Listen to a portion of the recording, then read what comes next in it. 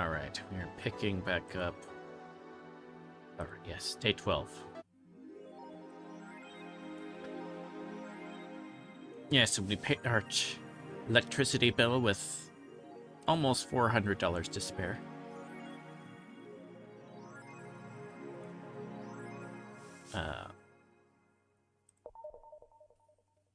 So we'll be clear.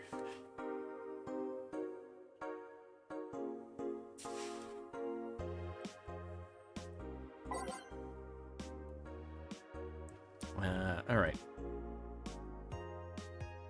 So let's go to work. Good evening. Ah, hey Jill. How are you feeling? I won't say good, but not that bad, I guess. That's nice to hear. Where's Gil? Did he run away again? Nah, I have him on errand duty, buying the drinks for tomorrow. That sounds weird coming from the owner of our bar. Every drink from here would come out of our own funds. So if we're going to spend money, we might as well get more variety. Besides, those kind of walks are always good for Gil. You're the boss. Who's coming so far? Well, there's the three of us, the dogs. You invited Titty Hacker. Gil invited Jamie. Yeah, I also invited Dorothy when I called her to spend the night with you. Sounds good so far. Invite anyone else you feel like inviting. The more the merrier. Could, but I bet everyone's made plans by this point. That's true. I'll be in my office. Call me should anything arise. Alright. Okay, let's clear this up. Get a...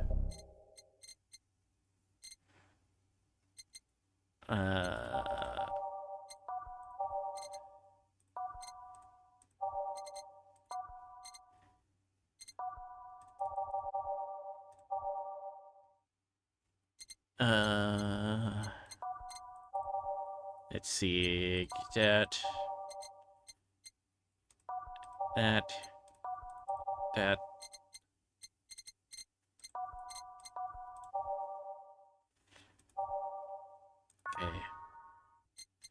We'll be getting more, but unlocking more of the things, which makes sense as we're...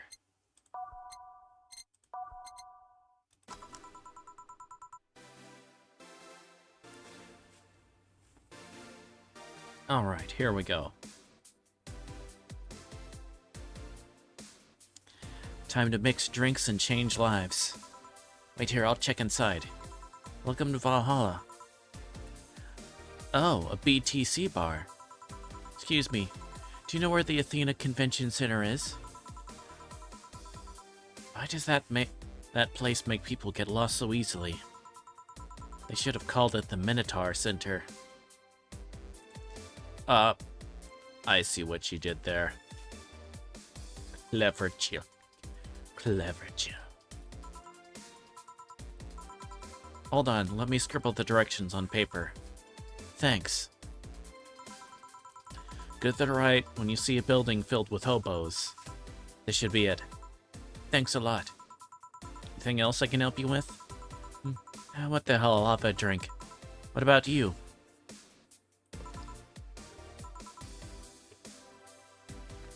A Brandtini, please.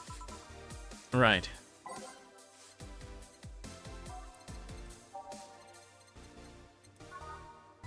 Alright. 6 red, 3 blue, 1 alcohol. Age, mix. Here you are. Thanks.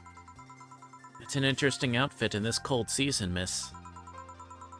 Well, I'm actually cosplaying, so call me Vela for the time being. And your Lilum friend is... Essentia. I get it. You're cosplaying too. Sure, let's go with that. Have you heard of a game called Yeek Bartender?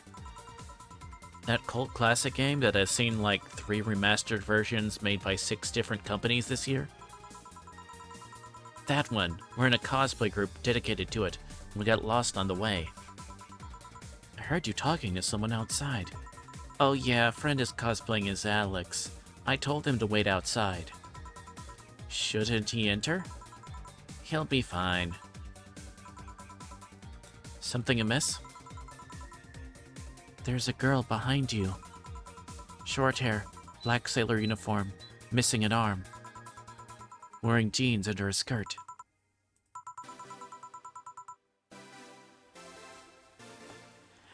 Now, don't spook the bartender. Spook? Ahem. Anything else? I'll get a fluffy dream and be on my way. And you? I'm fine.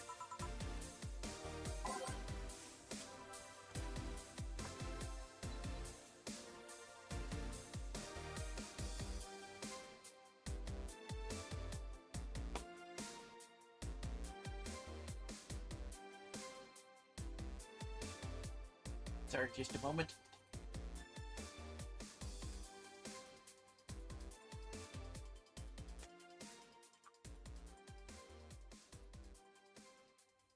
Alright, we're good now.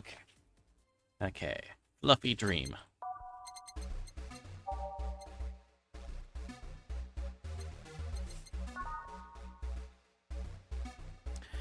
Two, three. 1, 2, 3.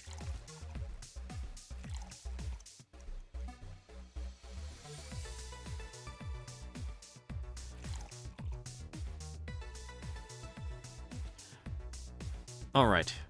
And okay, yes, age. Here. Yep, this is the thing. Seriously though, should you leave your friend outside like that? He'll be fine. He started chatting with one of the vending machines. They were talking about R&B music. Does your friend prefer the 1980s R&B or the 1970s? 1980s, I think. Oh shit. Boss, Dee, R&B. I'm coming. See, Dee is a 1970s purist. He has tased people for even liking 1980s R&B before. Oh gosh. He got tased. Oh god. He'll be fine. Vending machines have very weak tasers. Oh gosh.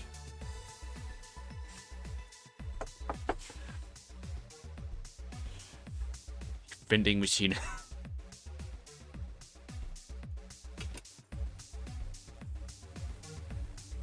Gotta watch out for these Cyberpunk vending machines. They're dangerous. He'll be confused for a couple of minutes, but that'll be that. You should go check on him, though. Right, thanks again for the directions. Please come again. At least it wasn't Franco-Belgian comic opinions this time. Black sailor uniform. I hope I'm just overthinking it. More importantly, though, jeans under a skirt? Welcome to Valhalla. Oh, hey, Dorothy.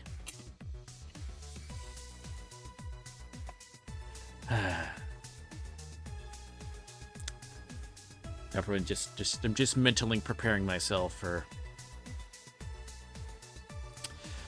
Dorothy.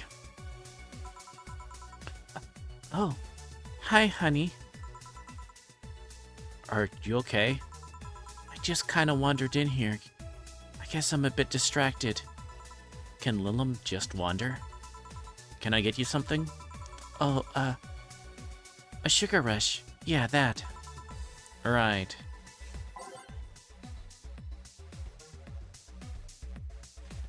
She asked for a sugar rush, but hasn't she told me about a drink that cheers her up? Oh crap, what is it?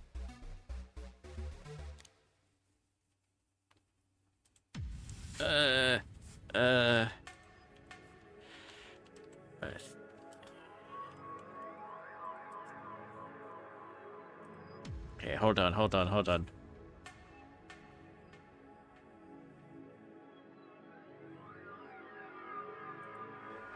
Okay, hold on. Hold on.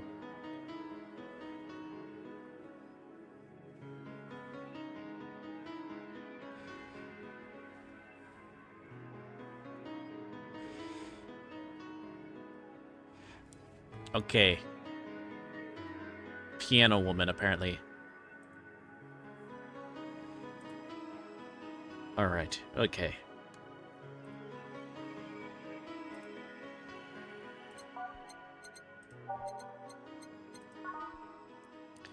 One, two, three, four, five. 2, 3, 4, 5. 1, 2, 1, 2, 3. 1, 2, 3. 5, 5, 2, 3, 3.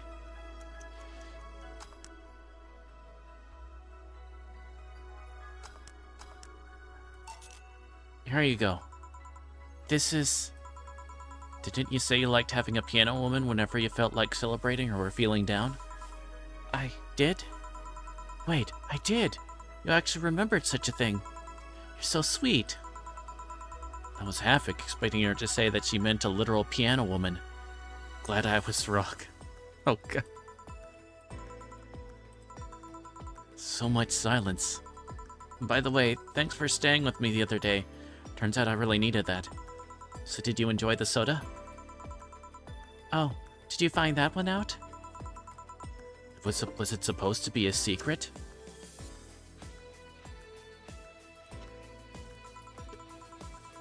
No, but don't go around telling everyone about that. I did it because it was you who needed my help. But a hug night is usually one of my most expensive services. It is? Hey, I don't know if the client has body odor or something like that. Not to mention it limits the chances of getting another client that night. Still, did it help? Yeah, it helped me cool down a lot. So from what Donna told me, someone close to you died, right? Yeah. Do you want to know more about it? Do you want to tell me about it? I've brought it up enough times already, I think. No problem then. You're sad and that's all I needed to know. Sorry for the loss though, I mean it. Thanks. Though I've wondered for a while, do you really let them really understand death? Sorta. Kinda. Our whole database is constantly being backed up in the collective source. Even if our bodies are destroyed, it can be deployed again with our personalities and memories intact. So our concept of mortality might be different. We do have the fear of death, though. You do? We can't even begin to understand the idea of not being redeployed. Well, we have built-in warnings. The mere idea of that nothingness is paralyzing. There are a few that don't mind it, but we do fear death and we don't wish it on anyone. In fact, that was the argument used for abolishing the whole 3 laws thing. You seem quite knowledgeable about robot history. Seeing what others have done to make sure I can live like I do helps me not take things for granted. Seriously, though, those laws were bullshit. Can't harm humans, can't disobey humans unless it's also about hurting them. You can protect yourself as long as it doesn't harm humans. I mean, sure, the first AIs were just helpers and tools. But how could those laws still apply to them after they achieved self-awareness? Who in their right mind would abide only by rules inscribed in some old book? If I remember correctly, those were only the distilled versions of the laws some writer imagined over 100 years ago. They were a reduced version of all his ideas. However, many authors afterwards took to them like they were the very laws of physics or something. Like many other things, people distill and exaggerate what they need and use it to their favor. Wow, you're a nerd. Look who's talking. Let's change the subject a bit though. Mood's getting gloomy. Your apartment is very comfy, you know. It's a tad small though. Sorry about that. And your cat is so cute. What was his name again? 4. Why 4? I figured if he ever got lost, at least I wanted to be able to yell, 4!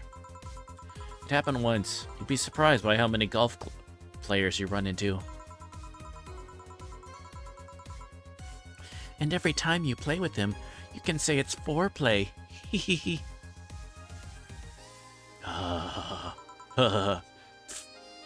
Yeah. It was also named after someone. Really? Who? A Lilum kid that wanted to transcend. What?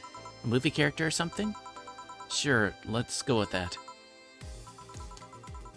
Do you want anything else? See if you know that well. Give me something I'd like. Okay then.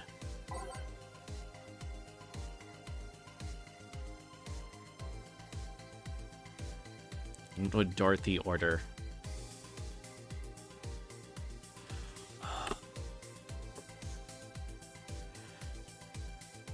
I have an idea. I have to check. Sorry.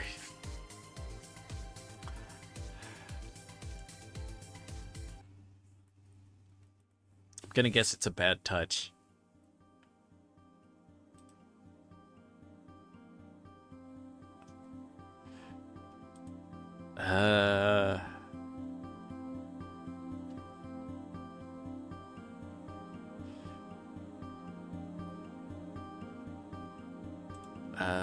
Where is it? Where is it? Where is it?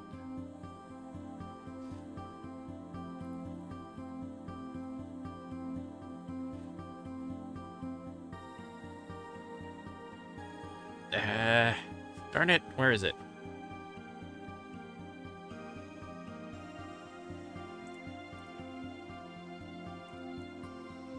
Okay, okay.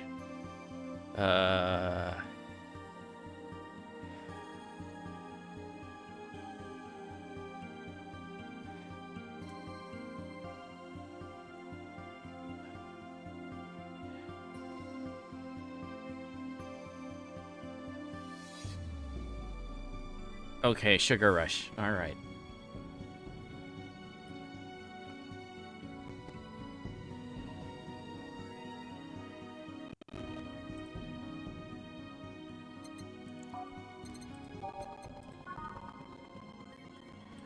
One, two.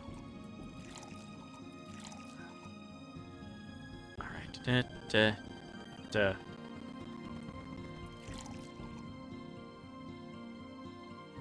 Okay, there we go. Here you are. This one's pretty basic, huh? First drink ever created on this system. Still a favorite of the people up till today.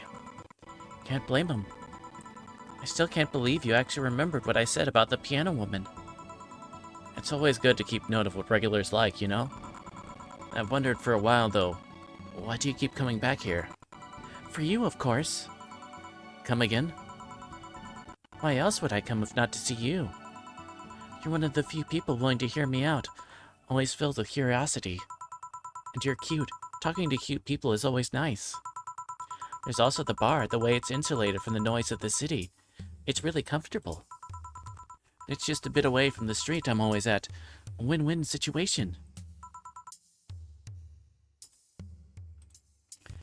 I see. It was weird to see you down, though. Especially since you're always so lively. Well, I wasn't down, really. I was just thinking about a lot of things. Like what? Well, my mom, guardian, asked me to go home on Monday for a bit. And as much as I love her, being with her is usually tiring. Guardian. That whole thing about someone taking care of a Lilum after they're deployed until they reach maturity, right? Yep, and I'm proud to say that I reached psychological maturity in just 1 year. I always try and keep a varied pool of volunteers to make the collective source grow faster. So, what's wrong with your guardian? Well, she still treats me like a kid. The worst part is that sometimes I fear she might see me as some sort of replacement for a dead daughter. Huh? Dead daughter? I was deployed to her not long after she lost her daughter. A contrived coincidence, really. Even when I was still developing self-awareness, I always feared she might be using me as a replacement. She didn't, though, or at least not consciously. At times, she would just stop doing something or return a gift she's given me. She felt like she was projecting too much of her daughter on to me. The irony that years later, make a living pretending to be someone else in the bedroom. How's that? Well, most of the time my job involves role-playing a daughter, a student, some helpless kid. means I've got many clients looking exactly for that, but on the other hand, from a professional standpoint, I'd rather have them hire me because of me. Because of my character, not because I'm the one that roleplays as little girls. Maybe I need to exaggerate some attribute. What's the problem with your guardian, then? If you do that on a daily basis, why worry about it? Because I don't want to make her sad.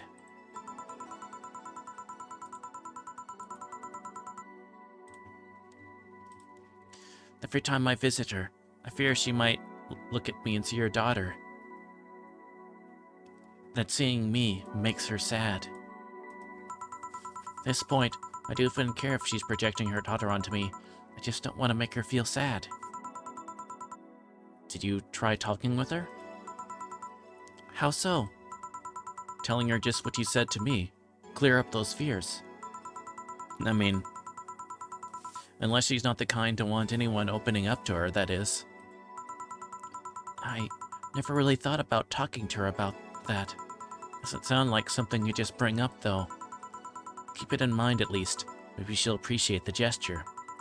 I wouldn't know, though. I haven't met her. She's a really nice woman. The problem is mostly with me, I think. Well then, I'm taking my break. Oh, I'll be leaving then. No, what I was trying to say is that I'm taking my break. You want to come? Really? If you don't mind talking on a chilly night in an alley behind the bar, that is. I've done worse in alleys. Oh gosh. Let's go. Boss, I'm taking my break. Alright.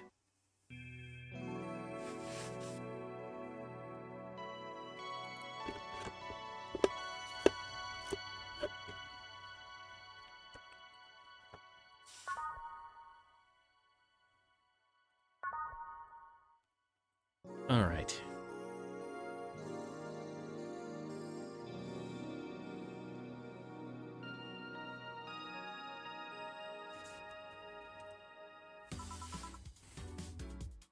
Want one?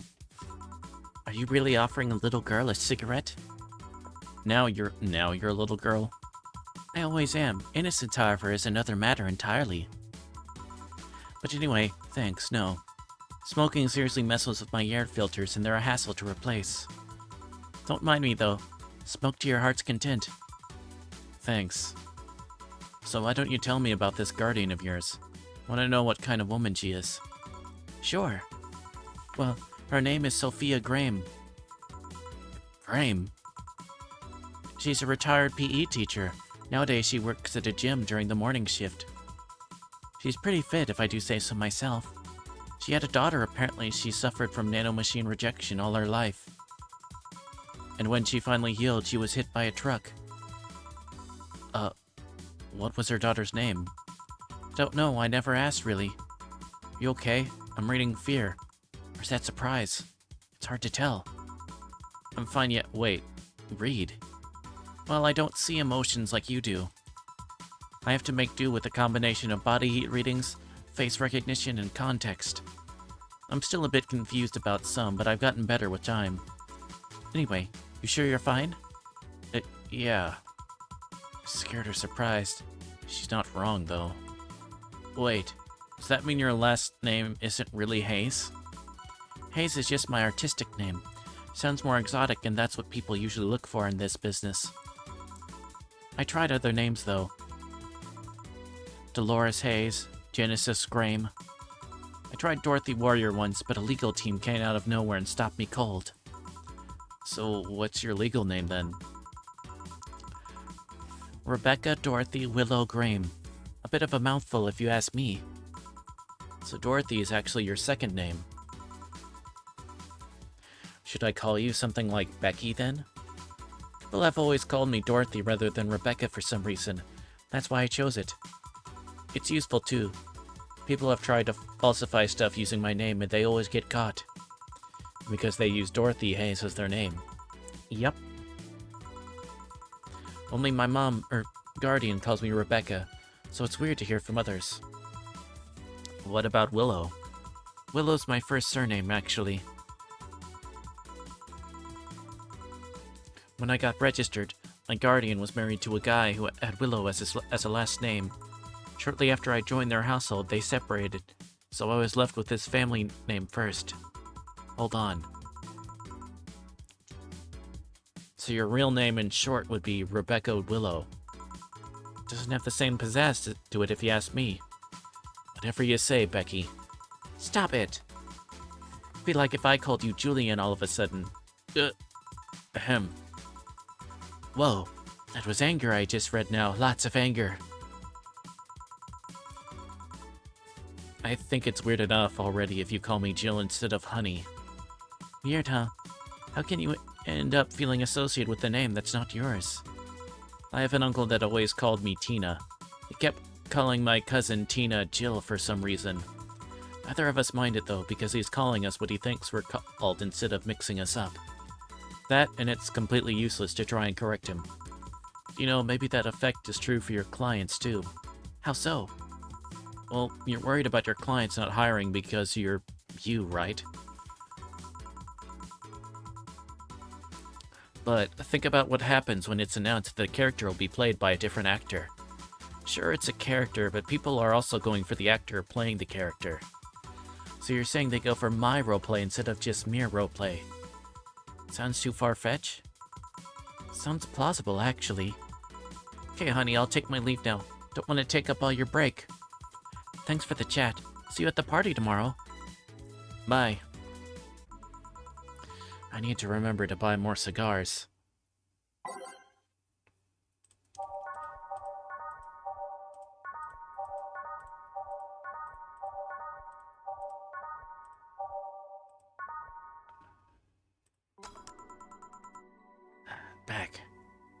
Back. Did I miss something?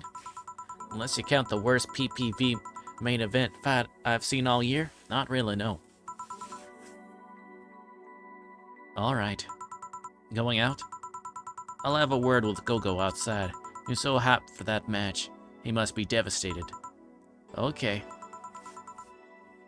Welcome to Valhalla. Oh, hi, Say. Good evening, Jill. How are you doing?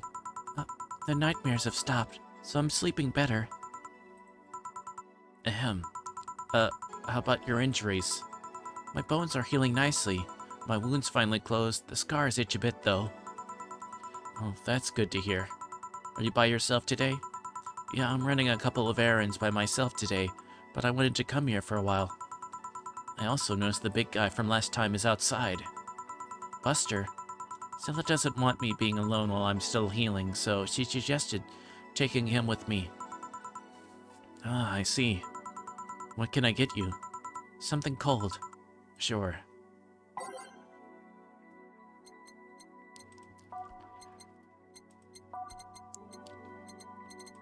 Okay, let's see. If I remember right, I think she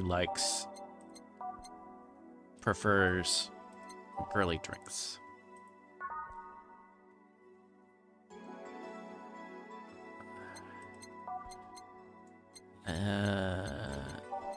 Let's see.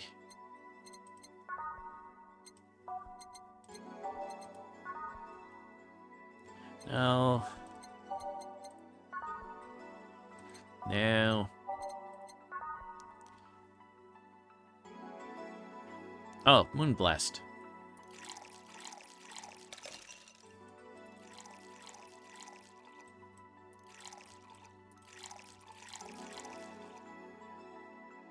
Okay, and blend. There we go. I think you'll like this one. Really? Heh, so sweet of you. Thanks. So, Stella isn't with you today? She's throwing a mega Christmas party tomorrow. Is having a meeting today. Just helping her by checking on some of the things she ordered.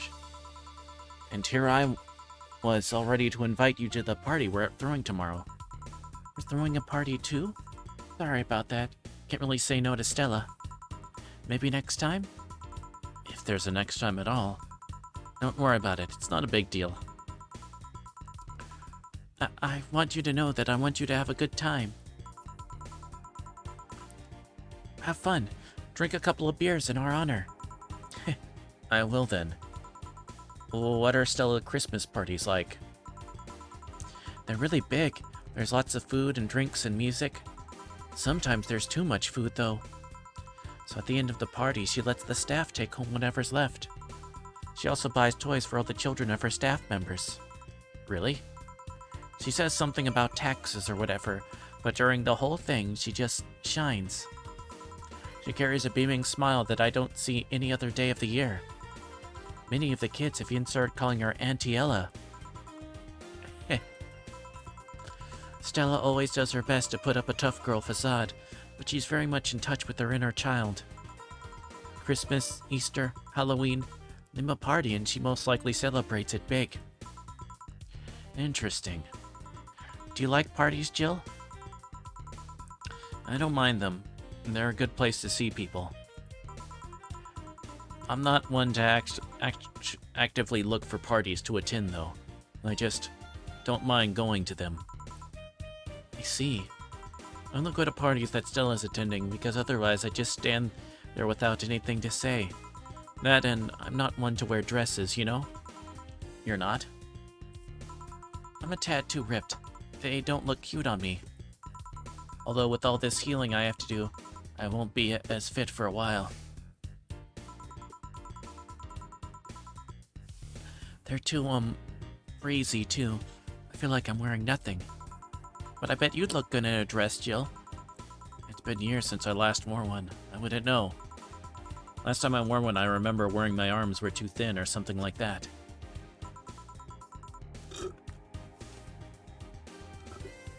Oops. They're too loud, sorry.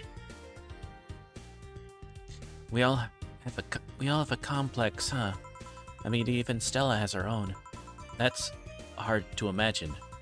But she does have one. She distresses a lot about her bust size. Really? She's not that small. I think I'm smaller than her, in fact. Actually, it's the opposite. The opposite kind of complex, I mean. She's a bit self-conscious about having a big chest. Really? Again, I've seen bigger chests than hers, to be honest. Although I guess comparisons are useless here. They really help with complexes. Well, she does go the extra mile to hide it. In fact, I have no idea how she does it. I mean, I've seen her before and after she tucks them away, but I guess I never cared enough to ask the specifics. It's also why when she goes out, she styles her hair in those, drills? They look a bit drilly, don't they? She styles her hair like that to help divert attention away from her chest. She seems affluent enough. Why not go through a reduction surgery? Because she also kind of likes having that size. She takes her bust size after her mom, and Miss Carmine is quite proud of her chest. Puffing out your chest is a sign of confidence, and a bigger chest means more confidence to show. She says something along those lines a lot. Stella has quite the admiration for her mom, so I guess breast reduction would feel like betraying her? Huh. Making it sound like she's hiding J-cups or something like that. Guess in a taller or thicker person, her size would be normal. She's just a bit shorter or thinner than the mom. Do you get yourself conscious about your bust size, Jill? I don't feel weird at all reading all this stuff aloud. Thanks, game. I appreciate that. I appreciate that this is going to be on Twitch for 30 days and then on YouTube for posterity. Thanks so much. Not really. I've been more self-conscious about my height. Although it usually comes up whenever not being average. Height hinders me somehow. What about you? Yes and no? It's not my bust size, but rather that I look too manly sometimes. I can't help but wonder if bigger boobs would help with that. You're fine, don't worry. Thank you. Can I get you anything else? Do you have something non-alcoholic? I do, give me a sec.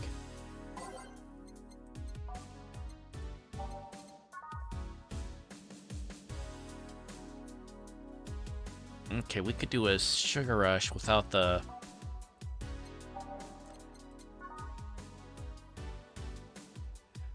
we'll do a blue fairy. One.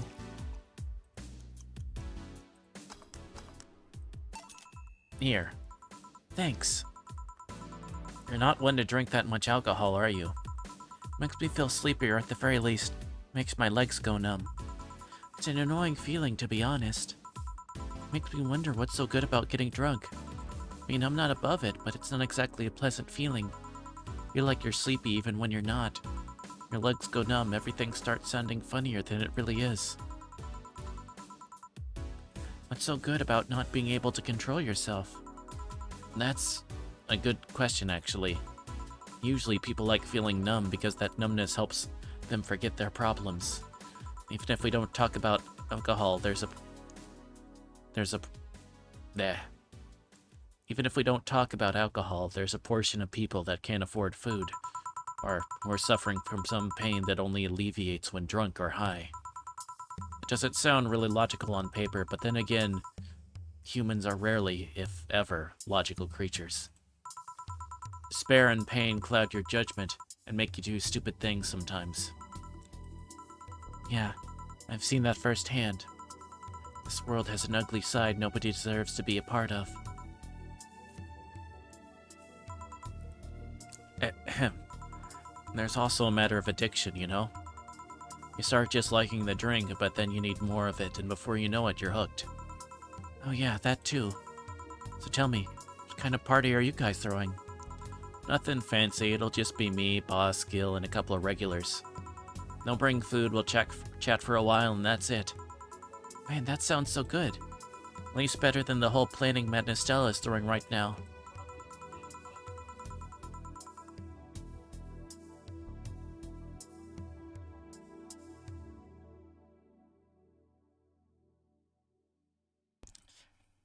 Sorry about that. Ahem. If you ever throw something like that again, let me know, you hear? Sure. Hey, say. Yeah? What do you plan on doing now? Gonna check on one last errand before going home. No, I mean... What do you plan on doing now with the White Knights disbanded and all? To be honest, I don't know. I never prepared a plan B because I figured if you can go with the plan B, why not just make it the plan A? I'm not the brightest person, so I never graduated from college or even high school. I could go for a position with the police, but it wouldn't be as thrilling. I'm tired of blatant corruption, sick of it. Oh, but I'm alive. I learned something after that hell in Apollo Trust. Life is not something that you can just throw away easily. Clawing my way out of that place made me realize just how much I want to be alive. The body count left in the bank was ridiculous, but I'm still here. I don't know what I'll do, but I'm alive. I'll figure it out sooner or later. That's nice to know. Well, I gotta go. Bye, Jill. Good luck with the party. Welcome to Valhalla. Oh, hi, Mr. Detective. Oh, hey there, girl. Give me a strong drink, why don't you? All right. Okay.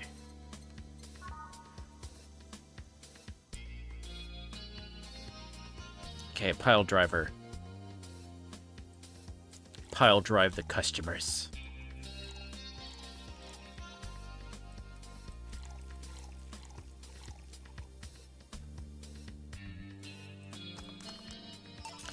There you go. Yes, this'll do. So what brought you here? Nothing special. I was just working on a case and I happened to be in the area. What kind of work? Tracking someone, a gun for hire. Well, what about the girl? Crimson something. I'm tracking that girl. Didn't you just get out of that job? I did, but the guy offered a huge amount of money and well, I just couldn't refuse again.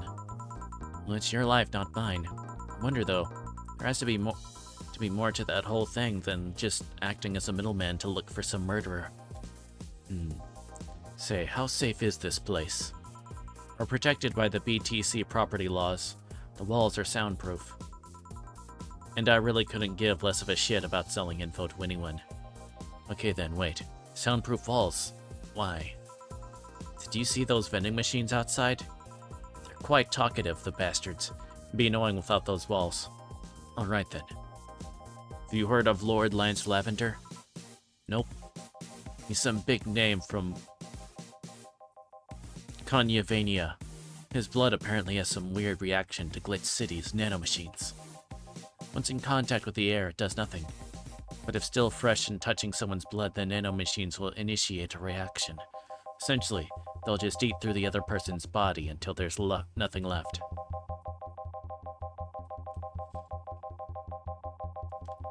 They're using him as a guinea pig to see what causes that reaction, and if it could be used to fight nanomachine rejection. Uh-huh. Well, turns out the Crimson Rose is his daughter. She left years ago to earn her living here, and he hasn't seen her since. Could be lying, you know. Doubt it. I did my research. She really is his daughter. Why didn't you figure that out earlier? I had no clue who was making the contract, and tracking all the messages to the source would have been too costly. Knowing what the sender was made things easier. See, can I get you anything else? What about a cobalt velvet? Okay.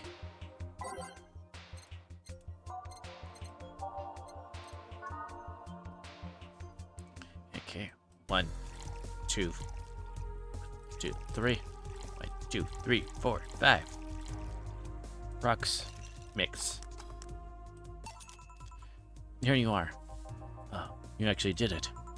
Were you expecting me to mess up so you didn't have to pay? No. So what made you accept the contract anyway, keeping in mind all the risks you told me last time? You told me you wanted to see her again one last time, or at the very least, deliver her a message. He could have been lying. Yes, people lie. You made your point. Even though I felt like I couldn't say no. I mean, I know what it's like not being able to find your daughter. What it's like to be apart from her, not knowing what she's doing, or even if she's alright. You do? I have a daughter. She's about your age. She was a teen, we had a big fight, and she ran away from home. At first, I just waited for her to show up, but then I started getting worried and went out to find her. I couldn't find any trace of her. Nobody had seen her. Soon I was worried if something might have happened to her. I guess that's how my tracking skills and list of contacts began to grow. I finally found her, taking cover in some dumpster, unconscious from starvation. So yeah, I just couldn't say no to his request of finding his daughter. But I won't expect you to understand. So, how's the search going?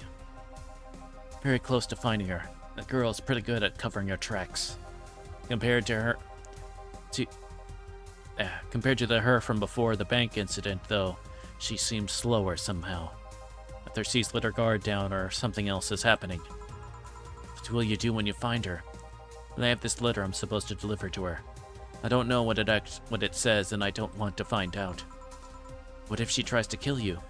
I might not look it, but I can take care of myself, bartender. You don't stay so long in this business without picking up a couple of tricks. I guess you're right. Okay, I better go back to work before a trail goes cold. Come again. Are you done? Yeah. Okay then, I want you here tomorrow at 8 p.m. No working beforehand, the bar will be closed tomorrow. Come dressed in your absolute best. We're having a party after all. Alright. Where's Gil, by the way? He stored all of our things in his home because of how close it was to the stores. So I told him to go home already and bring the stuff tomorrow. I see. Well, see you tomorrow, boss. Hold on. Wait a minute and I'll go with you. Oh, sure, thanks.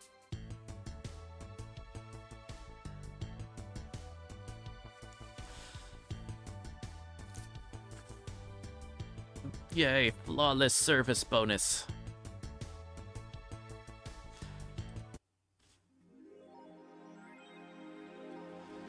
Merry Mega Christmas. Let us celebrate Santa's resurrection as the Mega Santa that saved Christmas from the Redmonds.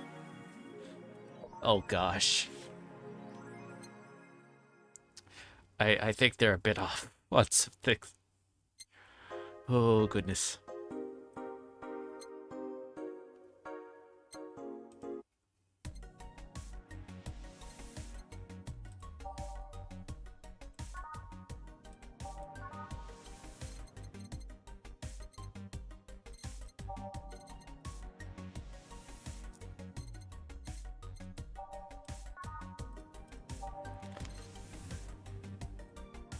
Wait.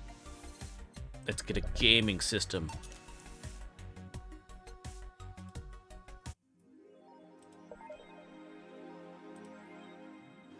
Wait, we can play a game. Wait, we can click on things.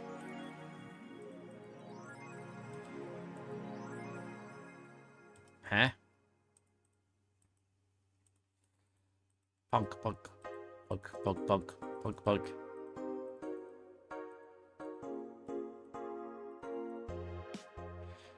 Let's try.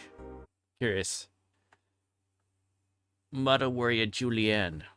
Press X to shoot. Key, okay.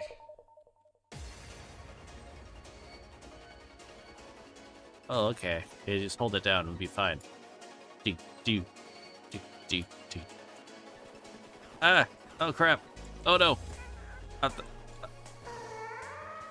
Oh god. Okay. Did you hear the little sound effects?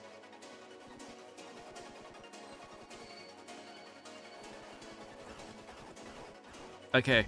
Oh, I hate this. I'm bad at this type of game.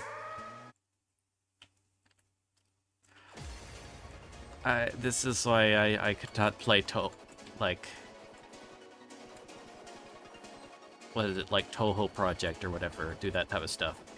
Just be too bad. Oh crap, okay. Okay, alright. Okay, if I kill them quick, okay. I can kind of survive. Oh, okay.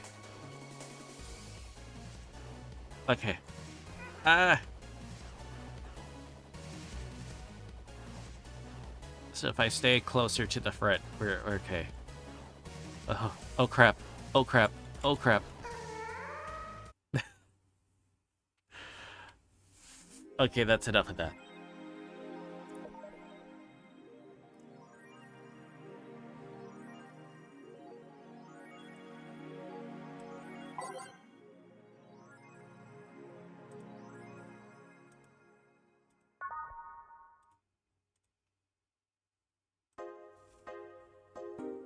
Okay, let's see. Bloom receiving mysterious messages. Stuff and everything normally, and still we can't stop wondering what's the deal. Prankster or someone who just... Some reports indicate that Little's behavior has been rather unusual of late. Who can only imagine the confusion they were going through. Yet that something similar happened 5 years ago when Little's advancement. That's historic high. Fortunately, nothing came of it. Will it happen again? Time will tell. Is it sexist to have an army of robot women? The ones without artificial intelligence, mind you.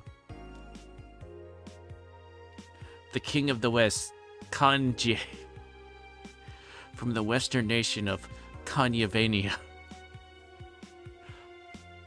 I can't possibly figure out what this might be inspired. There's approximately 6,000 robot soldiers, all of whom look like the hottest girls around.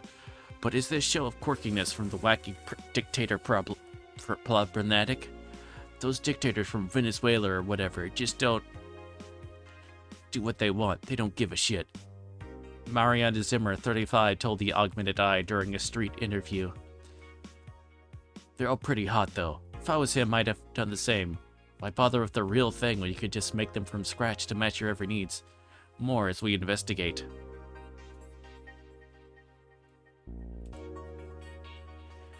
Oh gosh.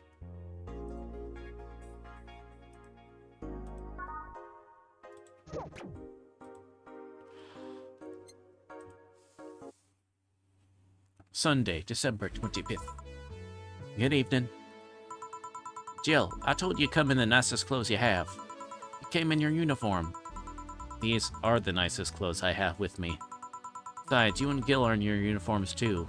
Well, I can't really show up in casual clothing. I'm being monitored. Well, what about the kilt you wore that one time? I'm still surprised that one didn't break the dress code somehow.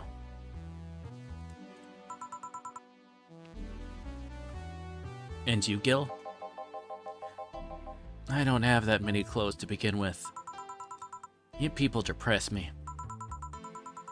Well, Everything's in place back there.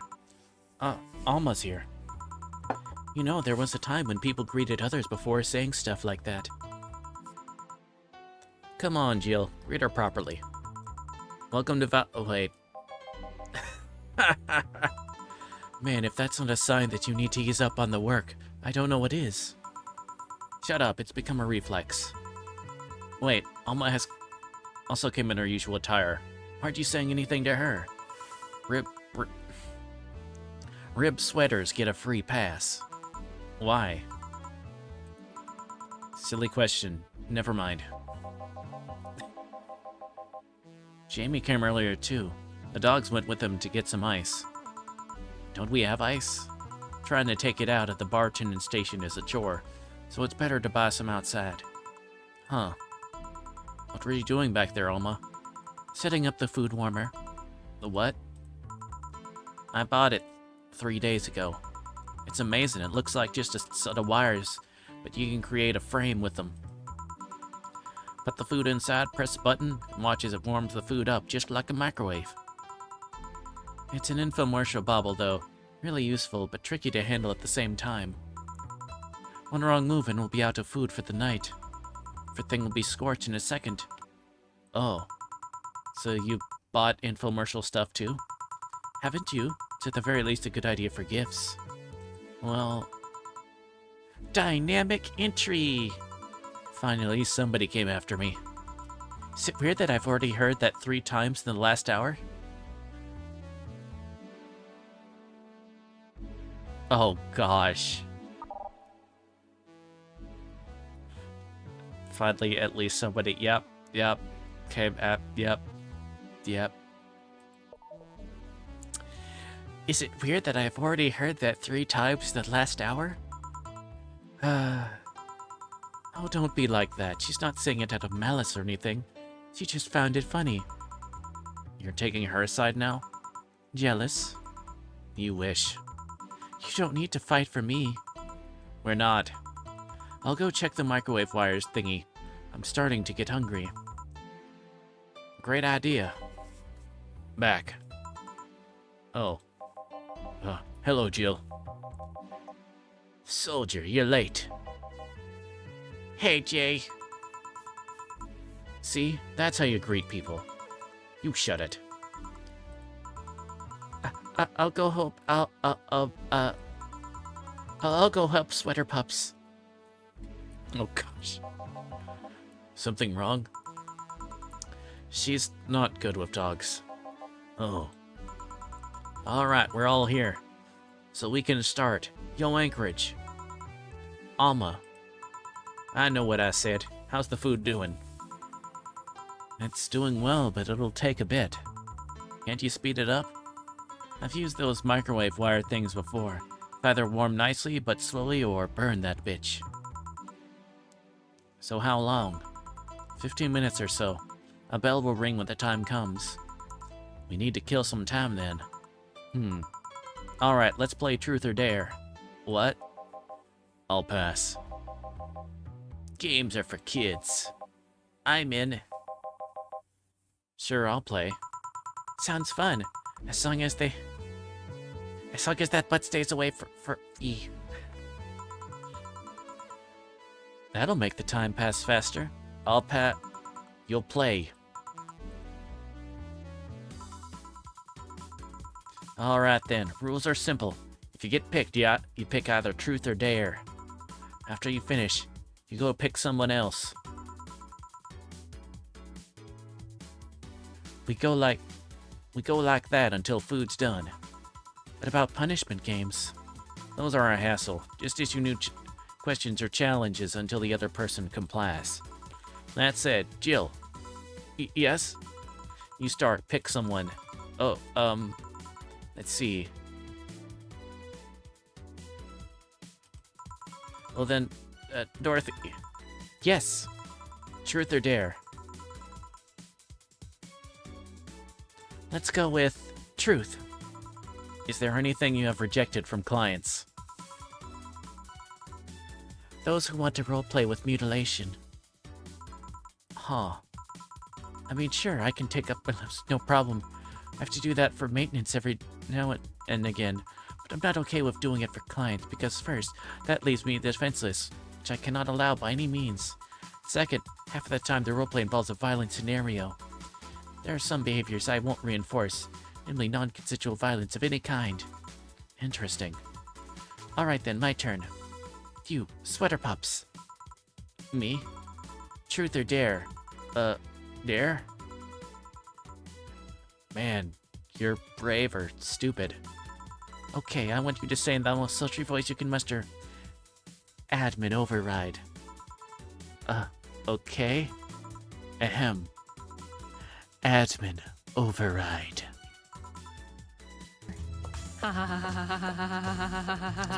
Hello, Foxglove. Happy? Yes, very. Seems you caused some collateral damage here. I don't know what you're talking about. Don't mind me. Seriously, guys. Let's see.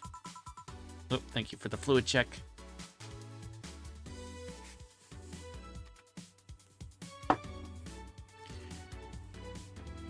You, the dog.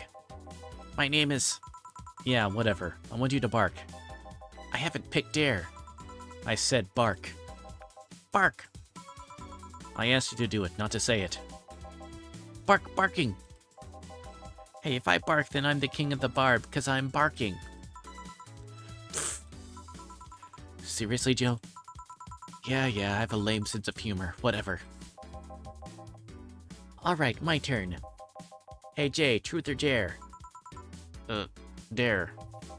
Then, pet me. But I'll pick truth. Okay, why are your nails so thin? Your nails. You won't be able to dig with such flimsy nails. All humans have nails like these. Wait, they do? How do you dig? With shovels? You guys are weird. Why are you so reluctant to pet him? Call it a gut feeling. I wonder how long until the food is done.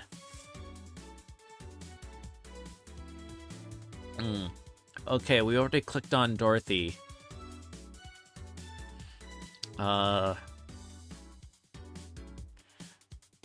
Who should we pick?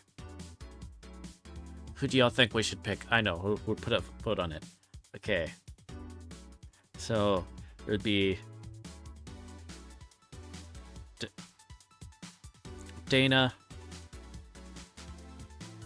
Gil, Alma, or dog. Okay, well, let me... This works out because I think we're about to be hit with an ad. No, not that thing. So let's make a poll. Switch say was here. Yeah, that would be fun.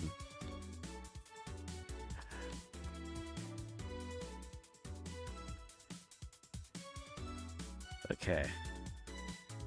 Alma. Yana. Dog. Gil.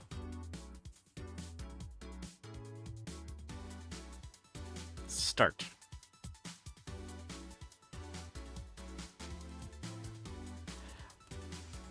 So yes, pick who we want to do the truth or dare for. Because we already did Dorothy, so... For Gil. Do. Do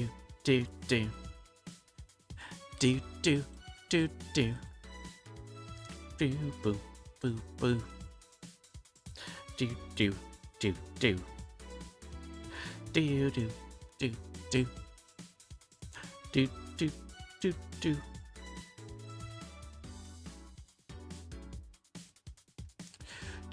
Do. Do. At least we're getting the out of the way while we're wanting to do this.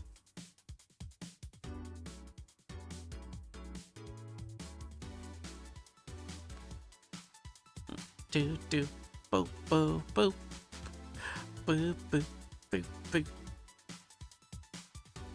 Okay, and we have a winner. We are asking the dog.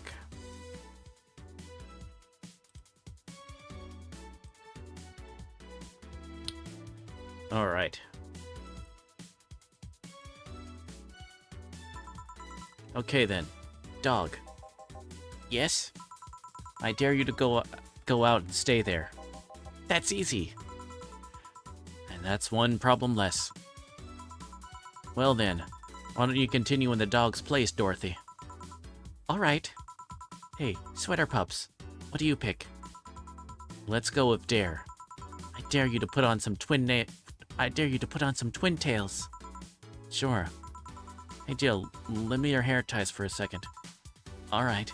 I haven't worn twin tails since elementary school now that I think about it. Is this good? Yup. Alright, let me untie them. Too breezy for my taste. And then, Jill, I'll go with truth. If you had to spend 2 hours in a pressurization chamber of someone, who would you pick? Out of what pool of people? The ones here right now. I guess either you or Jamie. Oh?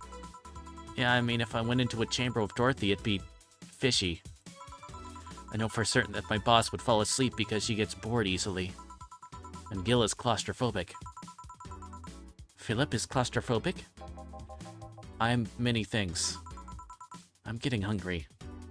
Oh, we got another one, which I guess is surprising. Okay, I'll just pick this time.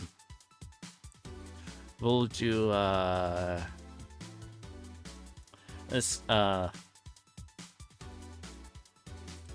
with Alma. Okay. Alma, truth or dare? Dare. And I dare you to call Gil by his real name. Gillian. So you can actually do it. Of course I can, but messing with Dilbert is more fun. Well then, Dorothy, truth or dare? I'll pick truth. Do you have any dreams you'd want to eventually fulfill? I'm scared. This is either going to be absolutely god-awful or undeniably wholesome. There is no in-between area with this. There is no way it's going to be anything other than something absolutely terrible I'm going to regret reading. Or just something super sweet. Well, this might sound silly, but I want to work with kids. See? Thankfully, it's with the sweet. I have a friend that works in an orphanage. I help her from time to time. I find it so much fun to work with kids, I can't explain why. I had to pick another job or think of something I'd want to eventually try. That would be it. Teacher, nurse, pediatrician, something like that.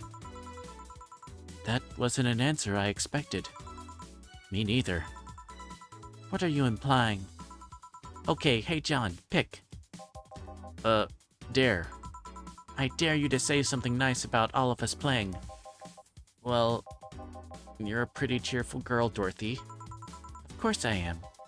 Chief, well, I pretty much owe you everything for giving my life any semblance of order. Of course you do. Alma, you could be a really caring person. Can be. And Jill, you're a really smart girl. I wonder if that's true. So is nobody gonna say anything nice about him in return? What is there to say? He's one of the nicest and most responsible guys I've met. The kind that gets you talking through an expression of sincere interest. The kind of guy that will go the extra mile even when asked not to. You could always say that more frequently, you know? A bell? Food's ready. Finally. Let's go. You guys go ahead, I'll have a quick smoke outside. Careful. Truth or dare, huh? Was fun, I guess. Hey. Hello. Bit late for the hello, don't you think? Want one? You know I don't smoke. True. Are you leaving already? Yeah, technically we celebrated Mecha Christmas yesterday. But I just got a message that Diana is making a ruckus, so I gotta leave. Good luck with that. Speaking of ruckus, how have you been doing? Fine, I guess. All this has helped keep my mind off things for a while.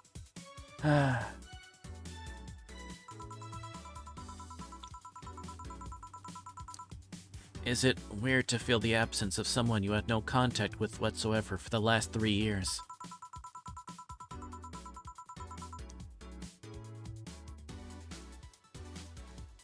as Katyusha, or any of the old literature maidens whose spouse went to war types.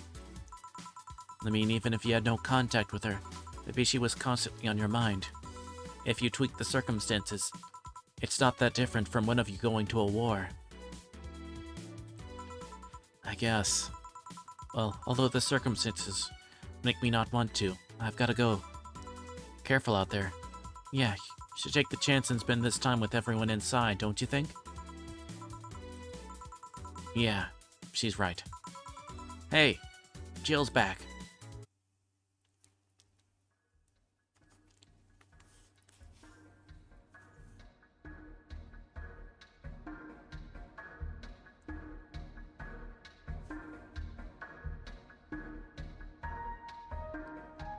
Huh?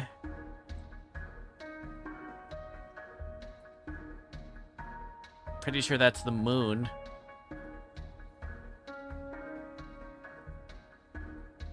I hope it. I hope it's a bit like that. I'm concerned.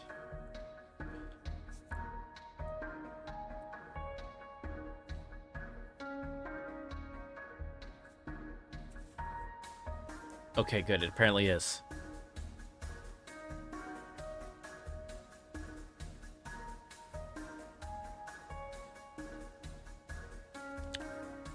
Chapter 3, Dulce.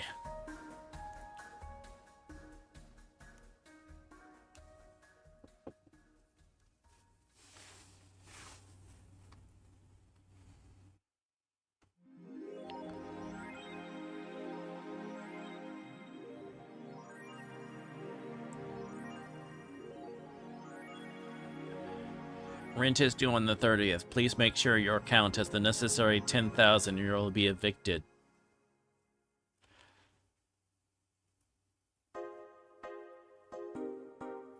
Shit.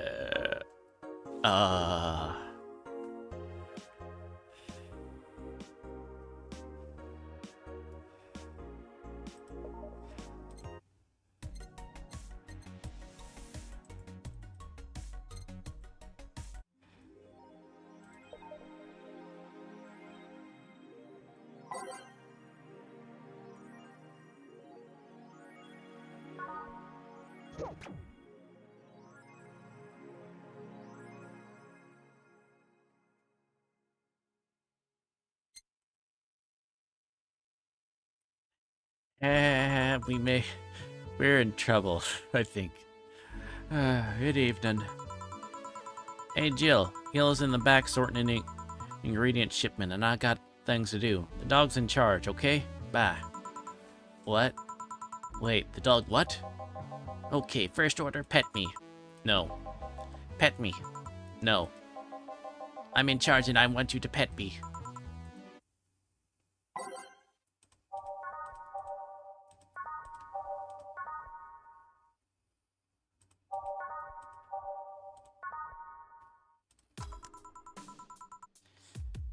Time to mix drinks and change lives.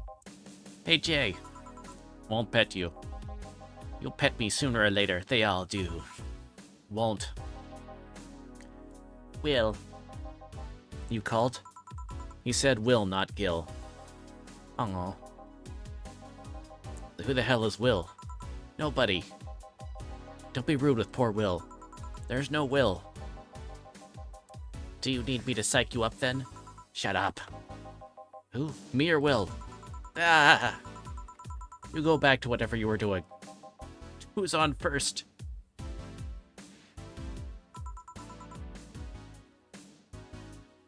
And you, stand by. Only if you pet me. Go. Fuck just happened?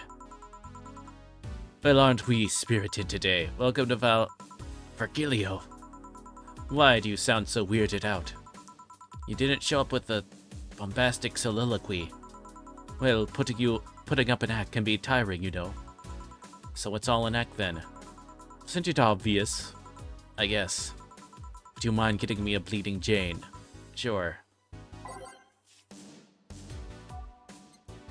Good. This means he won't ruin my my service.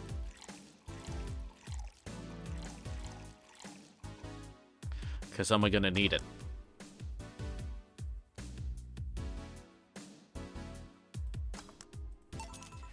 A bleeding Jane.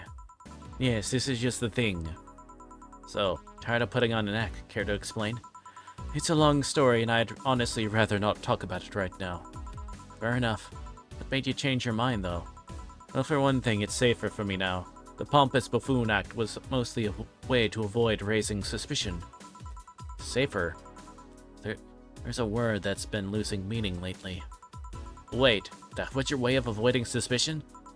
Yes. You do know how weird that sounds, right? It sounds weird. You try not to raise suspicion, but you act in a bombastic manner that screams you're there. And everyone dismisses the fool as a buffoon and moves on. Eh? I mean, you might be right if I were talking about hiding myself. But I'm avoiding certain crowds of people. Yes, my behavior might call everyone's attention. But then everyone just decides I'm harmless and disregards me. And depending on how erratic my actions are, I become harder to read, giving me yet another layer of enigma. Well, congrats. No offense, but I fell right to your plan. I just dismissed your actions as those of a fool and moved on. You completely fooled me. Thanks. Say, can you give me something spicy? Sure.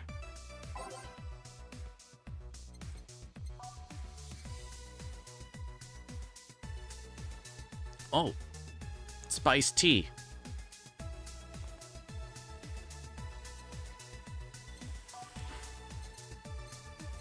Although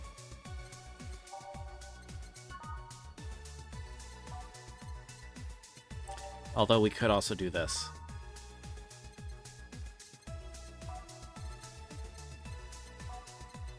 It's got spiced in the name, but it is genuinely spicy. That's the question.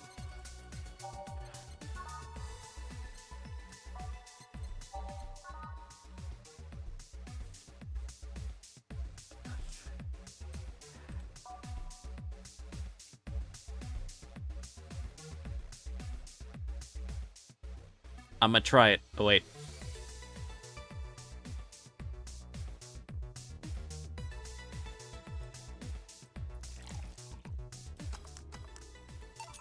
Here. Not spicy enough. Crap.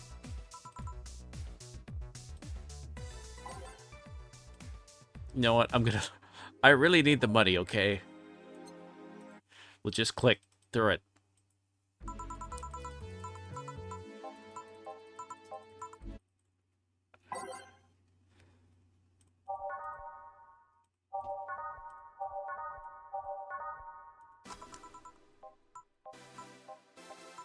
Okay, go quick. Click.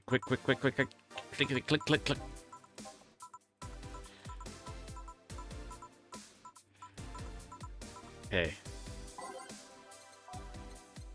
All right.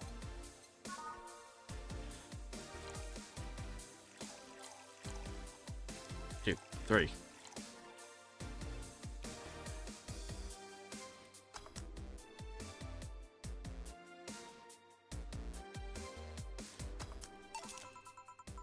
Alright, got the bleeding chain, and then we'll just... I should have known that the spiced tea would have not been spicy enough.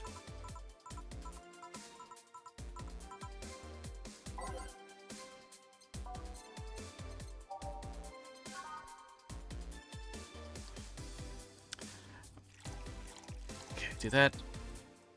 I'm gonna do the balloon light then. Okay, 1, 2, 3, 4, 1, 2, 3. Okay. Mixed. Wait. Oh, and aged. Okay.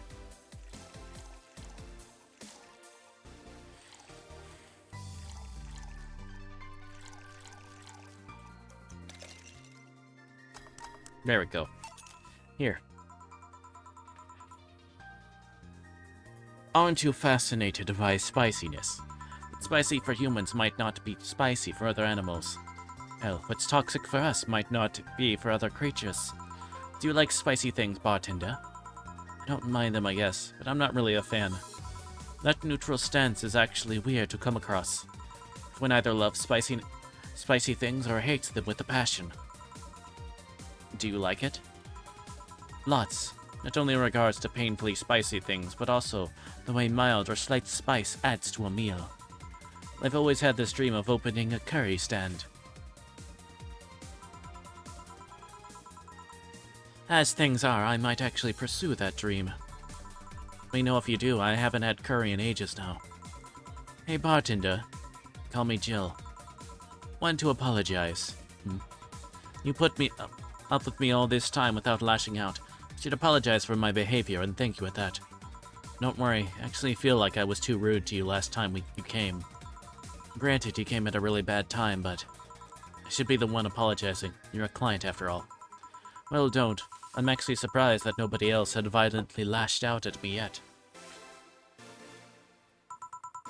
You're making me curious as to who you really are, though. Is Virgilio even your real name? It might be, it might not.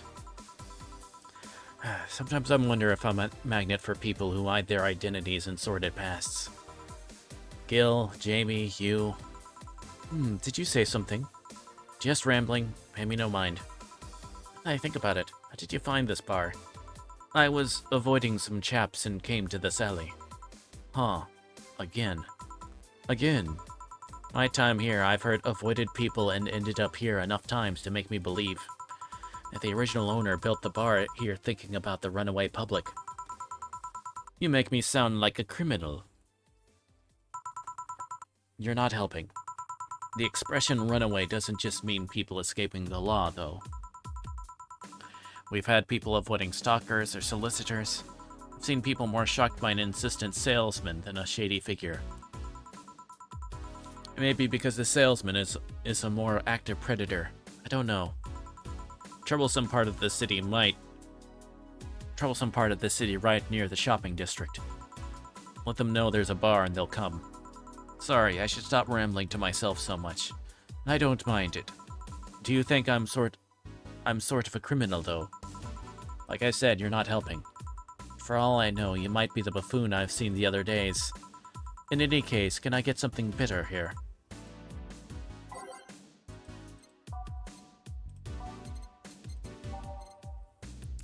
Okay. I normally haven't really been paying much attention to the prices, but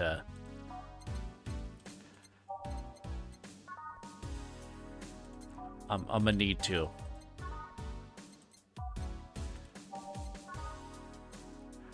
Okay, Grizzly Temple.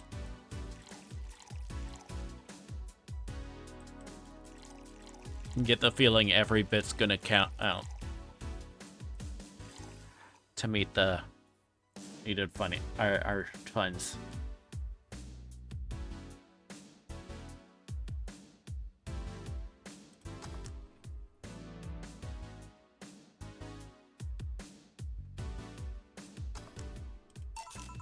Here. This works. Do you like coffee, Miss Bartender? As weird as it may sound from a smirking bartender, no, I don't. Well, I get it, it's not for everyone. The cat boomer the other day. What about her? Still scared of her? Not really, but she looks so familiar. Maybe you're mixing her up with another cat boomer. No, that's not it. It's like the bandage girl last time. Even with the bandages, there's just something really familiar about her. Maybe you need to stop thinking about it. Answers usually come to you when you stop stressing out. You might be right. Well, I'll leave you for now, bartender. Thanks for everything. Please come again. Welcome to Valhalla. Oh, hello, Mr. Detective. And here we are, another mute person wandering into the bar. Anything I can get you? Gut punch. Okay. Alright, get my punching fist arm ready. Or, I totally buggered that up. Okay. Just serve the drink. Just serve the drink, Virgil. Just serve the drink.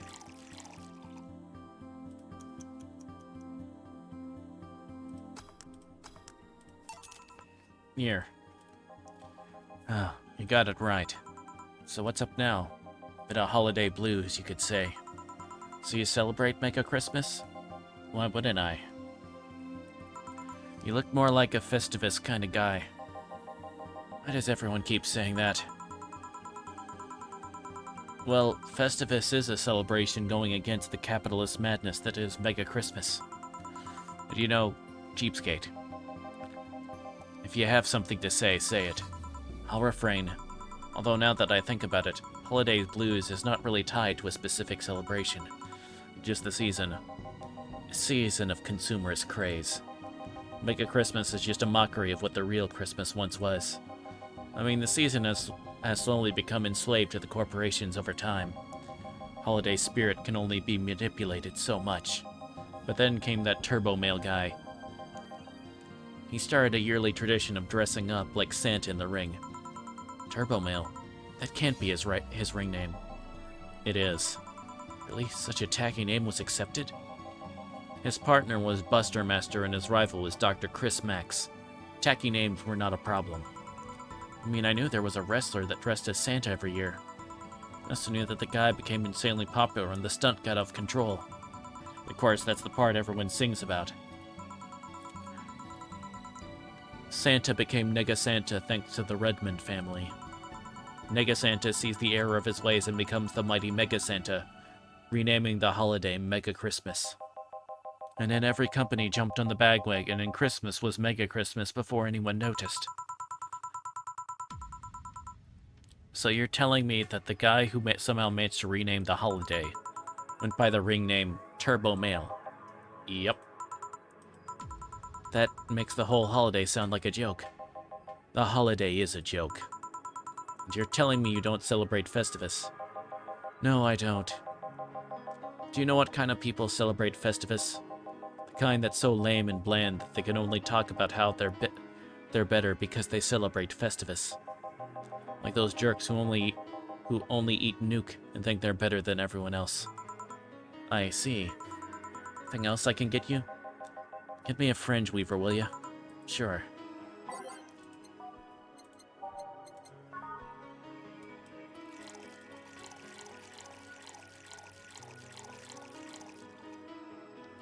Well, age, mix. There we go. Here. Right, thanks. So any issues with the city lately? What's the word on the street? Should I be asking that? There's nothing new, really. The lynchings of White Knights stopped, so there's that. Really? Something about the armor. I haven't gotten much on that one yet. All in all, the madness following the attack on the bank seems to have settled down a bit. That's good to hear.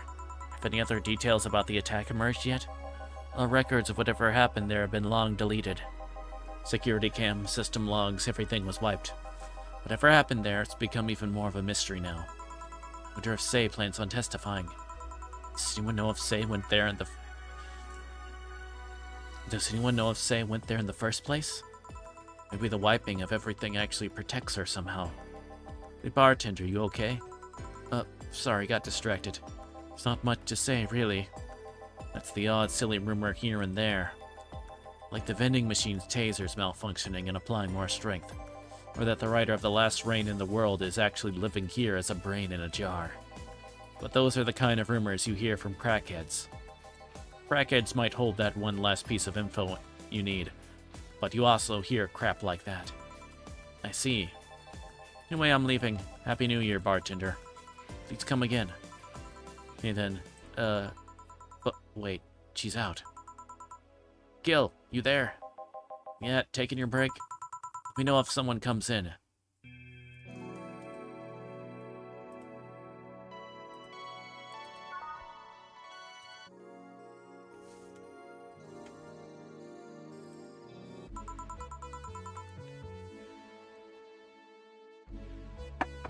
Things are pretty quiet outside.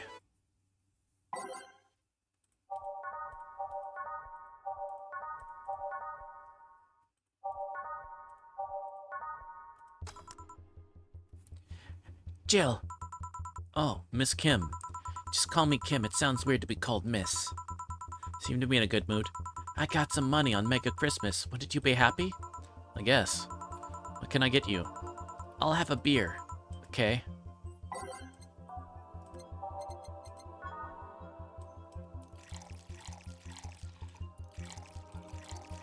Doot, doot, doot.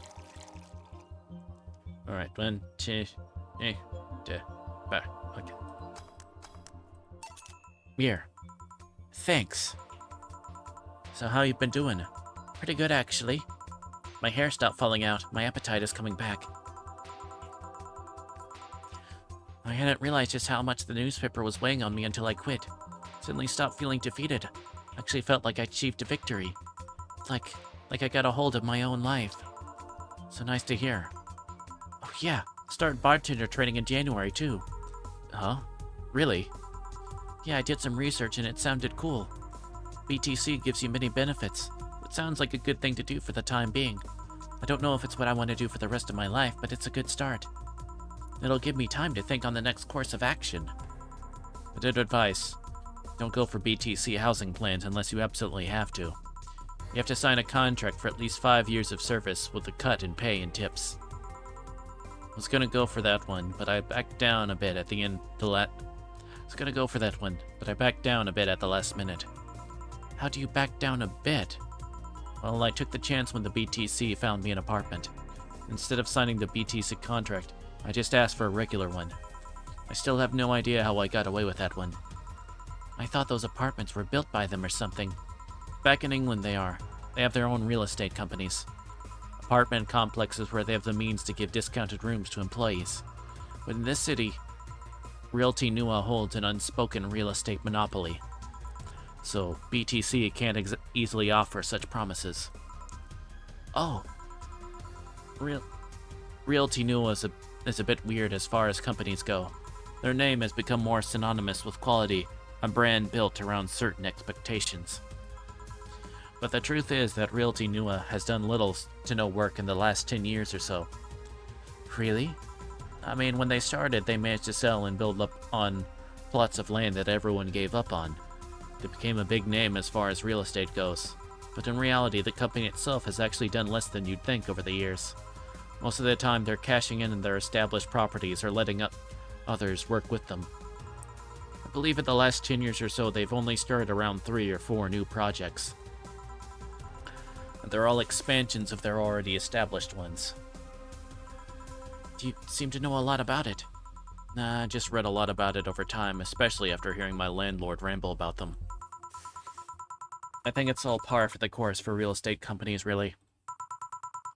But it's true that when you hear a name so much, you expect something, I don't know, different. But enough rambling on my side, you must be thirsty. Can I get you anything else? Let's try a sugar rush. Okie dokie. 1 sugar rush.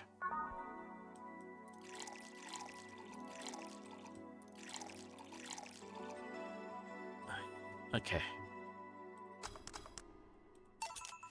Here we go. Yay! Actually, Jill, came here today to thank you. Me? Yeah, back when I first showed up here, I was in a really rough spot. I was shocked, I was tired, I was a total mess. Even said some really mean things, but you had patience with me. Not to mention you helped me cool down and your boss saved me. I don't know, I felt like I had to tell you all that before the year ended. Much appreciated, thanks. But anyway, how are you doing? Last time you were a bit off. I'm better now, thanks a lot. Glad to hear it. It was weird to see you like that. Always felt like you were putting up a cool bartender act. It did? You don't? I don't. Are you sure? What you saw as a cool bartender act is what everyone else has described as being cold. I mean, cold and cool do mean the same, but nah, I don't try to put up that act. Sorry to disillusion you. I'm too much of a mess to do such a thing. Huh. Disappointed? Surprised, actually. What led me to believe that you were putting on an act? More importantly, how can I make use of it when I get assigned to a bar? Must investigate further. Good luck with that. Say, let's try something bubbly now. Bubbly.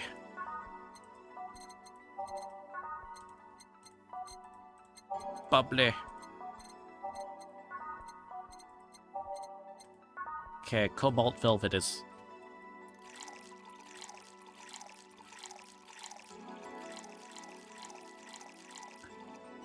Two, 3, 5. Okay. Rocks. Mix. Here. Thanks. Hey, Jill, I'm gonna need some ice. Boss. Boss? Oh, I know you. Thank you, thank you. Hey, nice to see you're fine. More than fine, I'm alive, I'm here. Avoided my biggest mistake in my life thanks to your timely intervention. I don't know what overcame me. I just felt like everything was shouting. I couldn't stop the shouting, so I just felt like, thank you. Don't even mention it. I just did what I felt was right. Jill, ice please. Right. Are you alright? Did you seek help? I know a couple of people that could help you. Don't worry, I'm perfectly fine. I've gone to a therapist a couple of times, but he says I'm okay. Something overcame me, but you intervened and I don't know what to say. You already said thank you. Seeing that you're fine is more than enough for me. I should have come to thank you earlier. I owed you that at least. Don't worry, just go out and be happy. You have a second chance, so use it as best you can. I will. I'll be leaving. Happy New Year, Jill, and thank you again. Please come again. So a couple of weeks ago I read some news about a woman saving a suicidal girl, catching her mid-air. Would you know something about that, boss? Maybe, maybe not. Whoever it was probably just did it because it was the right thing to do. Feeling lonely? That voice. Hey, Joe. Long time no see. Really long time no see. Seriously, it feels like it's been over a year since I last saw you. I was planning on visiting you last week, but things were pretty heavy back then. So I just waited in the background until the tension wore off a bit. Earthed Joe, I'm talking to you here. If I ignore her, she'll leave. I'm not an unfathomable sense of dread. You can't just ignore me, you know. Julianne Stingray, I'm talking to you. Calm down. Don't fall for her taunts. How did you know my full name, though? I thought your full name was Julianne Natalie Stingray. Or did you legally remove the Natalie? Never mind that. Is she reading my thoughts? I mean, they're kinda written in the middle of the screen. Hard not to see them, actually. Alright, that's it. I'm going crazy. Such a self-centered way to see the world. You assume that you're crazy because you can't accept that this world could be weirder than you think. This world is amazing because of the things you just can't explain. And just because you only experience something doesn't mean it's a lie or that you're crazy. I mean, just look at ASMR. No, I'm pretty sure that's what a crazy person would say in this scenario. You acknowledged me. Shit. That's good, I'm not serving you anything. What? Why? Last time you came, I had to clean the drinks I served you off the floor. Don't be like that. The drinks were also paid for with my money. Don't know how you did it. But that set any and all plans I had for the rest of the week off balance. I was going to buy some curry with the money I had to put up for those drinks. Dog duty done. I know we have slow days, but for God's sake. You okay? You look angry. I'm fine. Good job out there. I'm back. Boss, what happened? Meeting cut short. At least I drank the the bottles. You okay? You look distraught. I'm fine. So they really can't see you. I mean, you're right in front of them. And you're wearing jeans under a skirt. Why? Just why?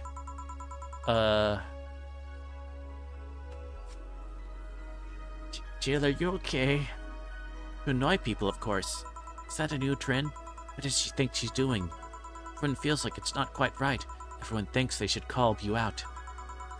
But they can't bring themselves to do it because it's not that wrong. There are things like spats, after all. It's uncannily right. Not all that wrong, but they can't stop staring. Not like anyone other than me could see it, though. They could see it if they wanted to. Jill, you're making an awful lot of faces there, you okay? Yeah, just remembering stuff. Man, I miss not being crazy. Boss, I'm leaving early today. And you stay here. Who stays where? Crap, did I just...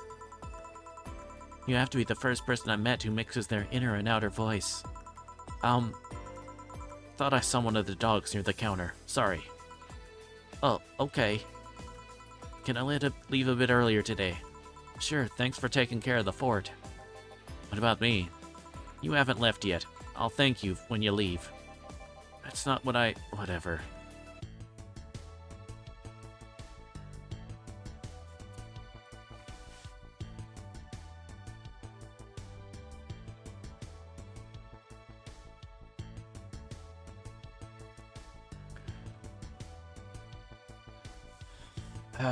Okay. How many days do we have for...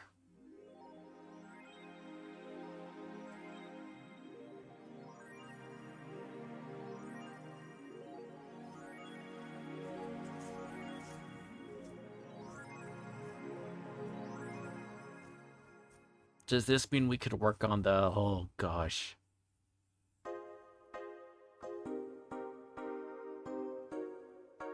I don't know how we're gonna be able to do it.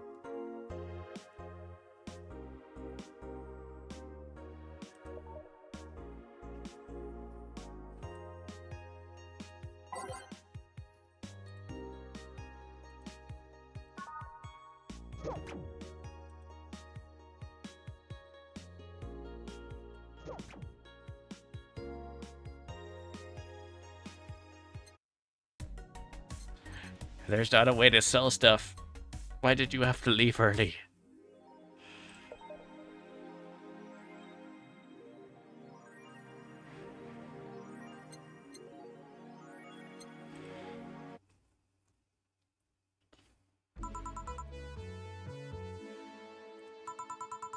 Hey Jill, let's have a New Year party this Saturday. Isn't that a bit soon? Why, did someone famous get killed at a New Year's party? No, I mean, never mind. Sure, I'm in for it. Great. And Gil? He's coming too. I mean, it's not like he has anything else to do. Hey, I mean, where is he? He was escorting a client of his to the station. He should be back any second now. Back. See? So, you coming to the New Year's party too, Gil? It's not like I have anything else to do, so... I told you. We're depressing people. Oh yeah, the kid from the other day, Gabby, I think you called her, asked me to give you this. I believe it's a note. A note? Gabby, let's see. First of all, I want to apologize for my behavior before. I was still hurt by my sister's death, and it wasn't fair to take out all the stress on you, let alone put the blame on you. So it feels weird to ask this of you after I treated you, but I really want to talk to you. I want to catch up, to chat for a while, to do whatever you were doing with me before I lashed out. I want to understand this freedom you talked about, and the fear that drove you to a fight with my sister. Go back to the bar on the 31st. I won't take much of your time. If you don't want to see me after all that, I understand. Please, I really want to talk to you. Gabby. Wow, that girl has a big vocabulary. She was always a smart one. The 31st is written in different handwriting. Oh yeah, she asked me when you would be here and relatively free, so I told her about the party. I also assumed you'd say yes to the party, which might not have been the best idea now that I think about it. Boss, I'm having second thoughts about coming to the party. What? Why? Because I really don't want to face Gabby again. Now it's coming back to me what drove me to never go back and apologize after all these years. Fear and shame. Shame because I know I made a hideously stupid mistake. It's painful to face your mistakes. And fear of what they might say. With the Norm, we never broke up formally, so I was always afraid that if we were to meet again, she'd break up with me. And I don't want Gabby to tell me that she hates me to my face. Lenore was in the right to break up with me, and Gabby is in the right to hate me. But I don't want her to. Maybe if I never see her again, she'll never tell me that, and... Jill, you idiot. Eh? You're thinking backwards. Didn't the letter say she wanted to understand you? If you bail out on this, she will hate you. Not only that, but you're getting a new chance here. You want to live the rest of your life running from another memory? Didn't you just say to Armitage that you hated feeling like that? Armitage? Titty hacker. Right. I don't know what happened when you fought with that girl's sister. Now you have a chance to make amends. Not only that, you have us watching your back. So I want you to think about this. One day of fear or a lifetime filled with regret. Which one do you pick? Yeah, you're right. I hated feeling like that. I won't run away this time. Good, because I would have gone to your apartment and dragged you out of there if need be. Hey, boss? Thanks. That's what friends are for. Yeah. Anyways, let's start the day.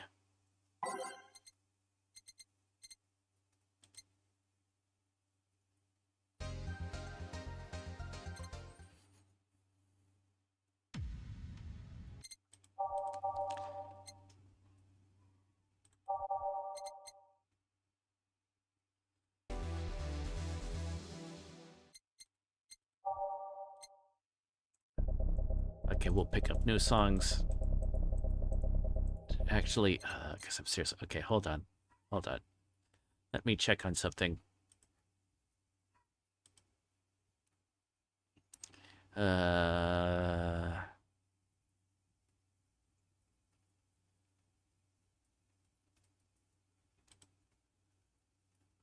Let's see.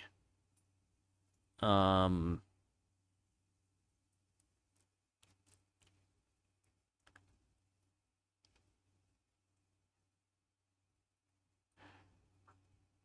Uh...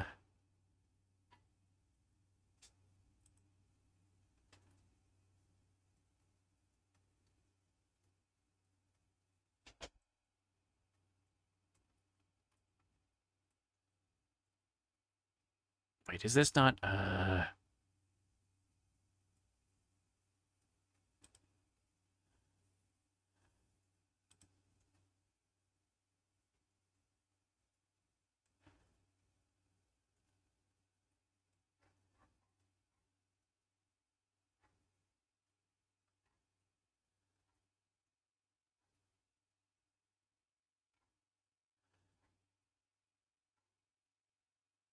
Oh, crap.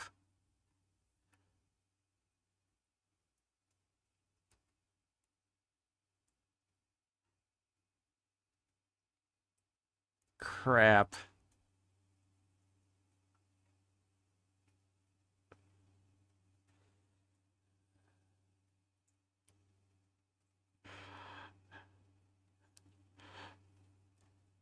I don't think... So, for us, rent is actually due on the 30th. Because there's that party on the 31st. Oh,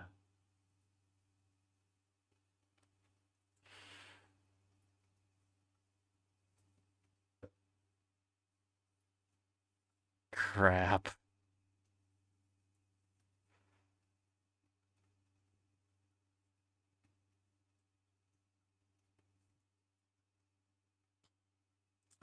So we're probably going to be getting the bad end, and unfortunately.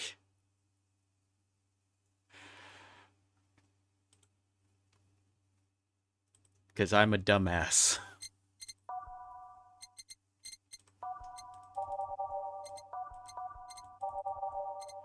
But that'll just mean y'all if you're interested in the game, it just means y'all have opportunity to be more incentivized to play it yourself. To which I would say pay attention to the actual prices of drinks and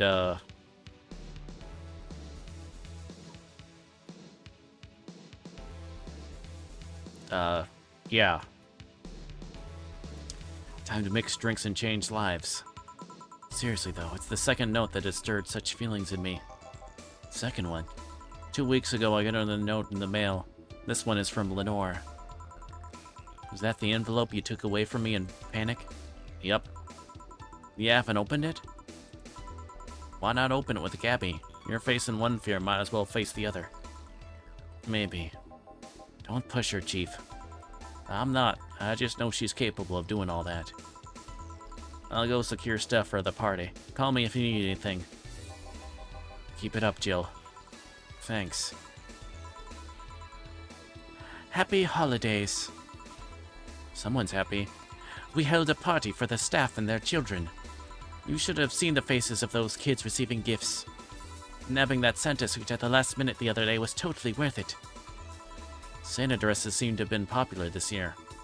I heard they were sold out in most places. There was this weird shortage of Santa suits, but luck was on my side this year.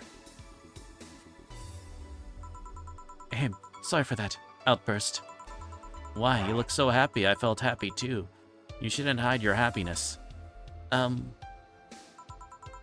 Anyway, can you get me a cobalt velvet, please?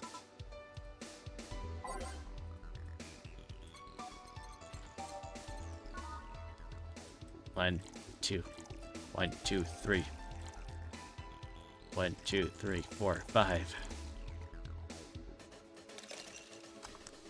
Though it looks like tonight, I guess. Considering how... what is it?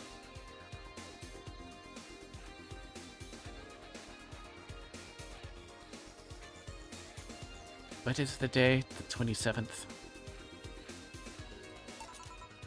In game. I mean, here. Thanks. Are you meeting with Say today?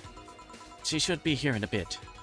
She told me she wanted a drink here, and since I was coming here too. Sadly, I can't stay for long. I have some errands to run. How has she been lately? She's better. Her wounds have been healing really nicely. If only she stopped scratching at her bandages so often. What about her eye? Eye? Oh, sorry.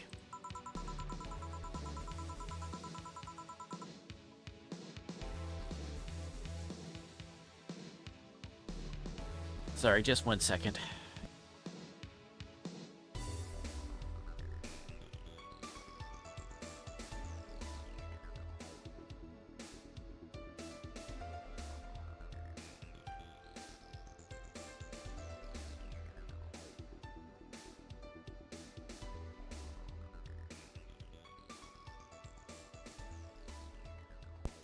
Alright. It'll take longer to heal, but as long as it's kept clean, there should be no problem. To be honest, I'm more worried about her emotional wounds. She doesn't show it, but she's had depressive bouts from time to time. Who can blame her? Her life changed completely. The job she loved no longer exists. She was used as a disposable pawn in the whole bank affair. I'm afraid it will all make her go back to her old ways. Old ways? There was a rough spot when Say was a teen. Her mom's clinic was about to close. Then her biological father, who was an asshole, showed up. And the teachers at her school didn't help. Say is not a slow learner by any means, but her way of learning stuff is different. She needs equivalences to things she knows. You need to get a bit in her mindset. Once you get this, she's a fast learner. But schools don't have that kind of patience. They basically branded her a failure. She even dropped out.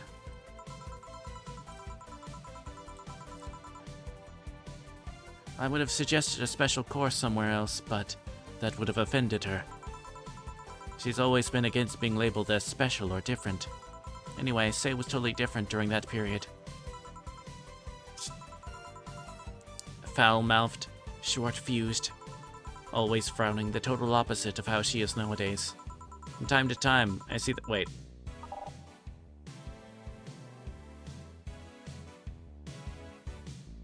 Say was totally different during that period.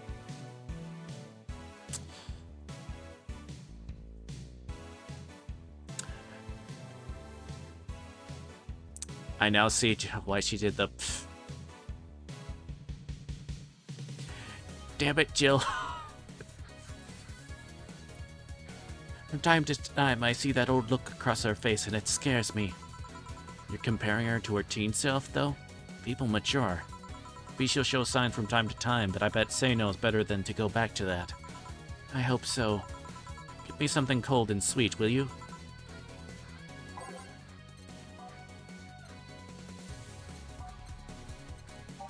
Okay, something...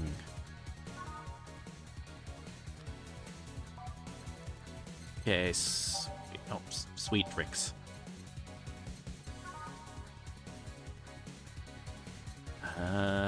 That's not cold. Not cold.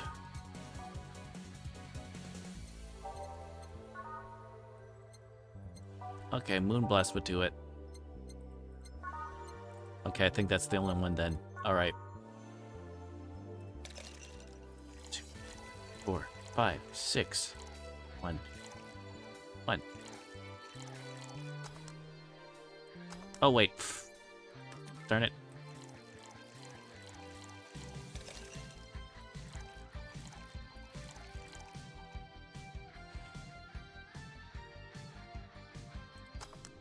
Need to blend. We must blend.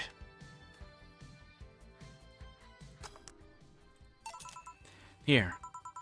Thanks. This is the kind of stuff Say asked for, you know? Now that you mention it. So, I take it Say's family situation is exactly fine and dandy, huh? It's a mess they've tried to fix over time, and I'm glad to say they've actually done it. Say's mom had a really abusive relationship with Say's biological father. Sadly, like many women in that situation, she just tried to justify his actions. But apparently things got nasty when Say's mom, Miss Emmy, got pregnant. At that point, she had an epiphany, one could say. She didn't want that guy to raise her child, so she finally sought help. Things weren't so easy, though. Before the authorities could take him away, Miss Emmy got a serious beating from him. She still uses a cane to walk thanks to that. She moved here, Say was born. She started her veterinary clinic. So did he come back? He was drunk and couldn't find any drugs, so he made it to the city. Caused a ruckus for a couple of days until Say managed to scare him off. How? She beat him to near death 3 times. Sorry, I shouldn't laugh, but... Oh, don't worry, I laugh too. The dramatic irony there is delicious. I've been wondering, can you really be so calm in the lower parts of the city? I mean, the streets are not exactly safe, and a cat boomer is sure to become a target. Well, I have my security staff with me at all times, so there's no problem. Besides, this part of the city is comfier. Come again? Sure, uptown is cleaner and maybe more secure, but it's also too sterile. Around here, you can actually feel the warmth of the people. You feel there are people living. Especially like going to a busy food stand. I feel a warmth there that uptown doesn't have. It's also easier to talk to people. You finally came. Welcome. If you try to talk to someone in the upper part of the city, they either shrug you off or flat out ignore you. People around here are a bit wary, but they're also more likely to talk to you. Not that things aren't nice here, though. Can I get you something? I feel like having a beer. Make that too. But I just want one. I'm asking one for me. Adding one to your order. Oh, that. Right.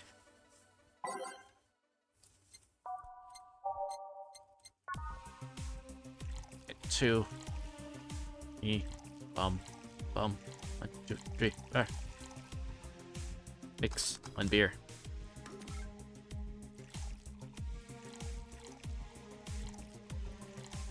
One, 2, 3, 4.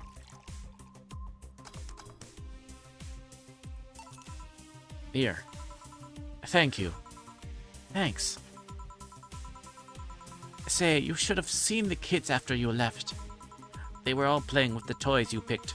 You nailed it again this year. They were all asking, where's Say? Where's Say? Why do they call you just Say when they call me Auntie Stella? I don't look that old. Don't worry, they still like you. Sorry I had to leave, but Mom worked overtime that night, and I couldn't leave her alone. What happened? Well, there were fireworks, and some dog thought it'd be safe to hide in a jar. The little guy managed to get his head and a paw inside before getting stuck. It was plastic, so they couldn't just try to break it. That's messy. She needed someone to hold the dog while she worked. Poor fellow was scared. Well, I'm out. Oh yeah, we'll have a New Year's party this Saturday if you want to come. Sure, it's better than depressing myself with my dad's woes about the next fiscal year. I'll be here. Bye, Jill. Bye, Say. Careful. Please come again. You want to come too? Love to. Also make up for not coming last time. How was the party? Pretty nice. We played Truth or Dare. Had some fun, broke some glasses, made lots and lots of food. Seriously, looking back, the amount of food was ridiculous compared to the number of people who were there. Better leftovers than left hanging, don't you think? Yeah. Can I get you something? Let's try something classy. Okay.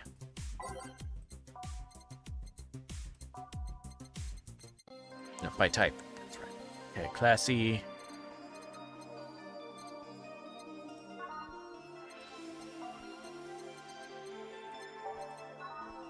Okay, cobalt velvet.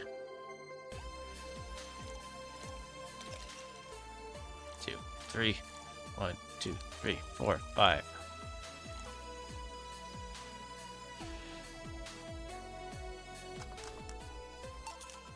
Something classy. Yep, this is the thing. Stella came in quite cheery about Sunday. This Sunday? Oh yeah. Well, you know, her birthday is actually the 25th. Really? There's a weird story from when she was a kid. She heard Mega Santa's story and somehow got into her head that being born on the 25th, she was the spiritual reincarnation of the original Santa. That made her start giving out gifts like crazy. She got over it, but the gifting stuck to her. Spiritual reincarnation? Well, the story says the Redmond family destroyed Santa's spirit. And that Mega Santa was reborn as a manifestation of the Christmas spirit. She thought she was the old Santa spirit in a new body. That girl was delusional as a kid. Huh. Speaking of the things you did when you were young, Stella mentioned she's worried about you going back to your old ways. Something about a rough period where you were angry or something. Oh, that. Sweet that she's worried. But I won't go back to those days just like that, though. Even if I face the same situation, I'm more mature, you know? I'm not a teen anymore. Expected as much. Told her as much. Can you get me something bubbly? Sure.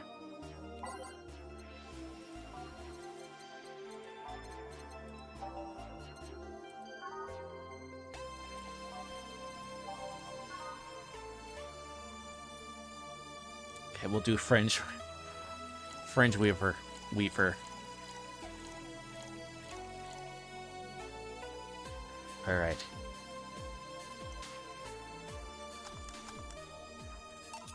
Here. Bubbly, bubbly. Hey, Jill, this might seem a bit random, but do you remember the first time I came here?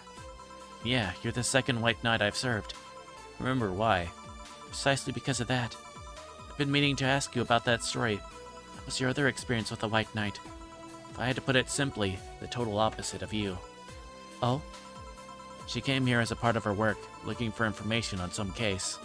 I went through the motions, offering her a drink and all that, but she came only for her job. At first I thought she was just another private eye, but she showed me her badge and all. What kind of case was it?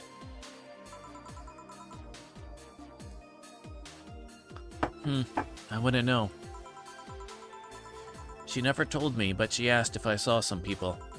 She got pretty intense when I told her I had no idea who she was talking about. I suggested she ask the vending machines outside, and they told her the suspect climbed on them. She got her info and she left. Pretty professional, if a bit intimidating. She seemed personally invested in the case, though the way she lost her cool was suspicious. You seem to be pretty good at reading people, Jill. Makes me kinda jealous. Nah, I'm not good at that. It's just a coincidence that I noticed it. But you noticed it. Not good at reading people. Even if the cue was thrown in my face, I wouldn't be able to see it.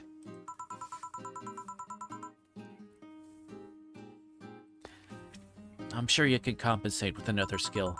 Any particular reason you asked me about that event? Not really, I just found the fact that I was the only other White Knight you've served weird. I mean, really? Just two? Weird, I know. I've spent most of my life with almost no interaction with White Knights until I met you. And you've had a nice life then. It sounded creepier than I thought. A bit, yeah. Well, I'm done for today. Thanks, Jill. Please come again. I'll go take my break, Gil. Sure.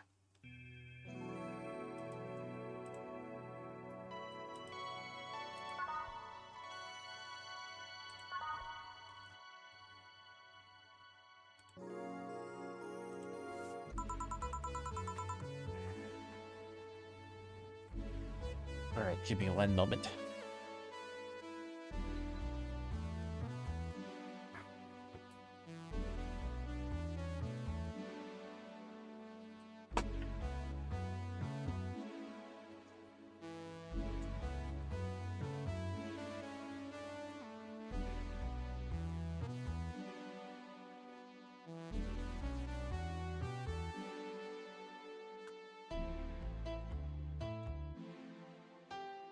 I wonder if I left food for 4.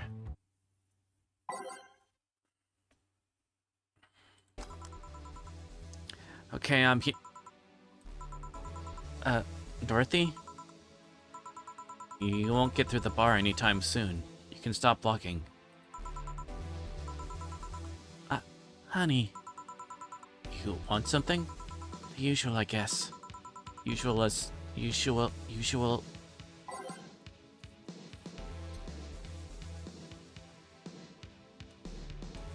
Ah, crap, I forget. Okay,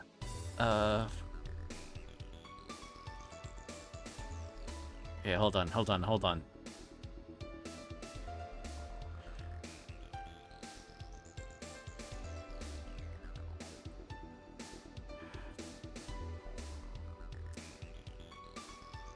Okay, just something girly and or sweet, okay.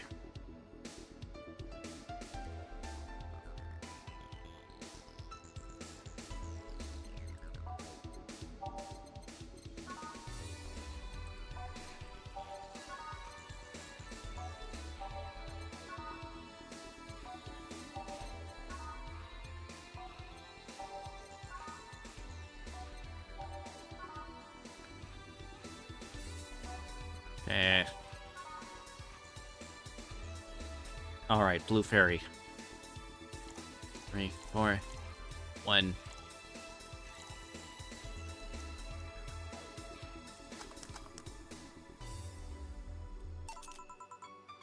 Here you go.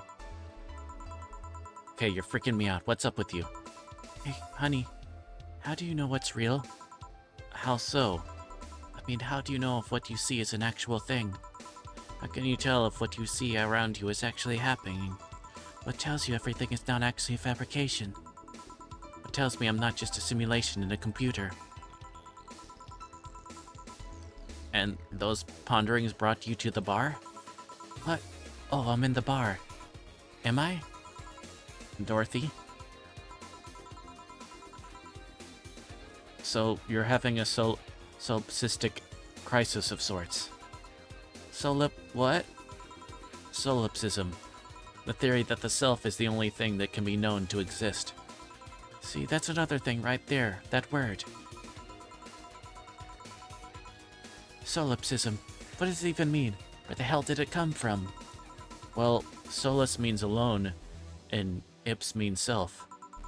Yes, but how did it come to be? Do you expect me to believe that a lot of people just randomly decided to make noises? Decide, hey, let's make this noise mean this. It doesn't make sense. Words don't make sense. I've been repeating words for a long time and they've stopped making sense. Why?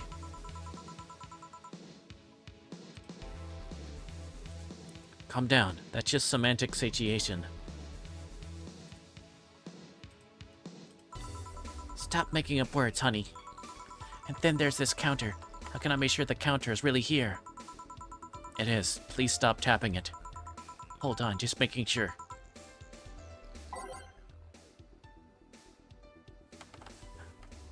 Should make her a drink, at the very least.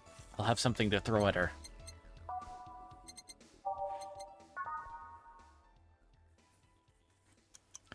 Okay, let's do a piano woman. It'll be a big drink.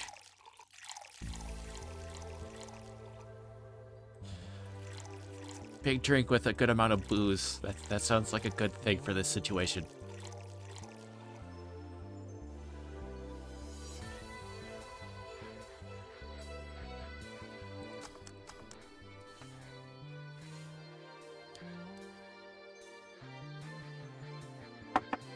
and serve.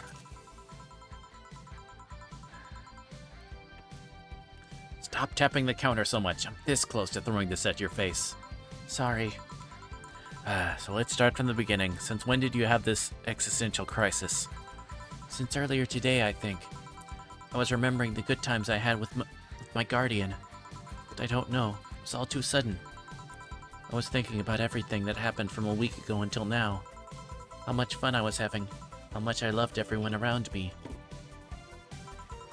And out of nowhere, the thoughts started piling up in my head. What is love? What is fun? What is love? Baby, don't hurt me. Don't hurt me no more.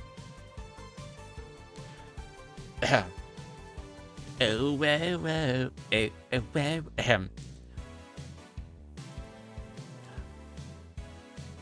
Are those feelings real? Is all of that real? Am I real? What tells me I'm actually in a body? What if I'm just some computer somewhere thinking it has a body?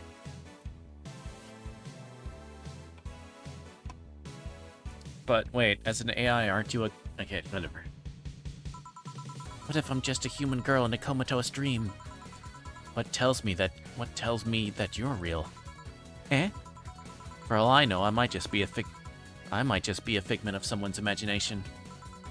Or even just an AI simulation in some computer that thinks it's a human. I've been there, Dorothy. That existential doubt and crisis.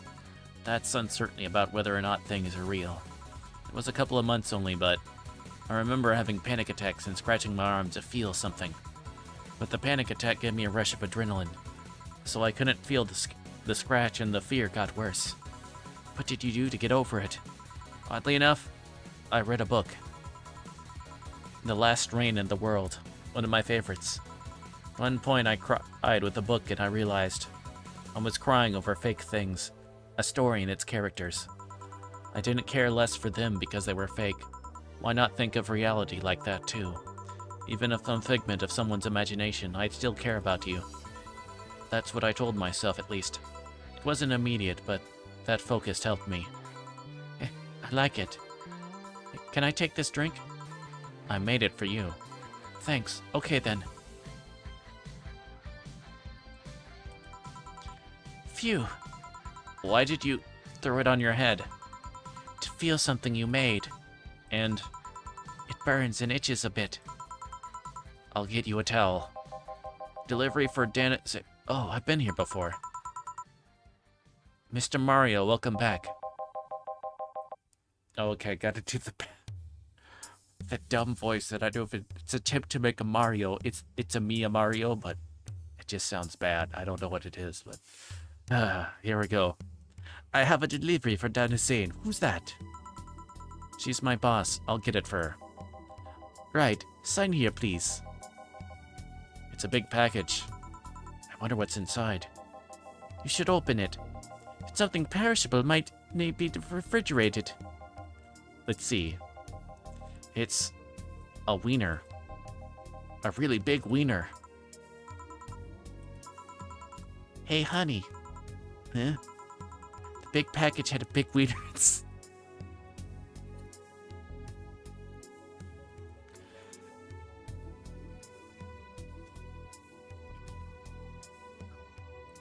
I freaking do it.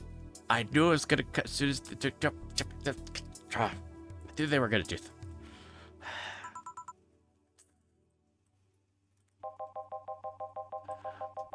What will your boss do with such a thing? I don't know how she'll cook it. Perhaps she'll chop it? Honey, seems the wiener is too big to eat correctly. Stop. Stop. Stop. See, even Jill is agreeing with me, so I say stop. Maybe you could prepare some right now. What do you say, honey? Do you want some of your boss's wiener?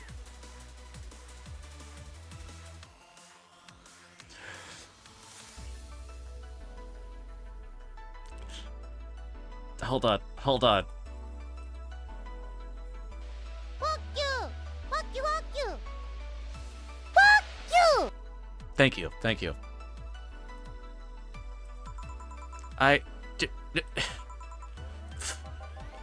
Seriously, Jill. She's the making the jokes. And you're the one trying not to laugh too hard at them. Anyway, we all know if we dare cook this without our permission, she'll hang us upside down. She'll hang me upside down. Hey, Jacket Boy, what's your name? I'm a Mario. Come on, Mario, I'll buy you a drink. He might have another delivery, you know. This is the last one, actually. I'll accept your offer. I'll have a sunshine cloud. And you? I'm fine.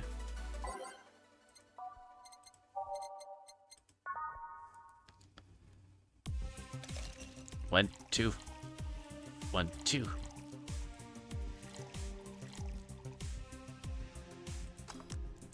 And blend, blend, blend like our life depended on it. Here. Thanks. Hey, call me Dorothy. You can also call me Darling for the right amount. Yeah, Dorothy. But you buy me a drink. Just to let you know, I don't swing that way. What way, Lilum? I'm a mansman. I like a man, you know, okay? If there's anything wrong with liking women, but... Oh, don't worry, I wasn't hitting on you. I was thanking you. Thanking me? Your package let me see how honey... Just let me see honey here laughing like an idiot. It's easier than you think. That made me happy and I don't know. It fit with what she was telling me earlier. More calm than when I entered. That do help, I guess. Well, duty calls. Bye, Mario. Bye, John. Bye, honey. Enjoy your big wiener. Out with you. Seem like a nice girl. Don't mean for it to sound like I get it. Don't worry, if you like guys, it's clear. Speaking of, you like motorcycles, don't you? I do, yeah. Have you been to the motor district? I spend all my free time in the motor district, actually. Why? Is it true what they say about all the illegal races going on there? You're not a cop, are you? As far as I remember, no. Well, I mean, there are illegal races. It's also a semi-legal league going on there. Semi-legal? Authorities acknowledge that there's races going on, and they don't know what goes on in them, however. Modified engines, casualties, substance abuse. The illegal ones end up being safer in the end. Huh. Have you heard about a biker called Christine Love? Miss Love, of course, everyone knows who she is. What about her? Is her gang as dangerous as they say? I don't know, nobody knows. Excuse me? They look intimidating enough, but truth is that nobody has faced them directly. Moreover, nobody wants to be the one that gets beaten to a pulp if they turn out to be what they seem. So our gang is just there, menacing, doing their own thing, not bothering anyone. Oh. Why is my Mario Italian starting to sound kind of more Jamaican? I don't, some of my accents confuse me. Alright, okay.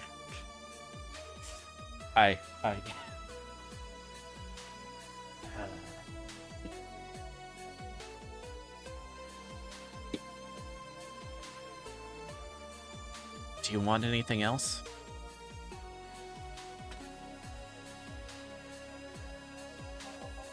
I'll have a piano man. Alright. Biggest the sound, you're the piano man. Biggest the sound tonight. As we roll in the mood for a melody.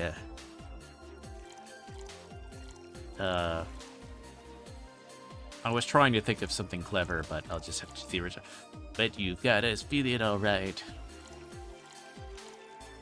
I tried to thought of another joke that to fit, but that it instead of the original lines, but then it failed. I apologize. Oh, rocks. Here. Yeah, this is nice.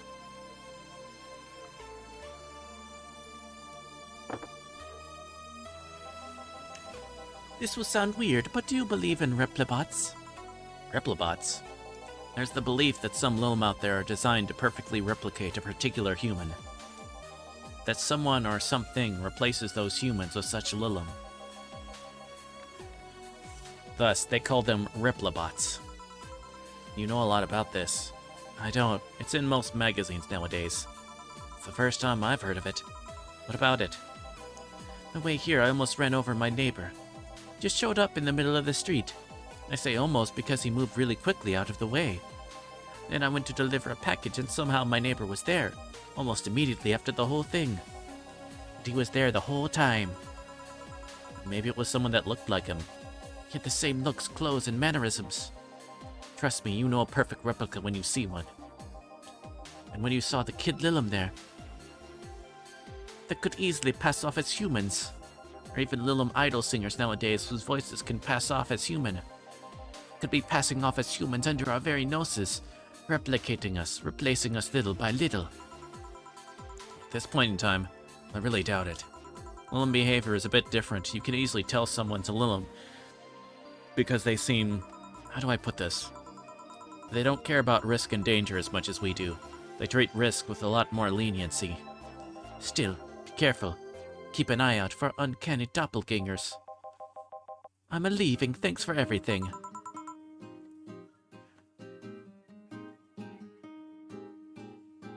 Please come again. What's your take on the Replibot thing? Do you believe in them? Do you? Not really, but I asked you first.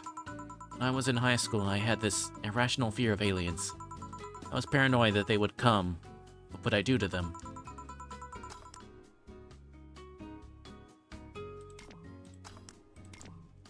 I remember I lost lots of sleep because of it. That doesn't answer my question. Let me finish. After many months of fear, I reached a conclusion that might as well apply here. It's useless to be afraid. I'm but a simple woman. I wouldn't be able to do shit against them. So I'd rather live without being afraid. Because the memories of not being afraid will be my only solace when the nebulae crabs invade. Crab people. Crab people. Look like crab. Taste like people. Crab people. Crab people. I mean, when the Replibots come. Jill, are you still afraid of aliens? What part of "it's useless to be afraid" didn't you catch? Right. Back, did anything happen? I discovered I have the sense of humor of an 8-year-old. Did anything new happen? Hey. They brought you a package. Ah yes, my curated wiener. It's a gift from my folks. It was delayed in customs, but here it is. You guys want some of it? That's a new one.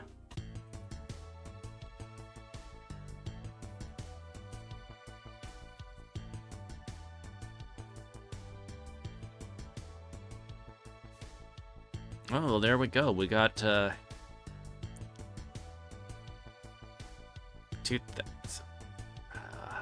We still need 6,000. Well, 5,500. Thank you for the fluid check.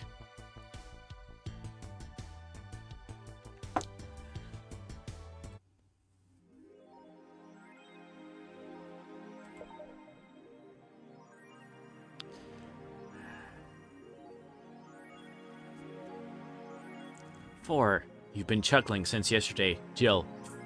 Wiener. Wow. Jill officially has... Me and Jill basically have the same sense of humor. In some ways. Oh, gosh. We may be able to make it through. But we're gonna push on through this and continue and finish this game tonight, I think.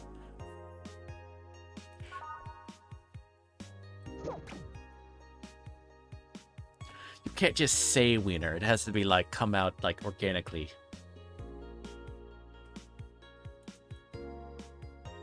Like a wiener. Wait, that didn't quite make sense. Anyway. Alright. We'll continue on, but I need to step away just for a couple minutes.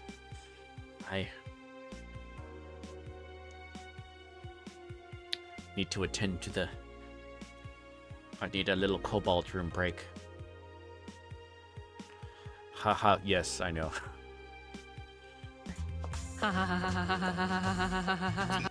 Exactly. Okay. We'll switch to the Jazz and BRB screen. So, I'll be right back. Just a couple minutes.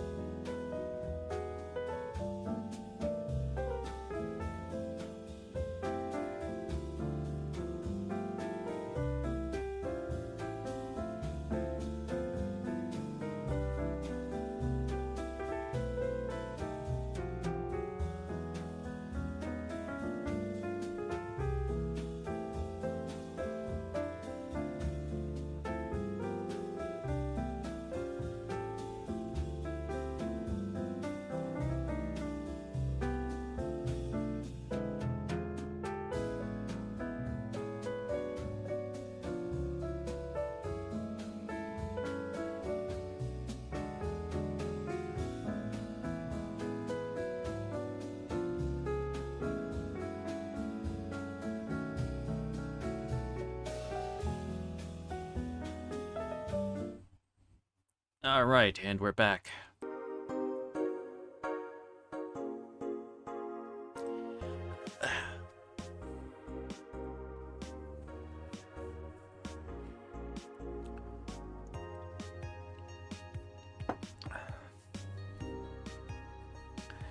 Alright. So, again, I hope maybe we'll just be able to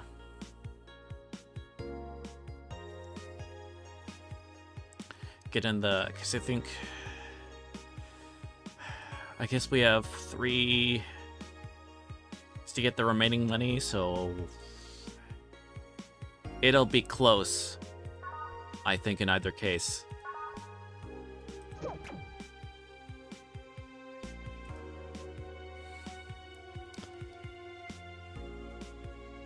Woman marries anime pillow.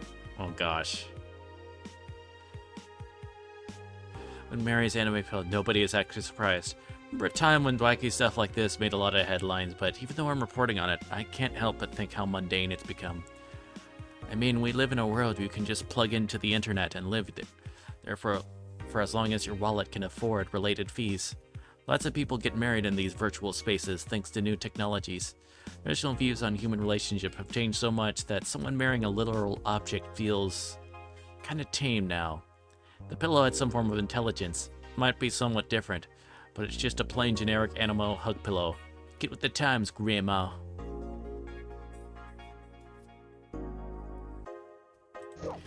It's kind of like that guy that married like a hologram of Hatsune Miku. Although this does make me wonder, because I've like, does that count as copyright infringement?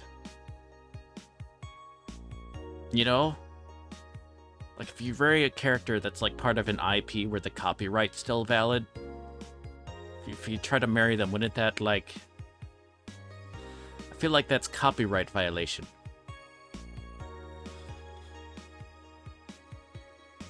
You know? I feel like the anime body pillow would depend on if the character is like an copyright protected IP.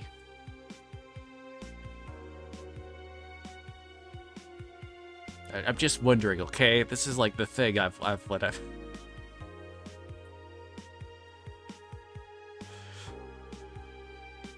like, you could be on your honeymoon with your waifu and then get like a cease and desist letter.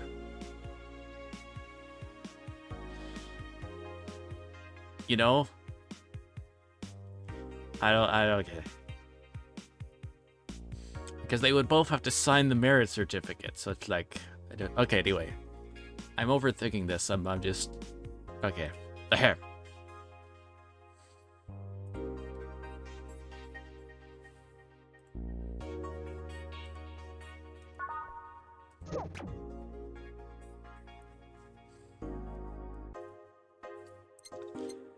Alright, let's go.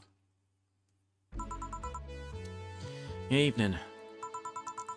Jill, I'm out to get firecrackers. Firecrackers? It's New Year's, right? We need some. Wouldn't firecrackers scare off the Yeah, good idea, go ahead. I'll be back. Scare off the dogs, yes. Even for a cat lover, you sure get excited about firecrackers a whole lot more when dogs are involved. I know how hypocritical it sounds, and I don't care. Ah, Jamie's here. Greetings. Wait, let's start.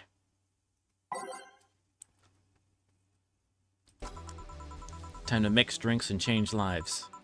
Ah, guy that wouldn't come back twice. Yeah, shut up. Any chance did something fly over here 2 weeks ago? On Friday? Yes. Lots of weird explosions noises throughout the night. As far as I understand, those were made by a flying drone or something like that. So it flew by here. I take it you know what made the noise. Let's just keep it at whatever drone story you heard. Right. The noise got annoying after a while, I must say. So I've remained in the vicinity. I don't know what counts as in the vicinity, but yeah. Distant explosions all night. Interesting. So it didn't get far away. Now, get me a Mars blast.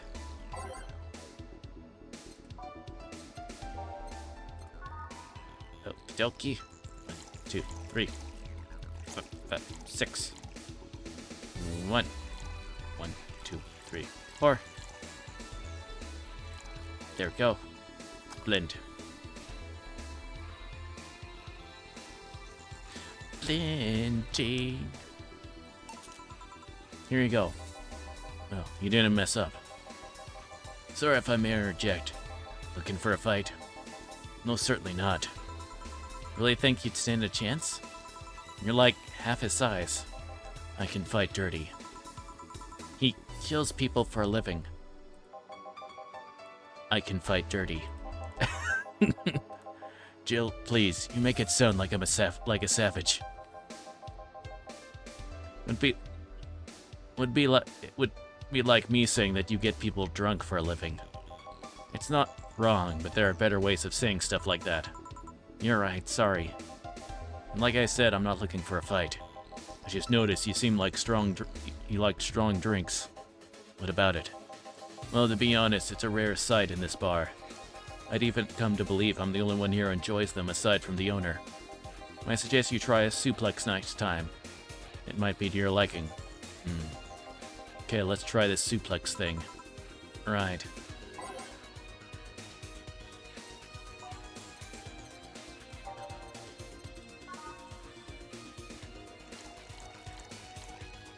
Could it have been recommended a more expensive drink?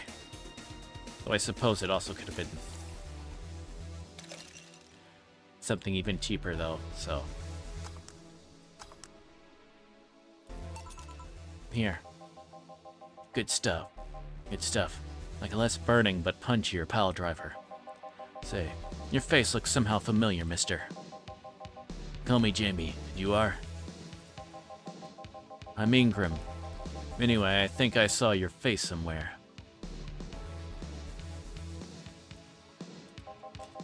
Maybe when I needed to look for a specific file at... Did you perhaps go through a nanomachine expunge? I did, actually. Figured as much. Only a handful of people do that. And almost all of them are people with nanomachine rejection that feel oddly suicidal. So, I go through the whole thing. Rejection? Need to hide something? The second one. It's easier to remain undetected when they have no means to track you or your activity. I see. How does the expunge work? You lie in a pressure chamber, and they give you a special IV solution. Causes nanomachine rejection while giving you the antibodies needed to prevent them from getting back in. For 5 hours, you're trapped in bed while a horrible pressure builds up in your body, and nanomachines are forced out. They're like little needles all over your body. You feel them in your eyes, and your gums, and your toes, everywhere. And after all that, they need to implant you with a mechanism that constantly releases the same antibodies. Ouch. What are you having, Jamie? This is a gut punch. Yeah, I should have figured. Hey, give me one of those. Sure.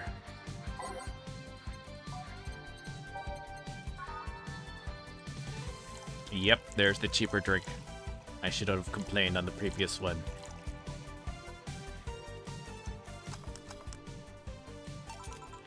Here. Yeah, I love these. Looks different from yours, though. I had a couple of extras in his, actually. So where's the antibody unit they stuck with you, Jamie? Inside, like all other maintenance systems. It can be troublesome at times, but the perks of not having nanomachines in the body outweigh the cons. And the rest of the enhancements? Were you reconstructed, or have you been adding them over time? Over time, either by getting a much-needed enhancement or through fixing injuries. I see. Well, it was a pleasure, Jamie, but I gotta leave. Nice meeting you, Ingram. Please, come again. Don't count on it. You've said that twice. Shut up. Seems like a nice guy. Right. I won't call him a bastard, but he's not the nicest in the bunch. Maybe you caught him on a bad day. Nah, I think you're just that good at bringing out the nicer side of people. Oddly enough, that guy tires the hell out of me.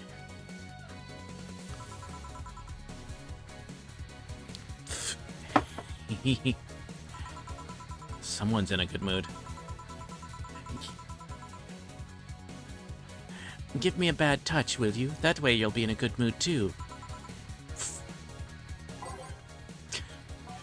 Oh gosh.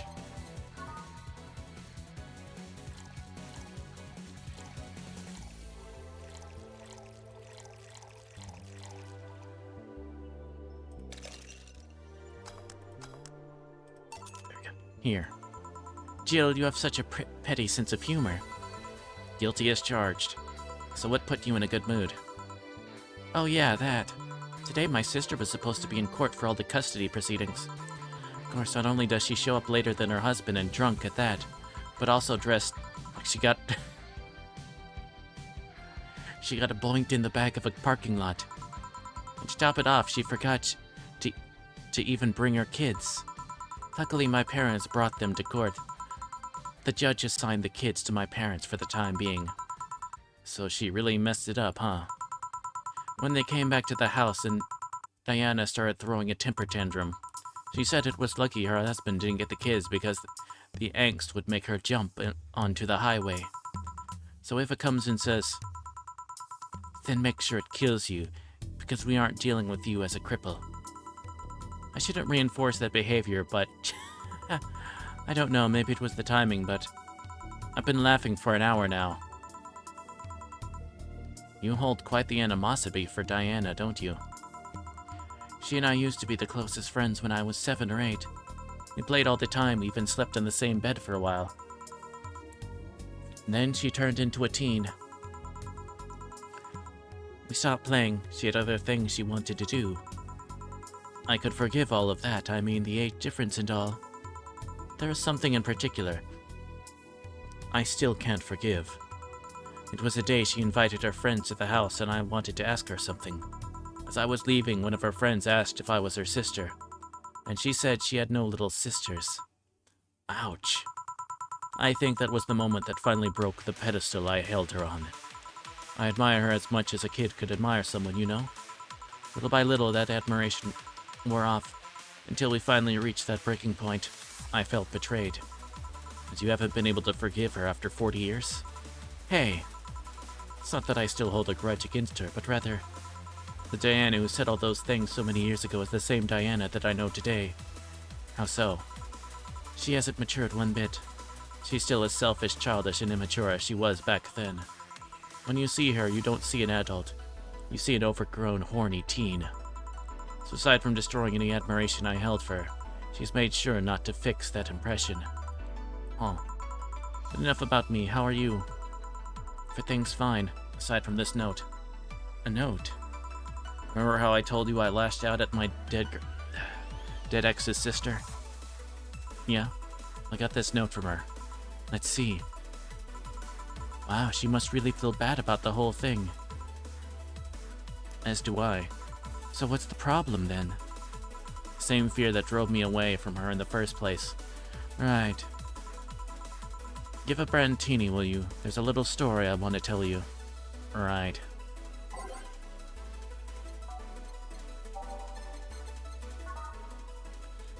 Two, 3, 4, 4, 5, 6. 1, 2, 3. 1. Age and mix. Serve. Here. This is the thing. Let's start. Boo. Oh, hell no. This is a story of a girl who grew disillusioned with one of her sisters. Soon it became animosity, and not long after that, she distanced herself completely from said sister. In time, the girl would become attached to her eldest sister, looking up to her achievements. All I can look at right now are those boobs. Not now. Said sister would even marry the girl's best friend not soon after. And after the girl went into college, said sister would quit her job. The sister was worried sick about leaving her baby kid alone, prompting her to quit her high-ranking job. What if I hire your high-ranking lips? Shut up. Girl, even as an adult, felt betrayed. Her role model sister went against everything she held in high esteem for. She was no longer a child, yet she felt like a part of her had crumbled. Hey Joe, I can lift your sweater. See, I bet you was. Alright, enough. Enough? Shit. Peace out. I mean, I know the girl is you and the sister is your eldest sister. Please get to the point. Right. The point is, if you don't face her, she'll be heavily disappointed. She's trying to make amends with you. Must take courage, lots of it. Yeah, you're right. My mouth's dry, can I get a beer? Right.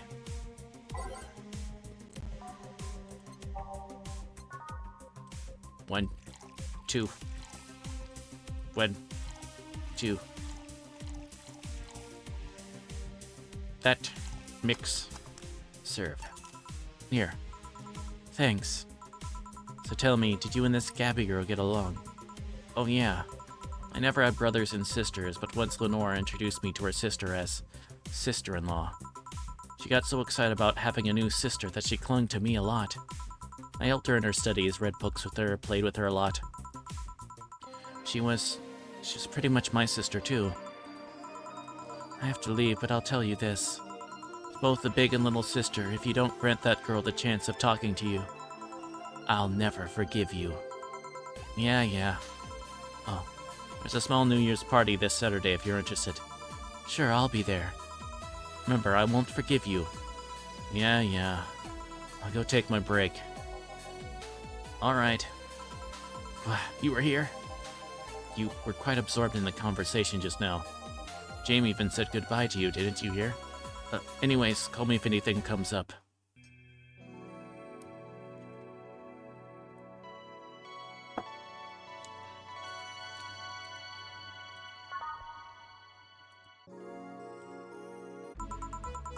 It's less chilly today. Jill, a kid's looking for you.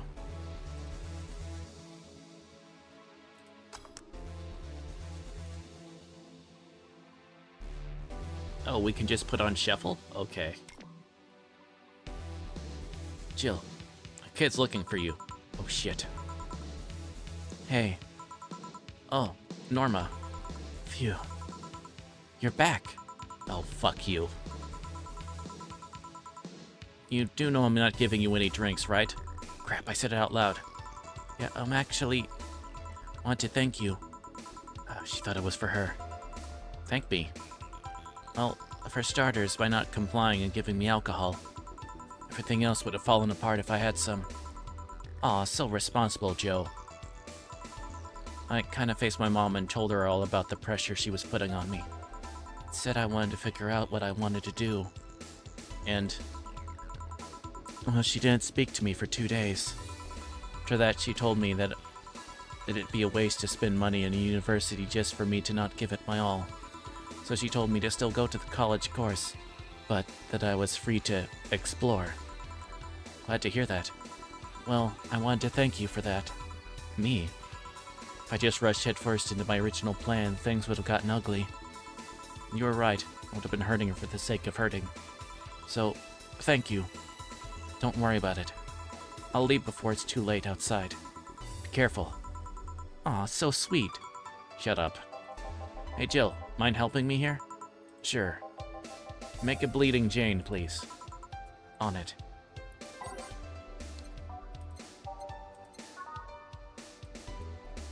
One, 2, 3. 1, 2, 3.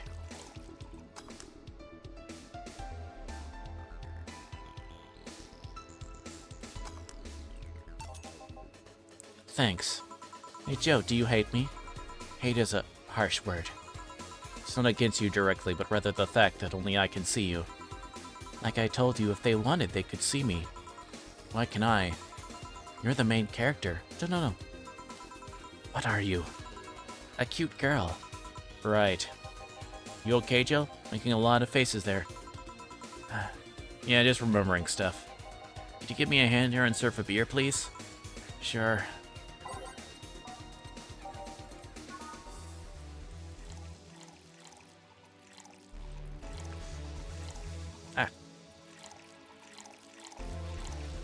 Mix. Serve.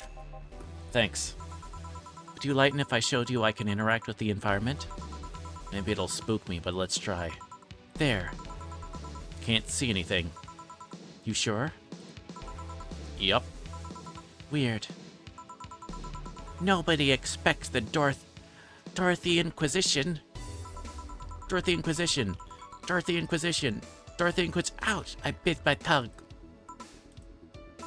Can't believe I'm using the spare tongue so early in the night. Oh, God. Oh, gosh. Ahem. Honey. Ah, hey, Dorothy. I'm making a quick stop for a drink. Can I get a fluffy dream? Sure.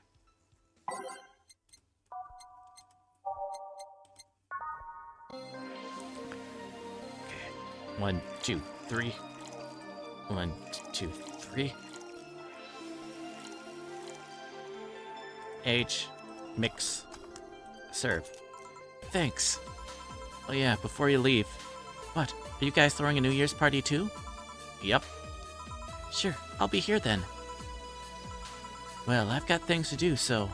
You do? Who does what? Sorry, I sneezed. Weird sneezes. Anyway, I'm out for now. Oh yeah, Joe. Take care of Becky, please.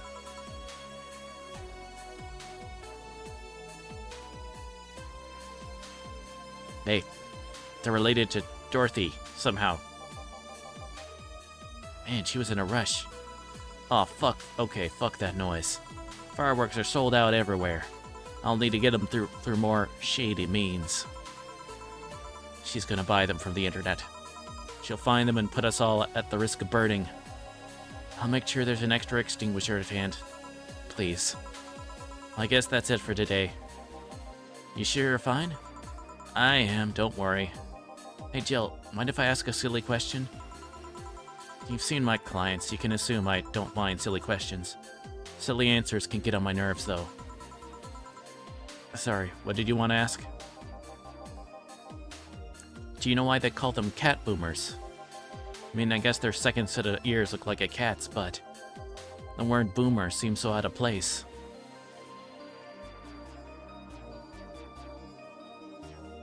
I mean, there's either explosion or the boomer as the term, so much would you consider it's not them, but their parents who were called such. Oh? Let's go a bit back first. You do know why cat boomers look like that, right? Because they went through some anti-nanomachine rejection treatment while they were still a fetus, right? It's called the Yamazaki Romanova treatment. Or was it the Romanenko-Yamada treatment? Let's call it the catification procedure. It was not only the first successful genetic treatment on a fetus, but also the first way to fight nanomachine rejection. Moreover, that research had a bit of a rocky story. Funding got cut in the middle of it, at a critical point that could make or break the whole thing. Not to mention Zaibatsu Corps' record of not addressing nanomachine rejection at all. The rest of the research was funded by Maki Stengovich. Is it Stengovich? Let's call him Stengovich for now. He's a businessman whose unborn daughter got diagnosed with early nanomachine rejection. Stengovich funded the research. In a desperate move, his wife offered herself and her daughter as test subjects. Of course, the experiment was a success. A girl, Sylvia Stengovich, didn't die. She became the living testament of a scientific breakthrough. But then the story of how things played out for Sylvia got sensationalized in the media and created a weird fad. Parents made their unborn children go through this catification procedure, even if they had no ailments at all. All because one particular girl whose life got saved through that treatment became a media darling for a bit. A whole generation of kids with those cat-like protrusions got born. And their parents got called cat boomers? A generation of parents obsessed with those cat-like features. The fad quickly passed, but the term remained in use. Eventually, cat boomer just started being used for people with the protrusions instead of their parents. You keep calling them protrusions, why is that? Because that's what they are. Eh? You didn't think those things on their heads were ears, right? Sure, they can be moved because they're somehow connected to the facial and ear muscles. Thus, they can move like a cat's and react to their mood. But in the end, they're just appendages with no real function. Huh. It still surprises me a bit, though, that the biggest mutation that they get after their treatment is just that. Those ears are a small miracle on their own. People have been born with no eyes for less intrusive procedures. You really thought they were functional ears, huh? I'd say I learned quite a bit today. Thank you. Don't worry, I feel like I should apologize for talking so much instead. Keep in mind I'm fucking up the terms. I don't want you to say something you saying someone got protrusions because of a catification procedure. I'll keep it in mind. Wait, what? Yeah, the guy's name was Stengovich. Eh? I just remembered Sylvia Stengovich was around my age, and when I was a teen, there were some TV specials featuring her. And I just remembered that I had the biggest crush on her. Now that I think about it, That crush had me very confused back then. Did you need to shout just now? Sorry. In any case, I'm out for the day. Alright, careful out there.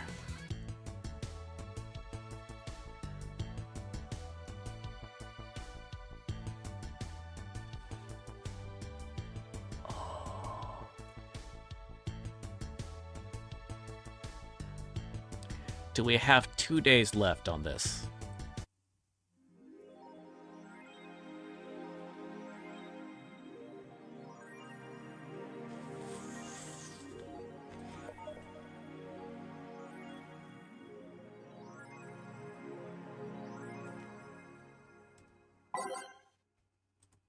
Why did I buy that game console?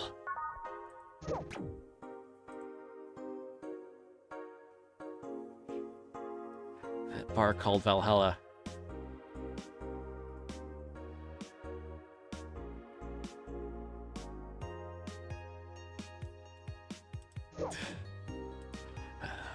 Let's see. Bar's in, wearing socks with sandals, and birth-rich priest as the youth prefers Lilum company.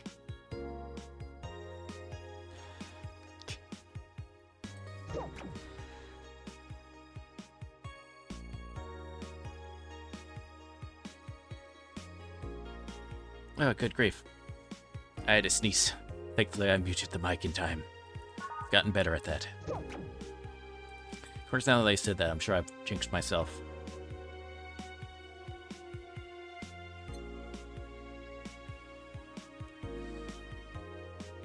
Okay. We need to make 4,000 in the next 2 things, so I don't... Oh, gosh.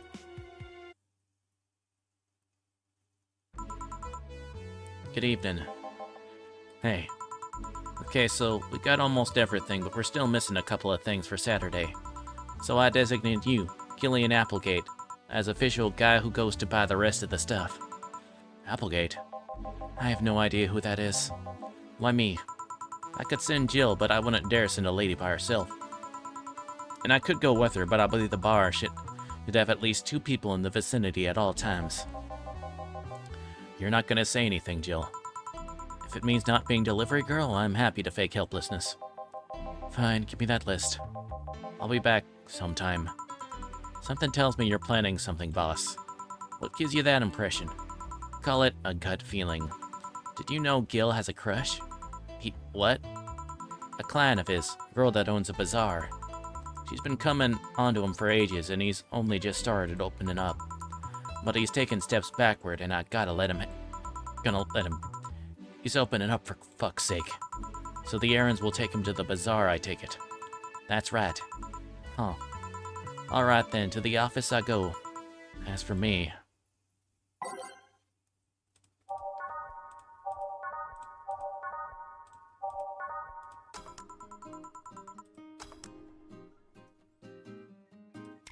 Time to mix drinks and change lives. Gil with a crush, huh? This place, great. Oh, if it isn't... Hey, Jill, sorry, but is there anything... Hey, Jill, but is there anywhere I can hide? There's an unpleasant guy on my trail. Boss, stalked woman incoming. The door's open. Go ahead, the door to the left. Thanks. Hello there. Oh, hi there. Oh, hi there. Oh, hi, guys. Oh, hi, chat. Oh, hi, club. Oh, hi, stupid reference. No one? No one? Fine. I'll have to do it myself, then.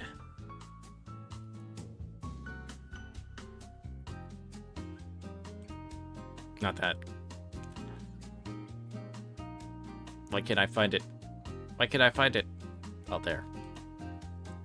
I did not hit her. It's not true. It's bullshit. I did not hit her. I did not. Oh, hi, Mark.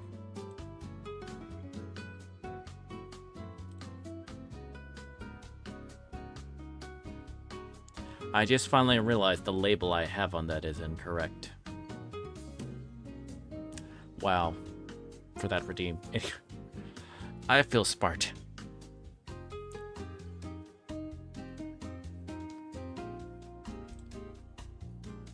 The other one, that's the bathroom. Wait, what's the dog doing in the bathroom? What the dog doing? No. Where did she? Ah, the hellhole, perfect. Hey kid, all the usual. Right. You remembered me after 2 weeks. Oh, big beer.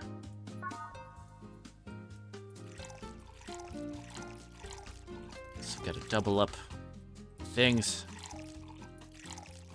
It's 4. I mean, it's an 8.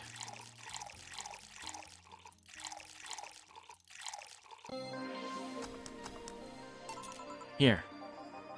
This seems right. Paper's been a mess lately. You'd think with all that's happening, you'd stay and do more reports. But they're not all asking for vacations, and I can't afford to be understaffed. So I had to come up with some sort of reward for whoever produces the most reports. I see no difference in my feed, though. Mr. Donovan, I don't mean to sound rude, but you do know the infamy of the augmented eye with the general public, right? A shitty page that will over-sensationalize anything and report useless things. Of course I know. Then why not try to rectify that image? To put it simply, I'm being clutched by the balls, in the non-pleasant way. Zaibatsu Core and Company have an eye on every publication they haven't bought yet. Report on them once and they'll find something to fine you with. Twice and you'll find your resources severely cut. Anything beyond that, in the best case scenario, is that they'll buy the damn operation to keep it quiet. I know there are more newsworthy things than whatever it is the lackeys picked out that week. But if I overstep, my ass is on the line. He's definitely got the image of the look of someone that would say, my ass is on the line.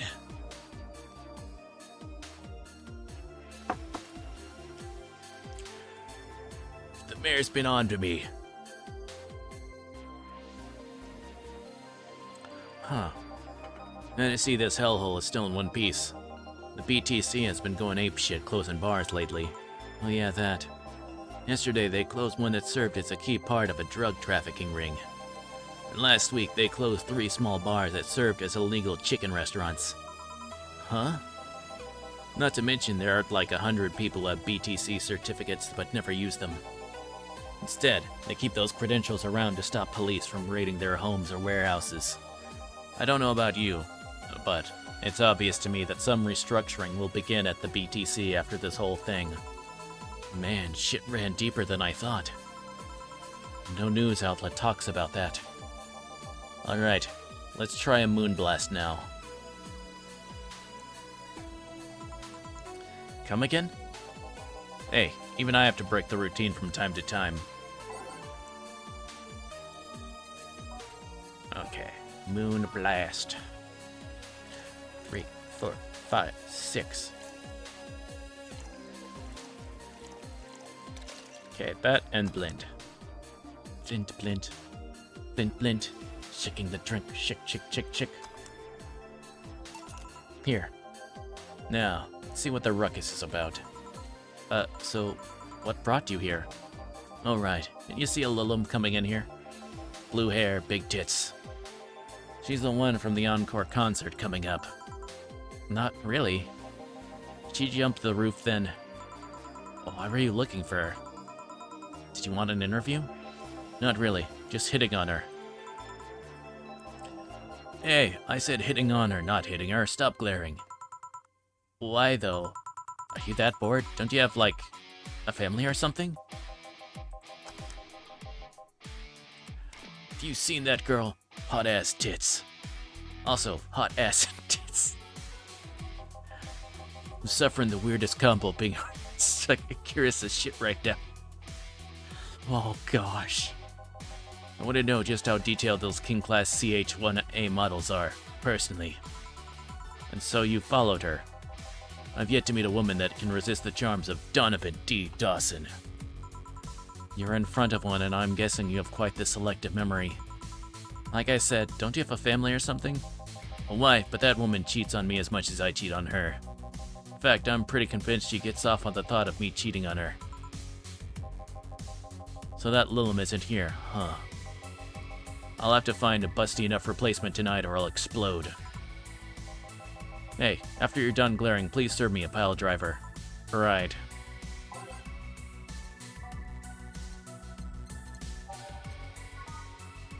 One, two, three. 2, 3. 1, 2, 3, 4.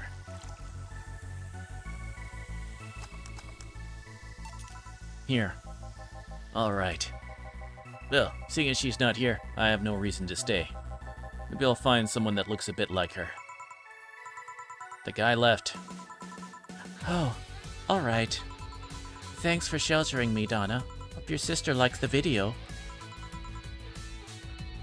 No, thank you. Seems you had a hearty talk. Your boss is such a fun person. Her sister is a fan of mine, so I recorded a small video for her and took a couple of photos. How nice of you. It's nothing really, and she did hide me, so it's the least I could do. Well, we're here already. Mind giving me something sweet? Sure.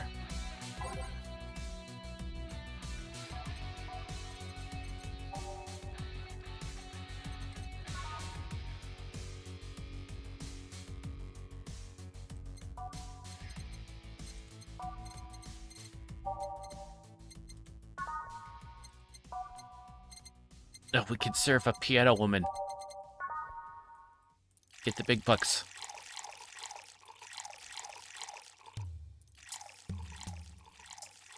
One, 2, 3.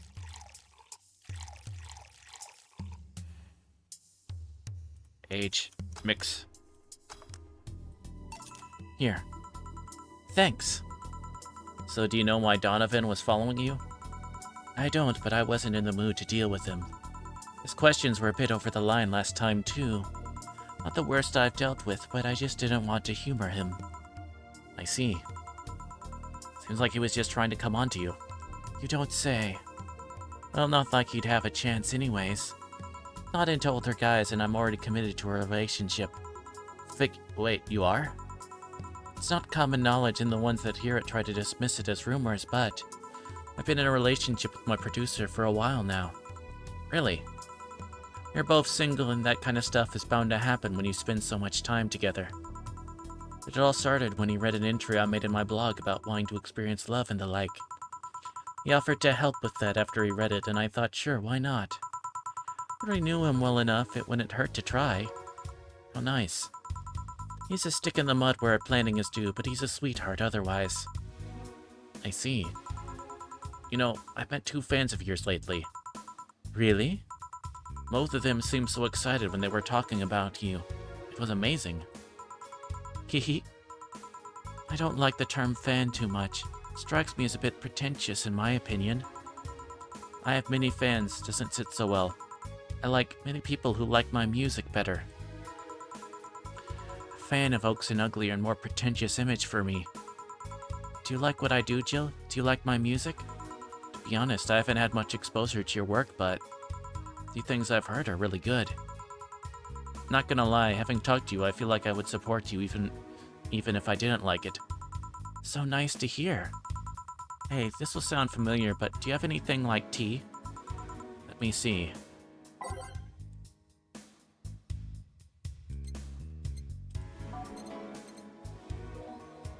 Yes, we have the tea. Here. Perfect. Hey, you're a King Class CH-1A, right? That I am.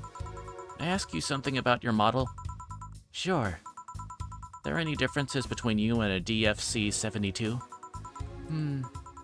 We both serve the same purpose, but DFC-72s have the port on their heads, which makes them more versatile. My line lacks that, or the resilience of the DT-01Ds, but we're a tad more polished elsewhere. More specifically, our voice simulators are more advanced and our movements are smoother. A trade-off of functionality and power for appearance, you could say. I see. Hey Jill, will you go to my next concert? I heard every ticket was sold out. Never mind how expensive they are. So I guess that's a no, sorry. Now you will. Here. Yeah? Is this... It's a ticket for my encore concert. Sorry, it's not a better seat, but I only get so many free tickets. No, I mean, this is amazing. I don't know if I can accept it, though. You will. It even has a backstage pass, so we can talk afterward, and you'll tell me how it was. Why give it to me? I don't know, I like you. You're attentive and hear me out. Behavior should be rewarded more. Well, thanks. God, it feels so weird to get a gift. From a celebrity, no less. Don't think too much about it, you deserve it. Though I guess I can understand how you feel about receiving gifts. I usually get quite a few from fans, but it always feels so weird. I don't like feeling as though I got something for free. Luckily, I've thought of a way of not feeling so bad about it. Ow. Just give it my all on stage. They gave those gifts to me after watching me perform. It's only natural for me to do my best and give it my all as a way to repay them. I should give it my all mixing drinks then. Of course. I see. Well, I've got to go. Let's have a Sparkle Star first. Alright.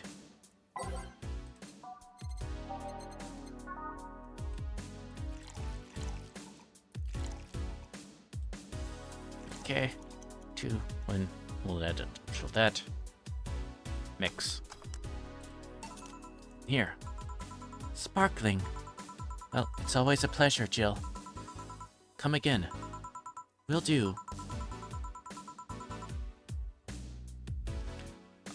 The handsome bartender. Nice to see you. Boss, Gil's back. I'll take my break. Alright.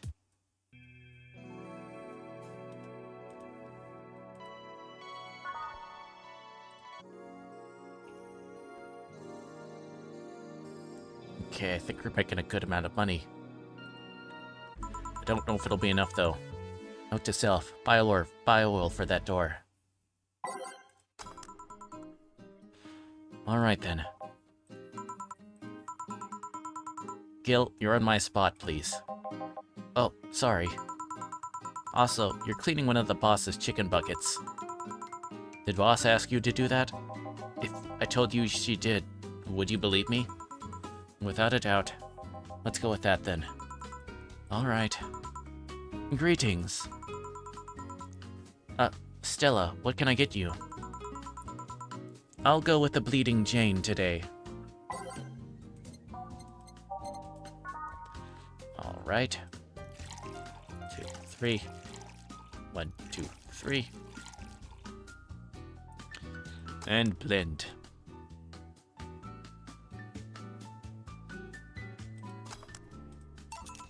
Here you go. Thank you. What brought you here today? Waiting for Say?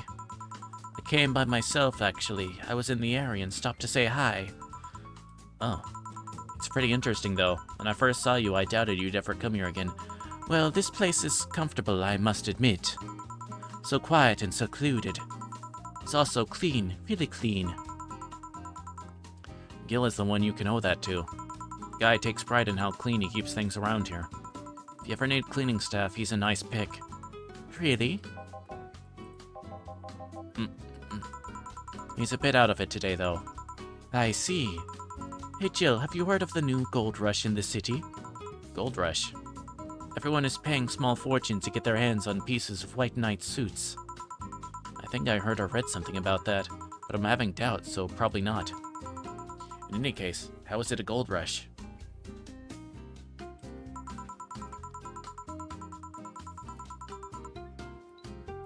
Well, the tech behind the suits was always safely guarded, but after the events at the bank... Sorry. After the events at the bank, the suits were remotely shut down, bricking many of them in the process. Many units dropped their armor right there and fled when the lynchings went on. New White Knights still stuck in their suit had to take the armor off manually to run away. It all happened in the middle of the lynching, so they'd be sitting ducks if they didn't. Some weren't that lucky. They got beaten up while they weren't able to move. So between the suits becoming glorified paperweights and many white knights going on the run, there end up being a lot of junk lying around. But the whole scientific community is rejoicing. They run the race to reverse engineer the suits and take as much technology as possible from them.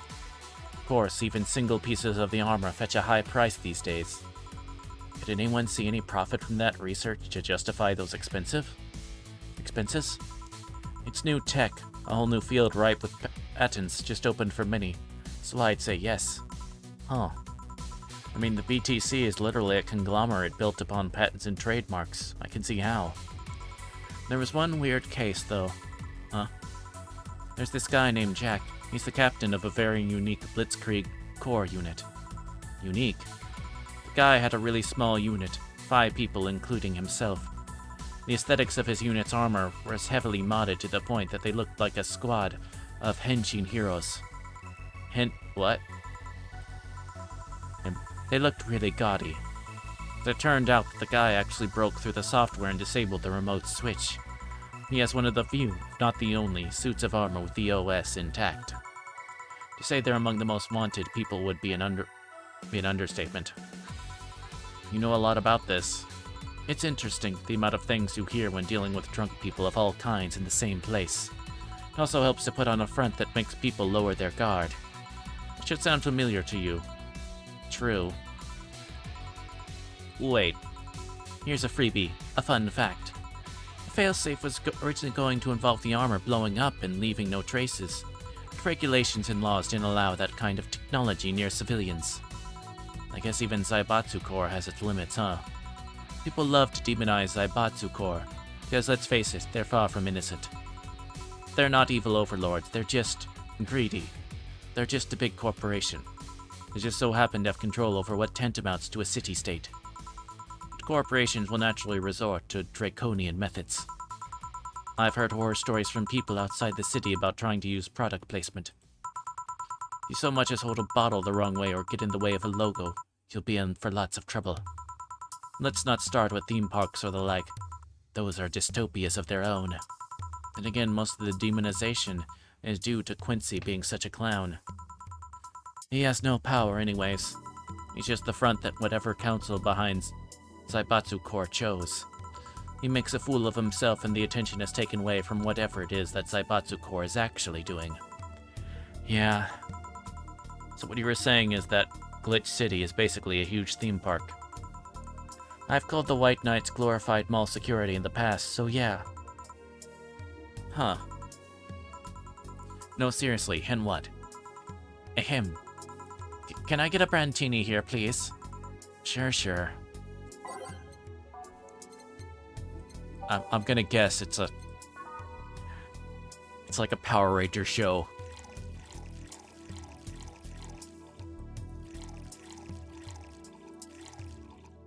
Age. Mix. Serve. Here. Thanks. So I take it you're in a good mood today. Does it show? A bit. Yeah, well, I managed to nab a couple of tickets for the Kira Miki Encore concert. Nice.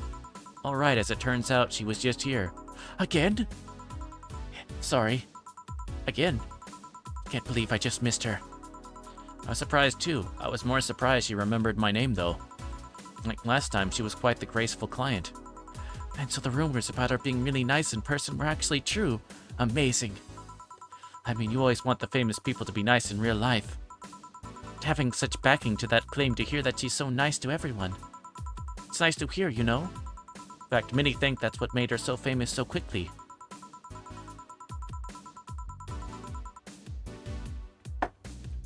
Making her someone she's down to earth and totally accessible, making her someone everyone wants to root for. Ah, I see. I mean, I guess you don't want to feel like you're supporting crappy people. Although, to be honest, I've never put much thought into that one. Hell, half the time I have no idea who made what I use, nor do I much care. Being a nice person will take you far, though. My daddy always insisted that being ruthless in the boardroom doesn't mean being an ass. And he has actually managed to get certain contracts over other more powerful people. All thanks to being a nice guy overall. Sounds like good advice. More importantly, Daddy. Him. Do you really believe me? Really believe me saying she was just here that easily? You're not the kind to lie about stuff like that, so sure. Thanks, I guess. That's I said. Can you go to the concert so easily? What about security and the like? My dad always has a unit keeping an eye on me from a distance. And you'd be surprised at how easily I can disguise myself with just a different hairdo and a cap. See. I wonder if I could get in the disabled line with Sei or Runes. Although she'll probably nag me about how she doesn't need it and we shouldn't abuse that. Hey, can you give me a classic drink? Sure.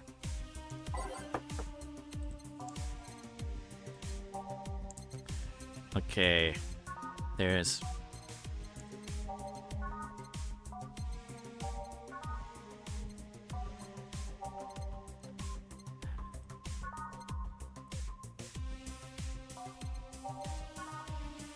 Okay. Go with the beer. 1, 2, 3, 4. Here. Thank you. Do you have many servants around the house, Stella? I do, but they've been with us for so long, they're pretty much family. My dad always said that if you earn someone's trust, they'll gleefully work for you and everyone wins. He even had a young gardener that left to study engineering and he actually came back. He still comes by every weekend to tend the plants. Man, that sounds nice. We know if you're ever in need of a job, I might find you something. Thanks for the offer. Wait. I just realized something's off with the whole tech gold rush story. What would it be? Wouldn't all that tech be patented anyways? I get trying to crack it in the first place, but... That would be true if the tech was patented in the first place. It isn't. Zaibatsu have been so paranoid about making the White Knights untouchable that they never patented anything. A patent would be in a database so that someone could hack and retrieve valuable info from. Not to mention they've been using tech from other companies without any authorization. And no patent registry in their right mind would approve of that global shutdown signal. Let alone how it immobilized everyone still inside one of those suits. So the ones that were upholding the law did so using suits that are by all means illegal? The irony runs deep, wouldn't you say? Why do it though? You have so much money you start thinking you can screw around with the rules. All that power makes you think you're above every law there is. And this city is what happens when those with money start making the rules. I'm curious though, have you ever covered up any fuck-ups by using money? I think we've all done things we're not too proud of at some point of our lives. Well, Jill, I gotta go. Always a pleasure. Please come again. Alma. Now, hello? You're pretty insistent on that one, aren't you? It's basic courtesy, something I will fight to uphold. First the greeting stop, then saying please and thanks stops. Before you know it, boom, total anarchy. You're exaggerating. Am not. In fact, I'll go through that door again, and I expect you to properly greet me this time. Fine. Hello, Jill. Once upon a midnight dreary, while I pondered, weak and weary, over many a quaint and curious volume of forgotten lore. While I nodded, nearly napping, suddenly there came a tapping, as of someone gently rapping at my chamber door. "'Tis some visitor," I muttered, tapping at my chamber door. Only this and nothing more. You overdid it. You totally overdid it. Quoth the bartender. I did not. So you like poetry? I had a phase. Can I get you something? Let's start with a big cobalt velvet. Sure.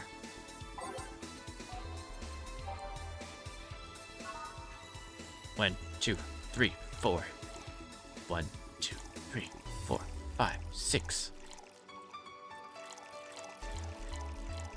And then 10 of these. There we go. Rocks. Mix. Serve. Here. Thanks. Oh yeah, there's something I've been wondering about for a while. Does the name Shadow Master 69's Chronicles read any bells? Wow, you went pale. No, the name doesn't ring any bells. May 22nd. Today my daily card readings told me that I'd meet great change thanks to an old man. My biology teacher told me I had been picked for an inter-school contest with my latest essay. I just knew a scientific theory on the idea of auras was as revolutionary as I thought. Soon I'll bring the world into the occult science singularity. Later entries don't seem to have gone that well, though.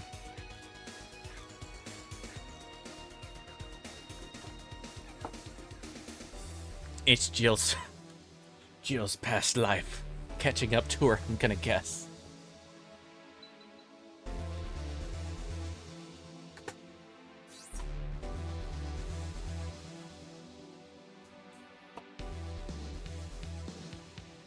Also, the 69-bit, beginning of the 69-bit sound kind of like their sense of humor. Yup.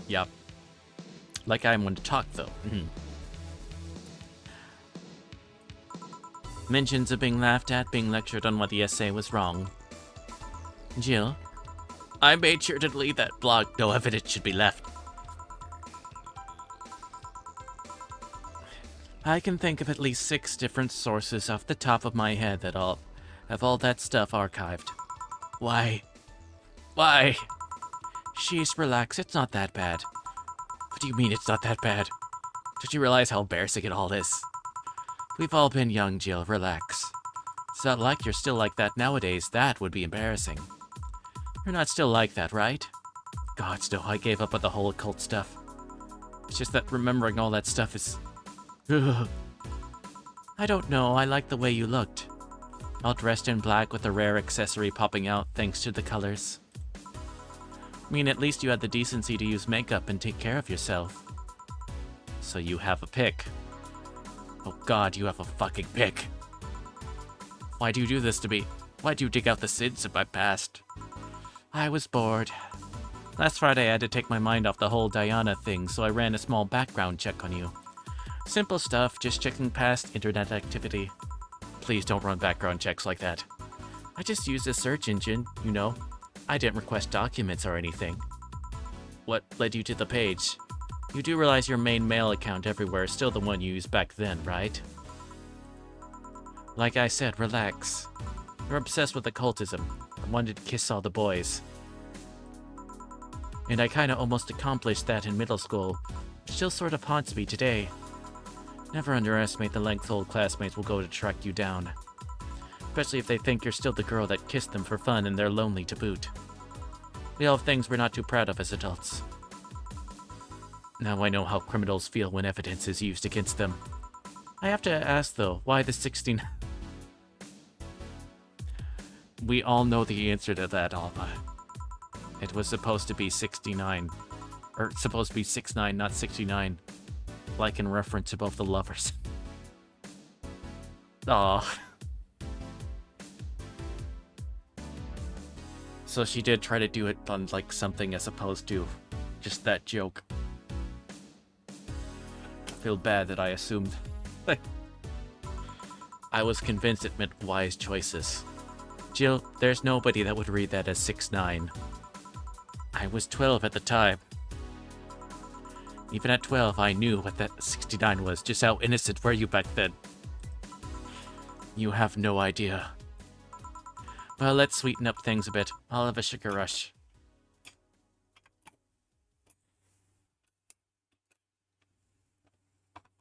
Thank you for the fluid check.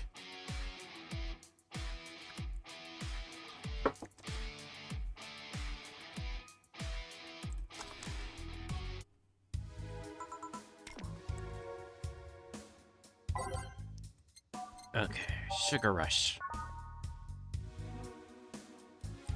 2, 1.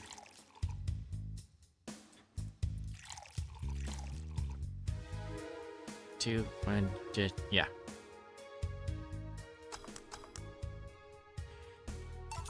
Here. This is the thing. Say, Alma, speaking of the past, what was your last long-term relationship like? That's sudden.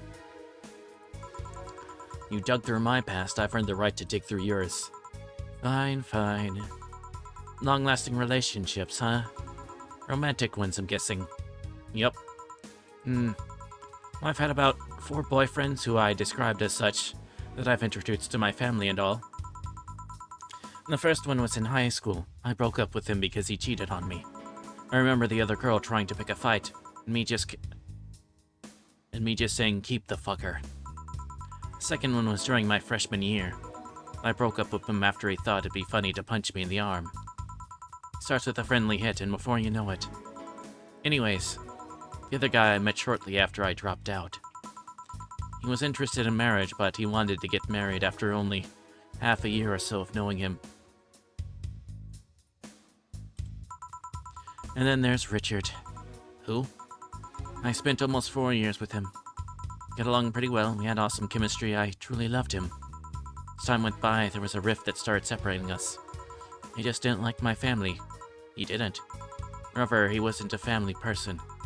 He distanced himself from his own and voiced that he didn't want kids. There's a part of me that wanted to believe, even if just for a little bit, that maybe he'd change his mind. But as much as I loved him, that one detail brought a growing gap between us. At one point, I just had to break up with him. But I'm not here to depress you. Bring me a beer, will you? Sure. Alright. 2, 1, 2, 1, 2, 3, 4. And mix it up. Thanks for telling me that, by the way. Don't mention it. Okay, one more question and we're even. Wow, you really are embarrassed of that blog, huh? Sure, ask away.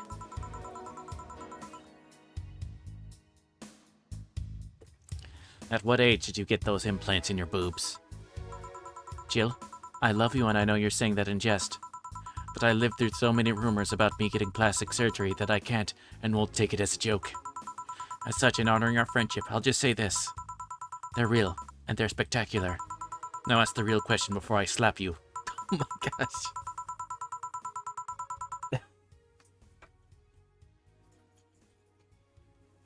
Oh gosh.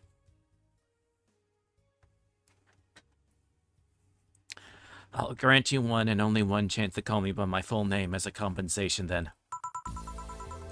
I gladly take your offer. It's funny that you mentioned slapping me because my real question was, why did you get your hands chopped? Hey, chopped. Well, there's a couple of reasons.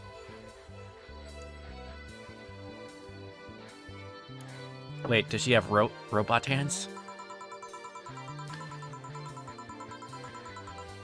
The first is that I spend lots of time typing, and these replacements help me avoid carpal tunnel syndrome.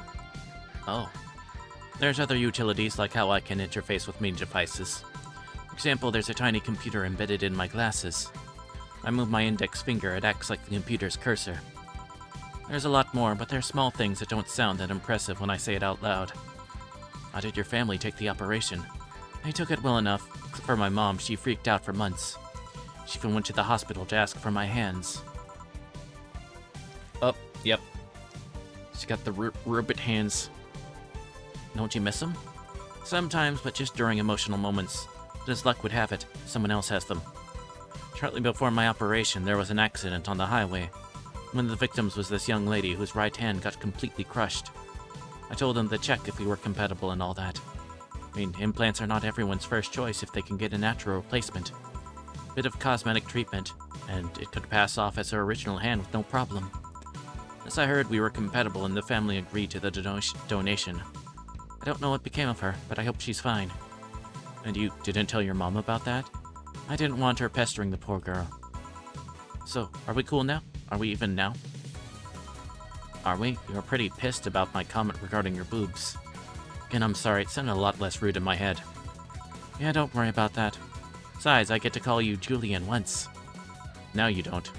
Eh? Why? You just called me by my full name. Are you serious? One chance and only one chance, and you just used it up. Damn it. Surprise! Hey Alma, this might be a weird tangent, but do you believe in ghosts? Hey! Not particularly, no. Although there was this paper I read once that was quite interesting. Proposed a scenario where nanomachine clusters would leave the body after death, and then act as a collective hive mind through residual brainwaves. The result would basically be an image not unlike a hologram. Of course, the hypothesis fell through because such nanomachine density is impossible in a body. Even 5% of the amount needed is enough to make the blood too dense for the heart. It's not like brainwaves are potent enough to create those reactions. Still an interesting read, though. I see. Don't give me that look. It's not my fault that you've convinced yourself that you're crazy. Well, I'll leave then. See you tomorrow. See ya. All done? I am. What about you, Gil? For some reason, the idol girl left him like that, it seems. You think? Might have been while he was out. True. Hey, boss, you're a fan of wrestling, aren't you? I mean, you were a wrestler, so... That I am, yeah, why? I was wondering, isn't wrestling fake? Hi, Shooty Man. Welcome on in. Also, no. I was wondering, isn't wrestling fake? Aren't twin tails for little girls and teens with 8th grade syndrome? 8th grade what? You get down to it, wrestling is as real as a soap opera. I mean, you don't really expect a legal lawsuit to be fixed in a ring, right? Sure, in my ideal world, you would solve legal problems through good old wrestling, but... Ahem. No, seriously, 8th grade what? But you don't go around calling soap operas fake. It's a show. It just so happens to use fights as an expression. You might as well see it as a unique form of theater. Besides, considering the injuries many wrestlers suffer, it's not all fake. Huh, I didn't think about it that way. Sadly, I won't stand for anyone bad-mouth in wrestling. So now I have to go and break Gil's back to make you humble. Oh, well, wait, what? Come here, fuck. Run, Gil! Run! Wait. Fuck. Ah. Wait. So in other words, Gil's right now like this. No.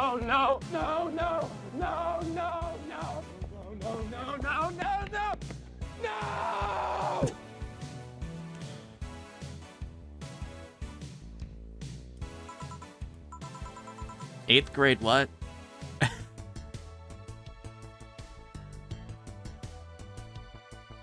Hey, Soldiers, 3000. Oh my gosh, we might actually freaking make it.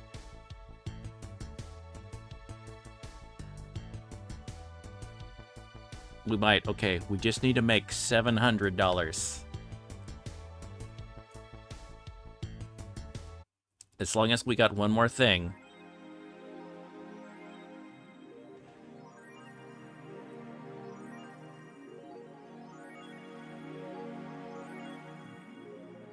What? But I don't have... It was the 31st.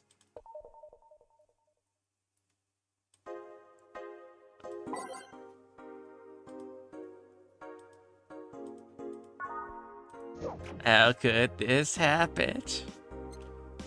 I'll have money on the 31st. Good evening. Jill, are you humming Shine Spark? Jill, are you okay? Are you in love, maybe? Nothing of the sort, I'm fine. Right. No, seriously, did you... Men only get so happy after they've... That's not... Oh my god, you totally... Stelma, do you have 7 minutes of heaven with her? No, I didn't. In any case, congratulations. I haven't seen you this happy since... Well, never. Oh no. Today's escapades will bring us to a familiar place and... Shit. Gil, I'm out. I'm gonna...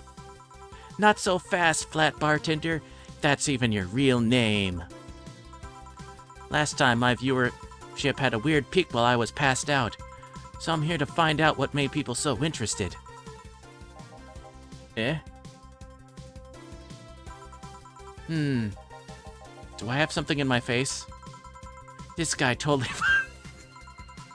No doubt about it. That gleam in his eye is unmistakable.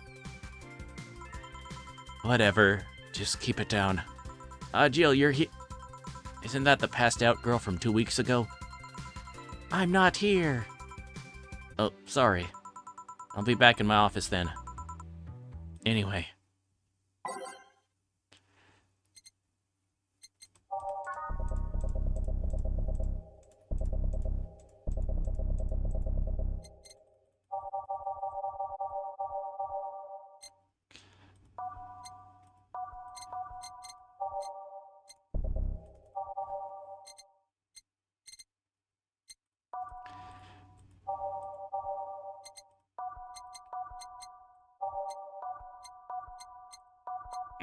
And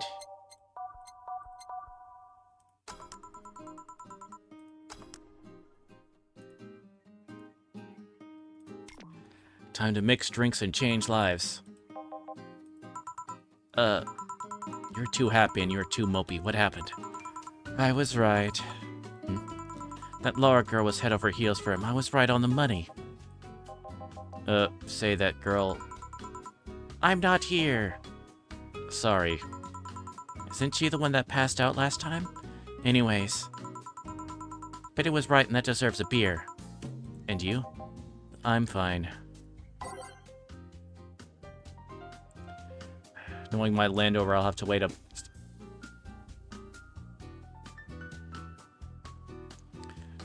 Oh, crap.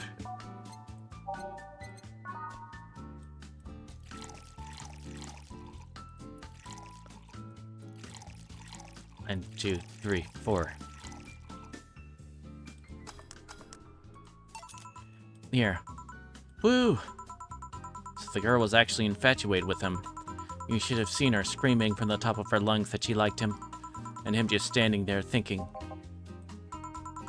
Just like that. In retrospect, it was a tad too cliched for my taste. Still, I knew she liked him. I was right. He doesn't seem particularly happy. He never is. Unlike your coworker. Holy shit, did he... You're making it too obvious, Gil. How? That beaming face is unmistakable, the face of a guy that got some and enjoyed every moment. Back to deal, though. Like I said, he seems lost in thought. And victories like these are few and far between. Let me enjoy myself. Can I get something non-alcoholic here? It's not how you drown your sorrows, piece of scrap. I'll have a bloom light. Okay.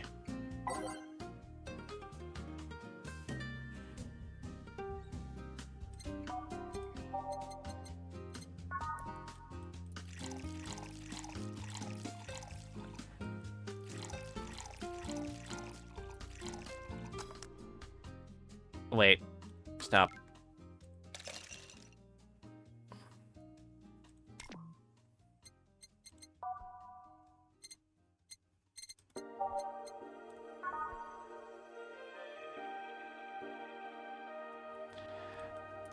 Oh, wait. The guy wanted something non-alcoholic. Okay. Mixed. Next. No, it's the bloom light. Okay. 1, 2, 3, 4. 1. Rocks. Mixed. What did I... 2, 3, 4. 1, 2, 1, 2, 3. Rocks. Mix.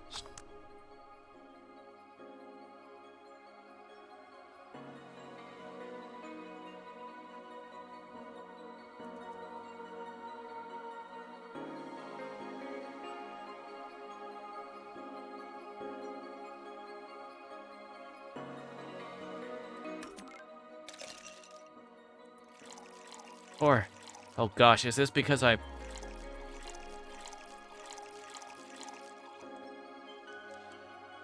Two, 3.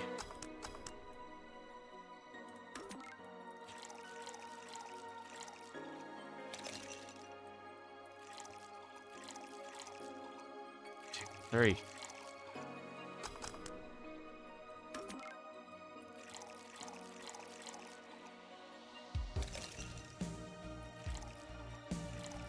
Am I gonna get this one no matter what I do? Okay, on the rocks. Oh, aged. Oh my gosh.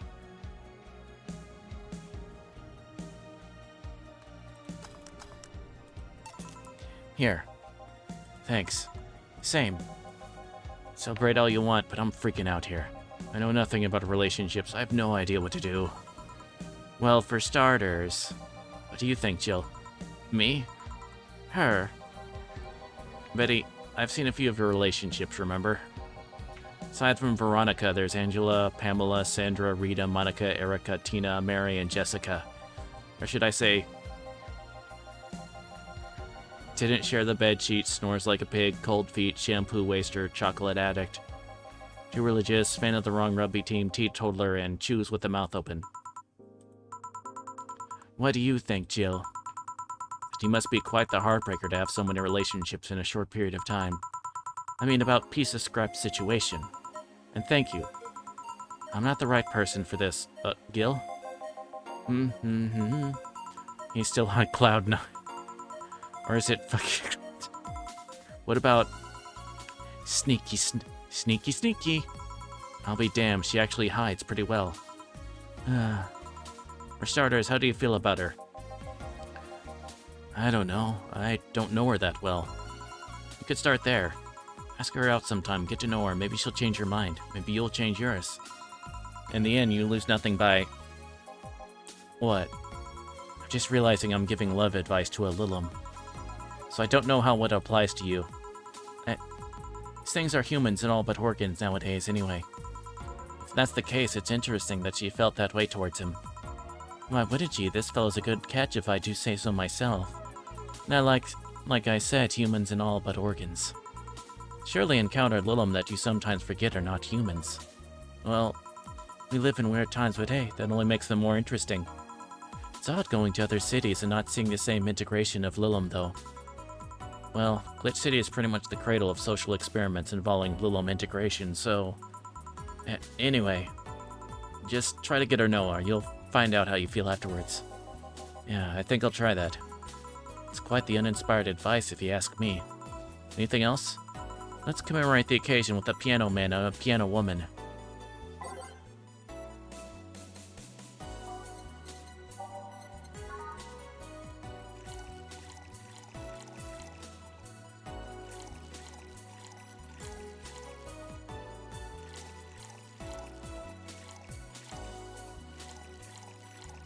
Okay, 2, 3.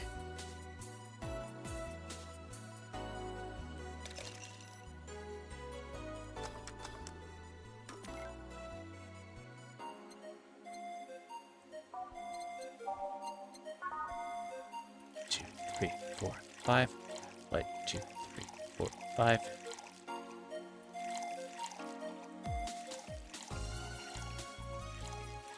3. Age, mix. Here. And now we reach a stalemate.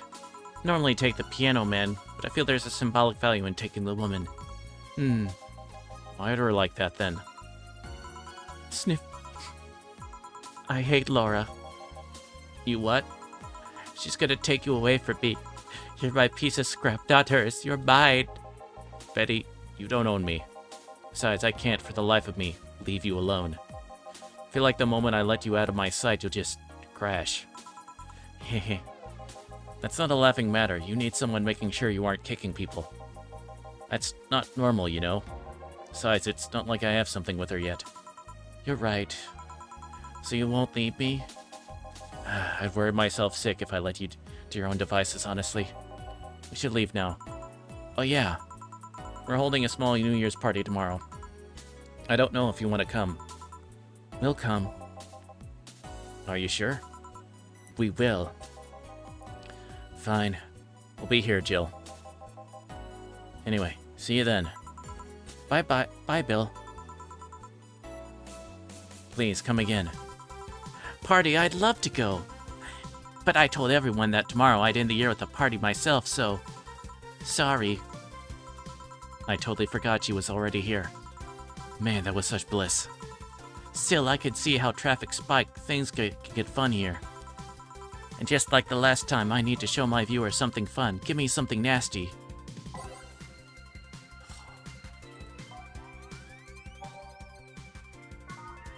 Oh, gosh. Wait, something nasty as in... Okay.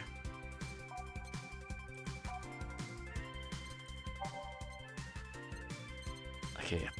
Aren't promo drinks the worst thing?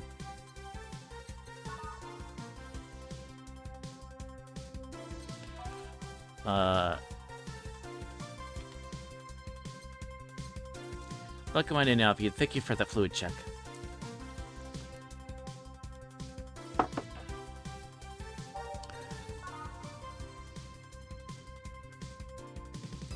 All right.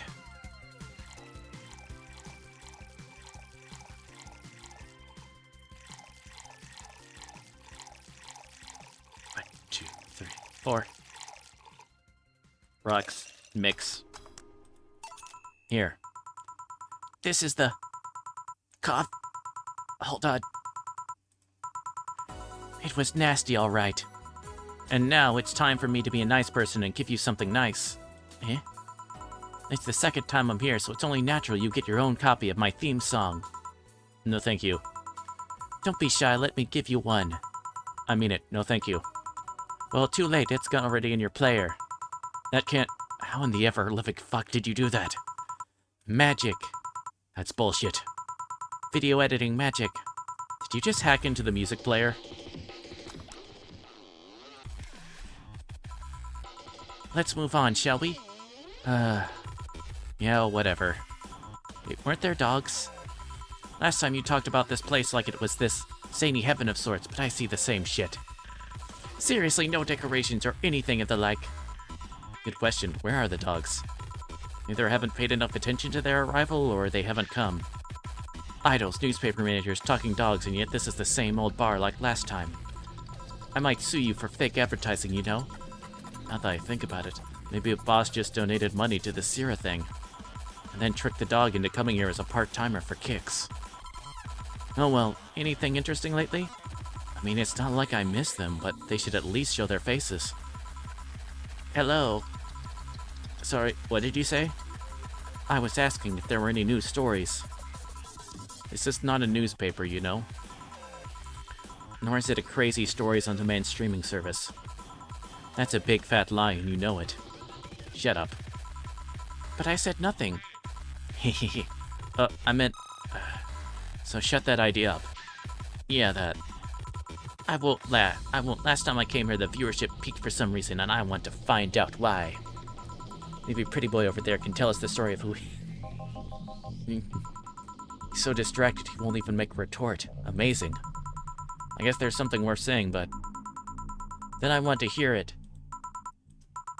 Well, Kira Mickey came yesterday again. You're shitting me. You expected me to leave? She came all the way here again? Do you even have proof like the glass from last time? Well, if I may interject. You been listening, boss? The walls are pretty thin. Oh, anyway, she did. I even took a pic with her. She did what? Let's see. Why? I try to make an appointment with her and she's always busy. But you sit there and she just comes waltzing over? It's not fair. Hey, if I knew how the hell stuff like that happened, I'd share my secrets. I was just as baffled as you are right now. Yeah, but I bet you're not even that much of a fan anyway, are you? You're not wrong. Can you at least tell me how nice she was as a client? Very graceful client, much like the last time. No more strip. No. None of that.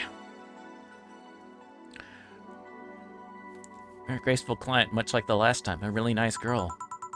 I'm gonna give you my number. If she ever comes back, you let me know, you hear? Not gonna let you keep her to yourself. Really doubt she'll come back again, though. She already came twice. Not taking any chances. Oh, I need something to drown this anger with. Give me something girly, will you?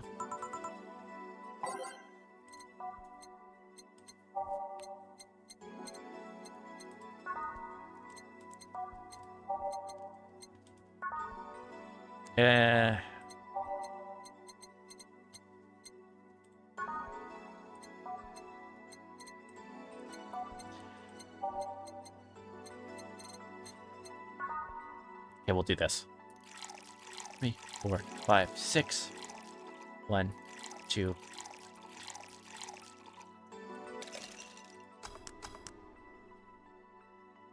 Oh, blended.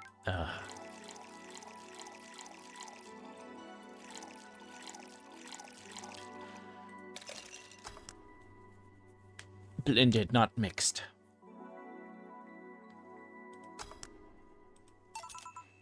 Here. Phew, let's just chill a bit. Still not fair. You know, you're boring today.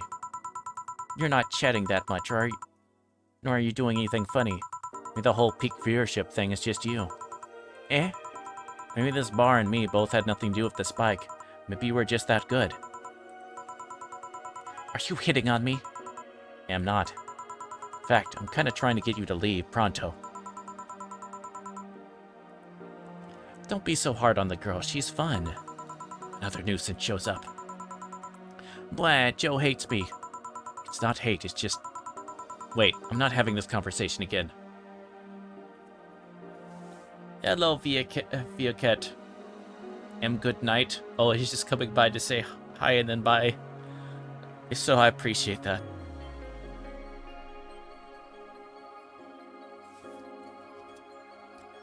Have a lovely night. Wait, I'm not having this conversation again. Boring. Hey, you're curious, right? About this partner. Wanna know who it was? Do you know? Maybe, maybe not. That maybe not settles it then. Not taking any chances. Oh, come on. Bartender, you're making lots of faces there. It's nothing really. Did the two bartenders break or something? Should I call the manager? Tech support? Hey, Joe. Inner and outer voice, remember? What? Aside from that guy, I mean. Say, you're oddly calm today. Well, I've been getting more sleep lately. That way I don't feel like if I stop speaking, I'll die. Crash is one hell of a drug. And what you know, I can actually make it premium time if I go commando. Huh. But come on, I'm getting bored out of my ass here. Do something. I'm not a dog. You can't just ask me to roll over, you know? Mind if I entertain you a bit then? Boss? You and Gil take a break. I'll entertain the missy here. Alright. Jill. By that I meant take Gil with you. I don't want him humming to the middle of the road and right into a truck's grill. Grilled Gil. Right. Alright, Gil, come with me. Yeah?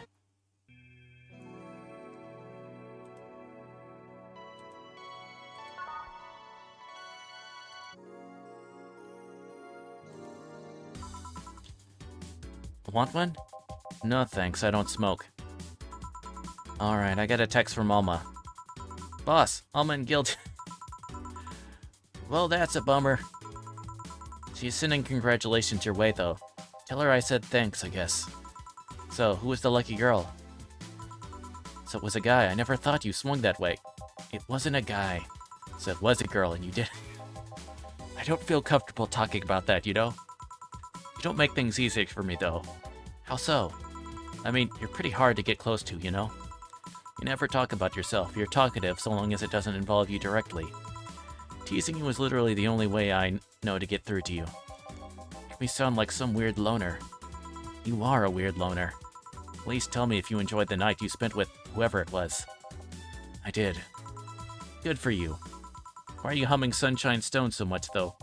Well, after that idol came here yesterday again, I looked up her discography and I can't stop humming or listening to them. Right. Oh god, you did the idol girl, did you? No, why would that be a problem, though? I don't know, just feel weird. Well, that's for the break. Let's go back. Right. Oh, and Gil? Keep in mind what I said about opening up more. I mean it. That way we won't tease you so often. Listening to you say that has to be the weirdest thing I've heard this year. Shut up. I wonder if Alma finds Gil attractive.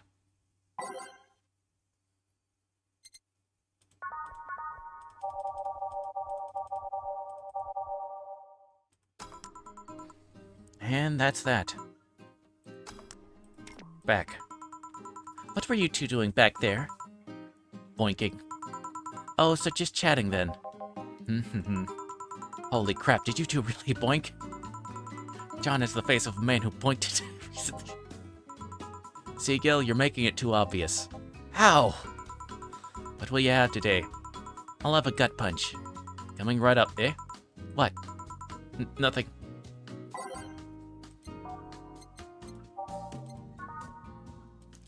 Two, 3, 4, 5. Age, mix. Here.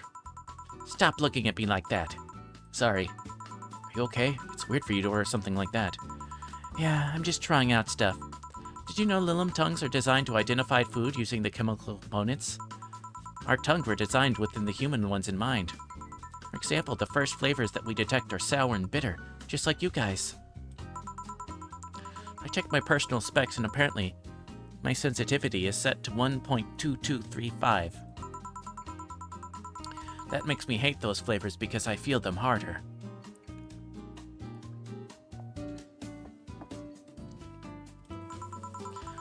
Why all that exposition? I mean, I'd lie if I say I wasn't interested, but why? Well, after last time I got curious and started checking how many of my systems worked in detail. For example, the tips of my fingers are so sensitive to vibrations, you could make a seismograph with them. Huh. And checking that, I found that it's all based on how humans work. And that got me thinking about what you said. I mean, for my systems to work, humans had to understand how they work. After all those discoveries, they're not any more or less artificial. But why should I be? I don't know, looking up all that suddenly made me feel real.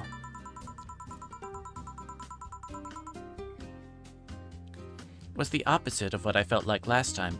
I feel like I'm here right now. Glad to hear that. Alright then, let's try something sweet now.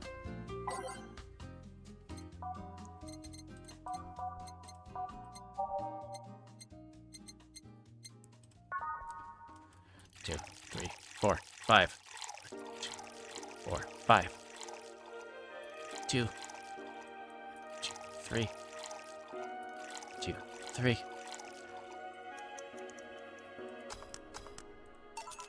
Here. Ah, nice. To be honest, it's a bit surreal for me. What? I'm here talking to you and you're answering like any human would. You're even expressing happiness. I remember when I was a kid, I usually tried to strike conversation with AIs. But after a bit, they just start looping through their built-in answers, repeating the same things over and over. That always made me crash back into reality. When I think back to that, having such advanced AIs like you here right now, it's amazing. I don't know, it makes my inner child happy to see something she always dreamt of. It helps when I feel particularly cynical. Aw, you flatter me. Besides, I've always thought about humans like nature's Lilim. The method might have been different, but we too evolved from a more simple form ages ago. If Lilim managed to create biological life years from now, it will all have come full circle. So what should I take from this is, you love me? Don't overdo it. Anything else? Let's go with a sugar rush. Okay.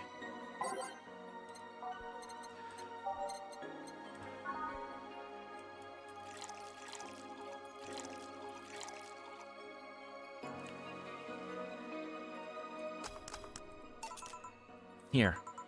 Even in doubt, my love for these is real. How romantic. So I take it the solipsistic problem gets solved. Yep.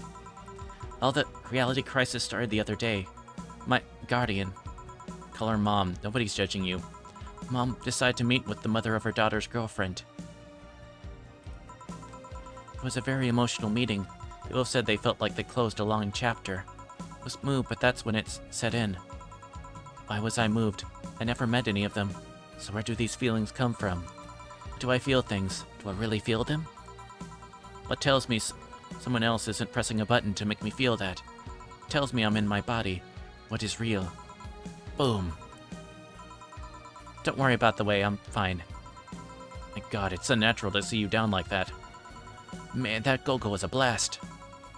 Don't you feel like talking a bit more with Dee Dee? Dee Dee is too much of a prick and Gogo is tired. Besides, I want to talk with the bartenders. Oh, crap. Well, I tried. Jill, I'll be in my office. Cute little girl cute little girl. Cam girl. Oh, fiddlesticks. What's your name, girl? I'm Dorothy Hayes at your service. Do you come here often? Are you hitting on me? Hey, Dorothy, I'm in the middle of a live stream. Do you want to participate? Sure, sounds fun. Okay, let's take a recommendation from you. What should I drink next? Try the Sugar Rush. Bartender, a Sugar Rush over here. Bartender. Sorry, what? Sugar Rush, please. Right. Shouldn't have skipped October's rent to buy that Wi-Fi router.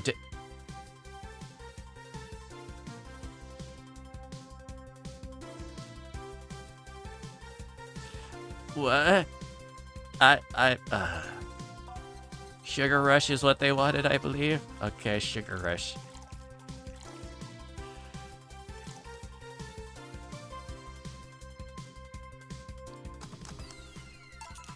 Here. Good choice, Dorothy. Yay! So what are you doing in my turf? Streaming Chen. Yes? No, I mean, that's what she calls herself. Man, that's a tacky name. Yeah, but it's my tacky name. Actually, that's not really my name. What's your real name, then? Behind Streaming Chen's awesome ass lies the humble Nicole Chen. Humble. Why not call yourself Streaming Chen? It's funny that you mention it. See, when I started, I called myself Nico Chen. I changed websites so the name felt a bit out of place, thus I became Streaming Chen. Everyone nicknamed me Streaming Chen, though, so I just went along with it. Oh yeah, I get it. At one point, I was gonna call myself Dolores Hayes, but then I realized the name was as subtle as a brick to the face. Anyway, I'm here because last time I came, I ended up with great fewer numbers than usual. Nico dee. Nico nee. So I wanted to treat my loyal audience again. Oh, I see. Well, you came to the right place, especially if you're looking for some comfy fun. Honey might seem harsh, but you just need to crack her shell. Shut up. See, you just need to say the right thing at the right time and she becomes a sweetheart. Quiet, you. Don't play hard to get, you know it's true. Hey, Stream Girl. That's me. I'll regret asking this, but don't you have a sponsor? It's weird that it's been this long without some advertisement. I have, but you see, the contract with them expired, so Marvin, the business guy or whatever, had to make a new one. He was gonna send the draft to his lawyer as it had a couple of additions, but... let's say he got too excited with my VR model and the contract became... unreadable. Oh, so he used the contract to... Yep. He cut into a pair of pants, rubbed it... Gabe! Calm down. Get the Gabe a squirt bottle. I mean, you'd expect certain principles to be upheld, even in the adult VR industry. I reported him and he got fired, but now they're looking for a new business person thing. Honestly, I think the paper cuts all over us are punishment enough. But I mean, why the contract? I don't mind it if he to an image of me, but the contract. That's money that you're soiling right there. I would have gone back on the deal were it not for the owner paying me a visit and apologizing profusely. Some people, seriously. Oh, paper. I've done enough crazed teacher fantasies to know they can be a problem. I don't think you need to have experience to understand that. That said, Gil's been grimacing for a full minute now. Don't mind me. Huh? But you know I like you, Dorothy. Why don't we celebrate with beers, my treat?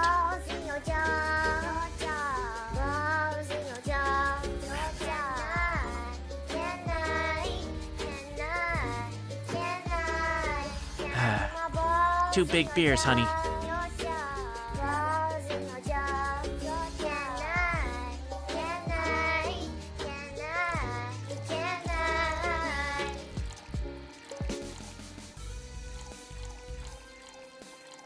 Three, 4, 5, 6.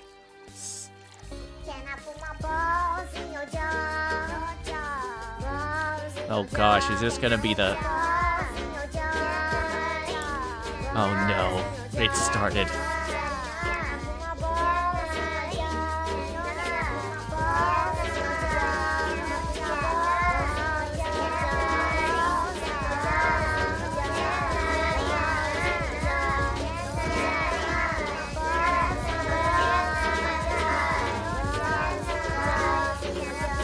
No, cannot.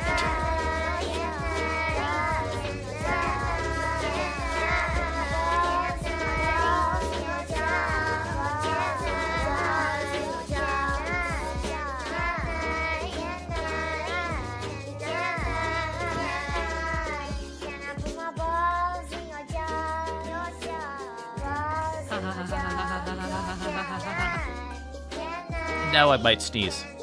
Hold on. Nope, okay. Thought I was gonna sneeze there. Okay, but I didn't. Here. Cheers! Cheers! Alright, I'm not feeling my tongue or my feet. Time to get lewd. Did I hear lewd? Do you have any stories? This will be a treat for my non-premium users. I once put a guy that insists on doing a jacuzzi. Didn't mind being at the premium time, so I started setting up the cameras. And man, was it a challenge. I was just gonna stream over the water. I want some underwater action too. What did you do with the bubbles and all? That was the least of the problem. We just turned the jets off. But not only did I have to make a makeshift underwater cover, also to keep in mind the heat. That message is, did I miss Baft? Oh gosh.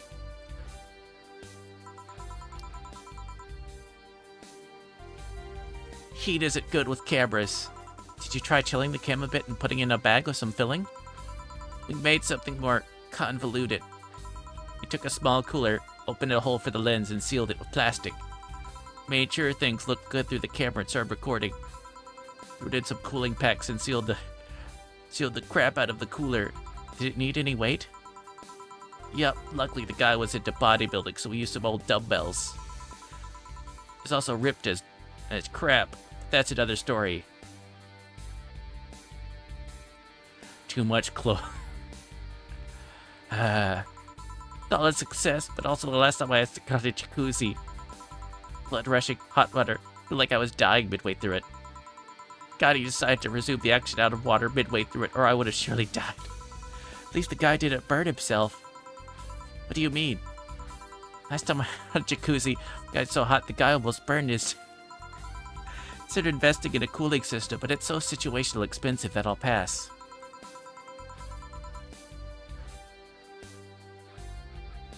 Besides, those cooling systems require too much maintenance. Wait, I think I should leave, but join me at Escapades for the rest of the night? Can I plug my services at the end of the night? Sure. Then count me in. I've got the perfect stories. Let us be on our way then. Goodbye, bartender. Bye, honey. Well, let's start the story. You see, there's this Mega Santa. Wait, seriously? They left. A pair made in hell. At least they look like they're having fun. That method of filming underwater sounded convoluted as a crap, though. I guess it's hard to keep a cool head when you're... We're done, boss. Man, don't you just feel great? In the same place? Hey, Jill. What's this? A bonus. Yeah, I got a taste of the kind of clients you deal with, and keep it up. Well, tomorrow's the big day, so get ready. That goes for both of you.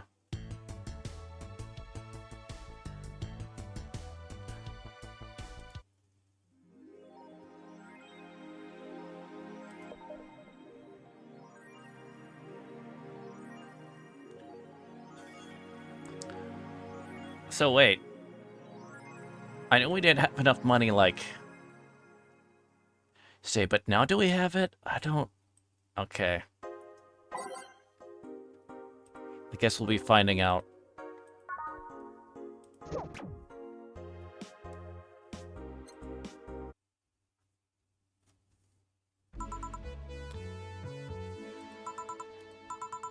Well, let's see. Neela's in the back getting everything ready. I'll go grab some food I've ordered. I'll only agree to work on New Year's if I went to pick it up myself. Are you alright? I'm scared. Yeah, but we'll show up at any minute. Relax, everything will be alright, I can assure you that. Drink something, maybe that will cheer you up. Maybe. I'll leave you for a bit, but keep your chin up. If you get through this, I'll give you, I don't know, a hug. Does that work? A hug? Big one, or a reward for after everything's said and done. Gotta go, you can do it. Right. Everything's fine. You've been avoiding this for all these years, now it's time to face it. Head on. Apply directly to the forehead. Head on. Apply directly to the forehead. Head on. Apply directly to the... Flashbacks. PTSD flashbacks. Annoying commercials. Okay. I'm good. I'm good. Yeah, everything's fine. Everything will be better after I talk to Gabby. Boss might even give me a hug. I'm okay. Hello. Gabby. Come in. Excuse me. Welcome to Hey! You talk first. No, well... Some days ago I got a letter. And even odder than getting a letter is the fact that it was from your sister. What? My sister sent you a letter? That's the first I've heard of it. What did it say? I don't know, I never opened it. At least, not until now. Huh? I figured I should read it with you. Yeah, let's do it. Let's read it. Alright then. Sorry. Just that? Yep. Isn't there anything else in the letter? Maybe on the back? This is just like your sister. Spent days worried about this letter, not wanting to open it for fear of what it might contain. I lost sleep and appetite thinking about it. After all those worries, after all these problems, all those years not talking to her, she sends me a letter. A letter of all things. And she just says, sorry. Sorry for what? For fight? For not talking all these years? Now I'm pissed. Are you laughing? Sorry, I just remembered all the times my sis provoked you that way. That time where she gave you chocolates labeled 1, 2, and 4 during Valentine's Day. And you were pissed about the lack of a 3. That time when you left an unopened beer bottle on the table, she sneakily opened it and took a sip. She didn't tell you she did it, and you're confused all day long. She always bragged she knew me like the back of her hand. The letter was supposed to piss me off like that. I guess she had all the rights to brag. Maybe she was being sincere, though. She did express to me that she was sorry on more than one occasion. She did, huh? You told me she died from localized nanomachine rejection, right? In her heart, yeah. Instead of the massive rejection that always makes the news, her case was more focused. They usually amputate or replace the part and call it a day, but organs are different. The condition made her susceptible to transplant rejections. Not to mention artificial hearts and genetic treatments were out of the question. Yup. Thing is, apparently she suffered that since she was 18, kept it a secret from everyone. Why? Hell if I know. I was angry to learn that she hid it. Why didn't she tell me? What, to avoid worrying me? She ashamed? What was it? Wait, how did she live so normally then?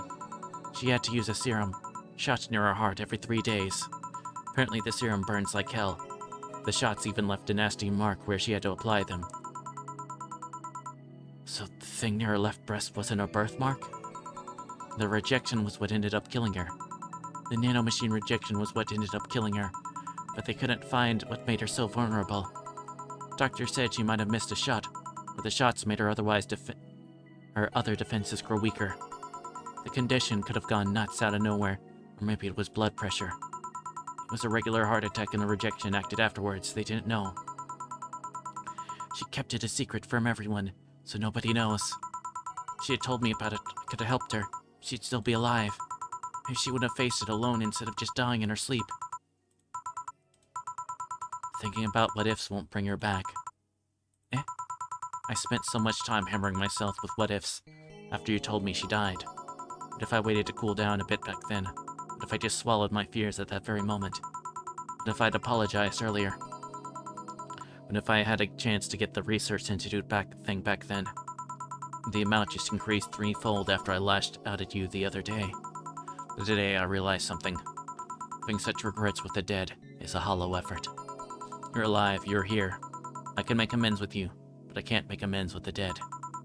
I can't apologize to her like I can apologize to you right now. Jill. Lenore, she's resting now. She's just resting after having that heart condition all these years. I have to face it all alone, though. If she only... So, let's celebrate her life and achievements. For her to mourn, let's mourn her together. For her to honor her, we'll do it together. Together?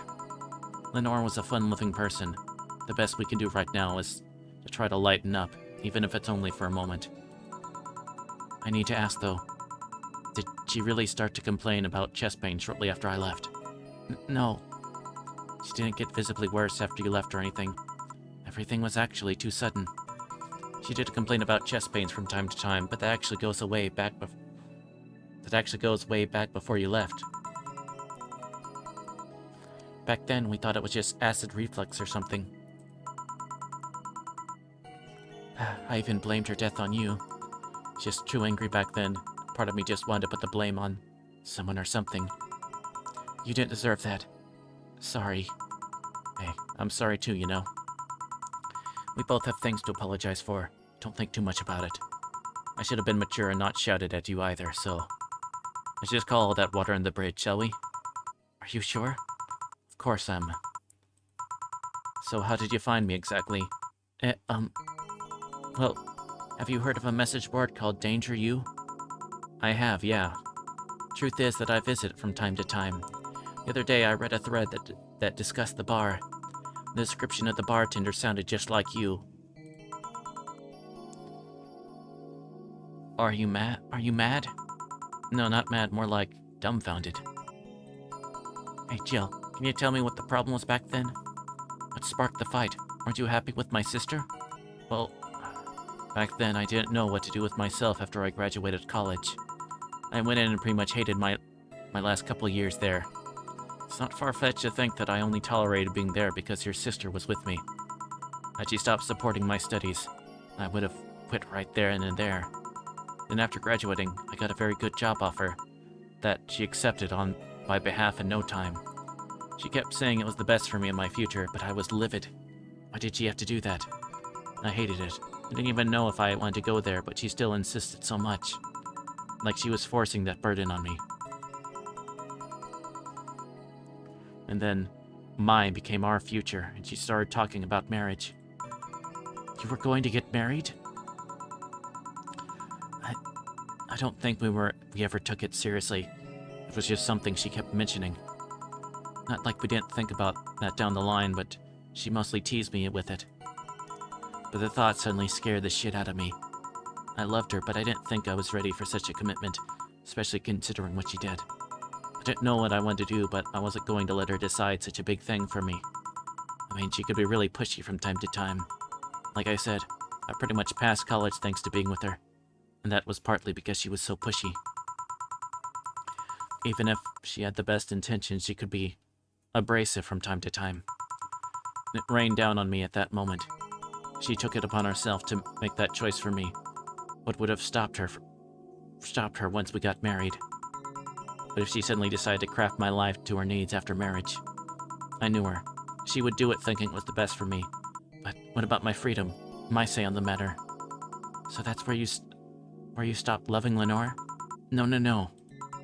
I never stopped loving her, which is why it hurt so much. But you have to understand, I didn't want to wake up 40 years old and working a job I hate. Just out of routine, getting used to it. I wanted a break from everything for a while to put my thoughts in order. Regroup myself, think carefully about what to do next. I can understand. I've sometimes felt the same, although I'm not even in college. So that's what led to you two fighting, huh? You know, the word fight makes it sound like we exchanged blows or something. It's all silly when I think back to it. Tragically silly.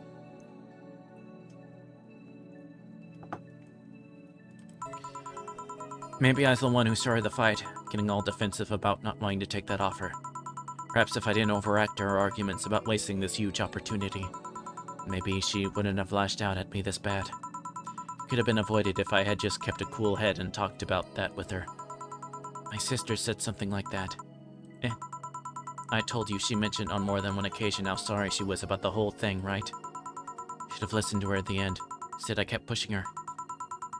I should have kept a cool head instead of letting my jealousy take the best of me. It was her offer, not mine. Should have stopped protecting myself so much into her. Something like that. Lenore. Hey, quite the hotheads, you, me, and Sis. You're supposed to be the mature one, you know. Play your role correctly. Hey, why didn't you come back, Jill?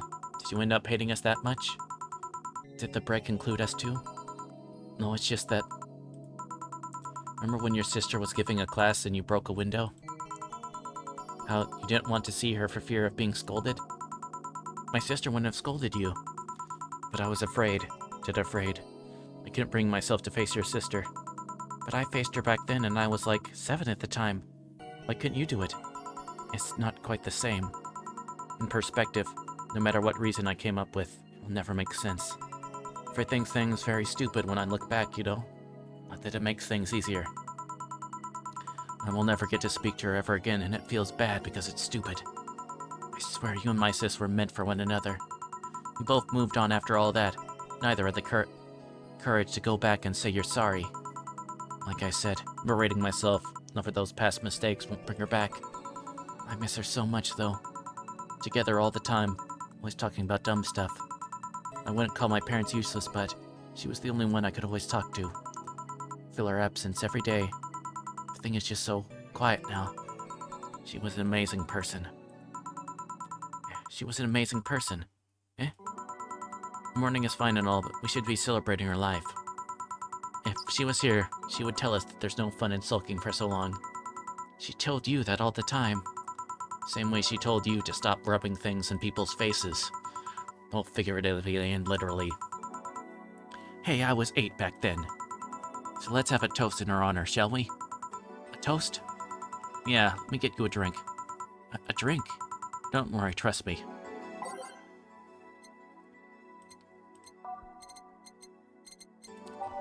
Okay. Sweet. Okay, Blue Fairy.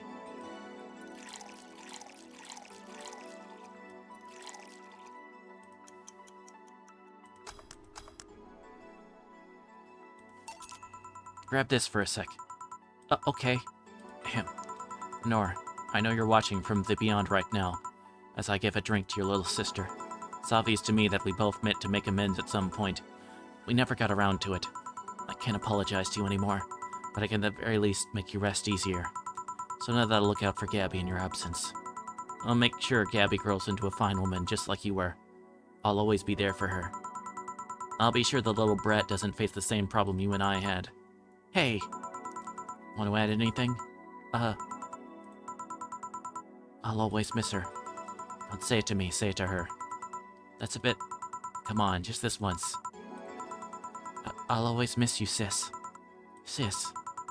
You idiot, why do you keep that secret for so long? Idiot, idiot. I always told you everything. Wasn't I enough? You idiot, idiot. Jill, promise me you won't be like that knucklehead. You won't keep stuff like that to yourself. Only if you promise the same to me. And promise me we won't fight. I can't do that. Eh?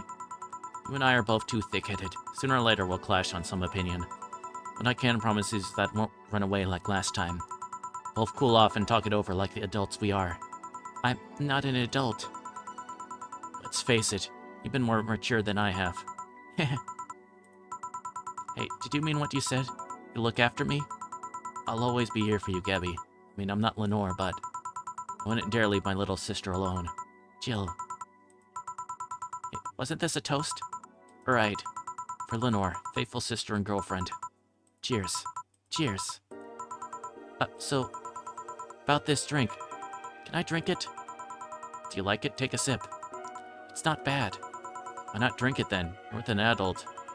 Might as well break the alcohol taboo here and now. Right. Now that I think back to it, didn't your sister give you beer once as a prank? Oh yeah, that. It was April's Fool's. I should have known better when she offered me apple soda. Put bubblegum on the soles of all her shoes in retaliation. She looked funny and my jaw hurt for the rest of the day. Yeah, but did you know you got my drink that time? Huh? She gave me a beer and it turned out to be apple soda. Did you get back at her? Well, I did hide all the tips in the house that night. Only found out how she knew how to use a cucumber. Oh my gosh. As a follow-up, she used that same cucumber in a salad days later. Oh gosh, no. Ugh. She said, so do you like eating me for...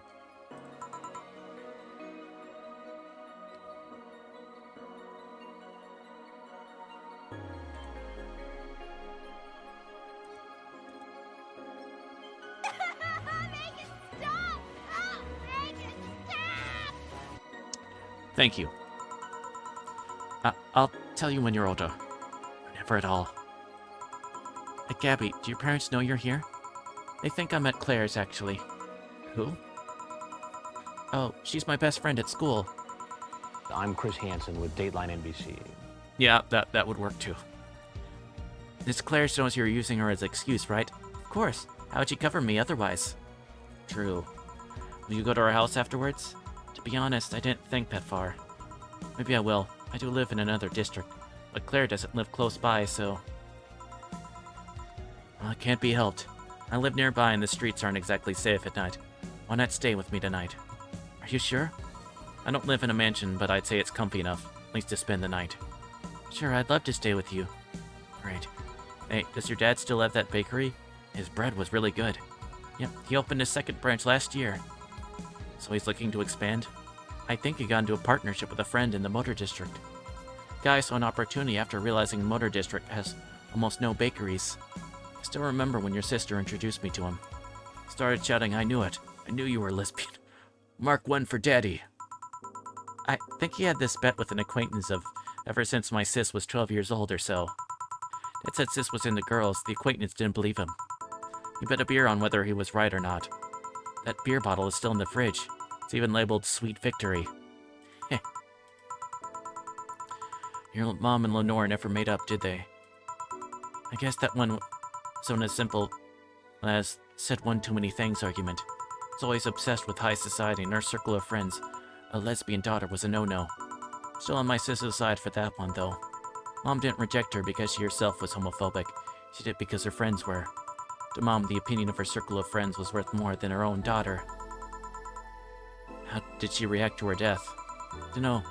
Mom and Dad broke up 2 years ago. They did?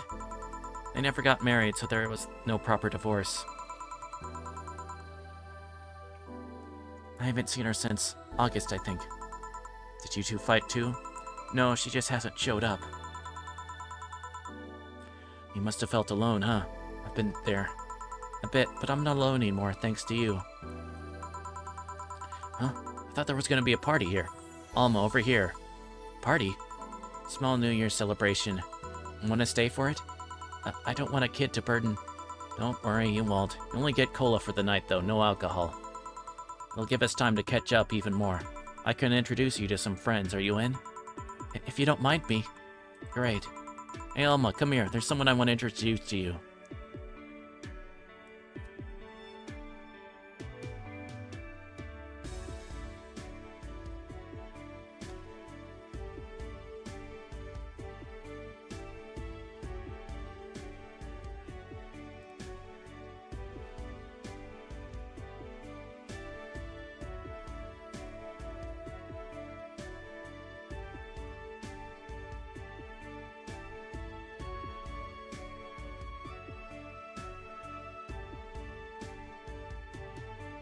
Yay!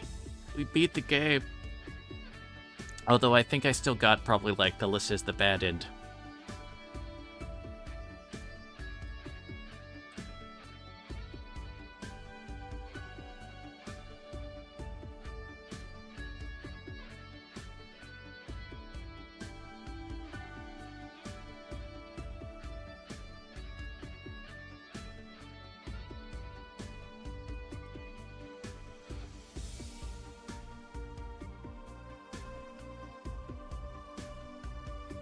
Hold on.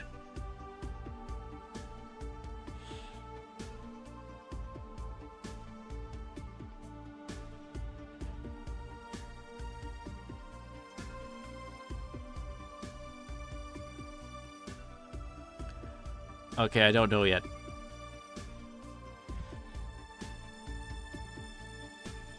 Oh, I sneezed again, though. Heh. Oh, gosh, that was close. Oh, almost sneezed right to the mic.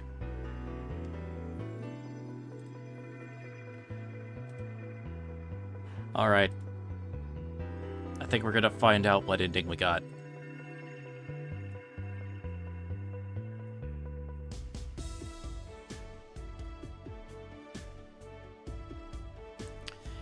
Do do do do do do do do do do do do. But I did enjoy this game, so whatever ending we get is whatever ending we get. Hopefully, I hope it's not the bad one. I mean, I got the money before the 31st. I thought the thing said 31st.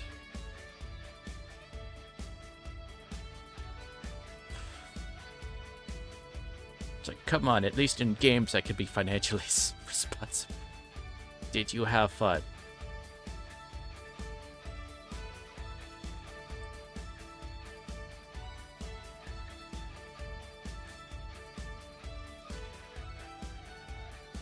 Yep, I also got to meet a cat boomer.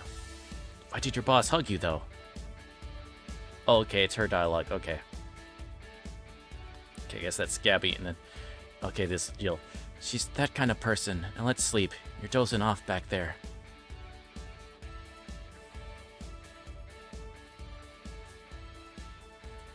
You're right.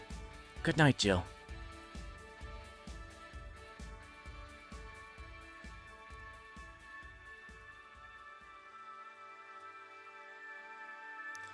We'll play some more tomorrow. Good night.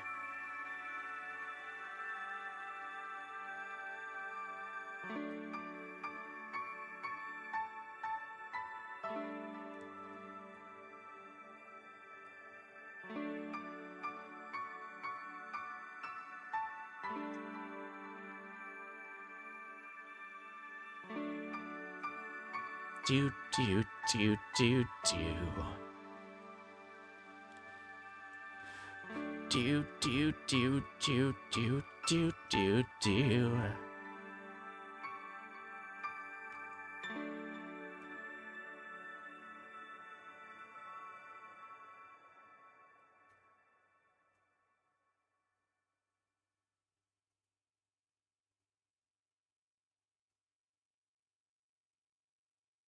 Wednesday, February 1st. Oh, crap. Crap. I think I'd be evicted. Ah, crap. They're pretty ruthless. They don't even allow you to skip 1 month. I was 2 months late already, actually. Jill, Jill. At least it wasn't because you spent too much money on useless stuff, right? Right? About that. Forget it, I don't want to hear. Let's go to sleep. Tomorrow you'll regroup and think what to do next. Yeah. Thanks for letting me stay here by the... your bed is huge. Queen size, considering I lived with a guy for at least 4 years. You can get lonely, but also really comfortable. Just like single life, I guess. If you don't mind sleeping with me, but there's not enough space for the futon in here. I haven't slept in a mattress for 2 years now. It can be good for your back. And bad for my morale. Anyways, good night. Nighty-night.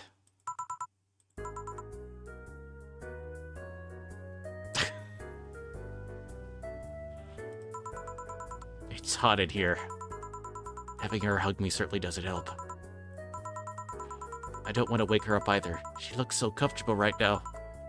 I wonder if Boss would have let me crash in her place. Oh well, let's just try to sleep a bit and... No, 4, go away. No, you piece of fur, don't you dare sleep on my face.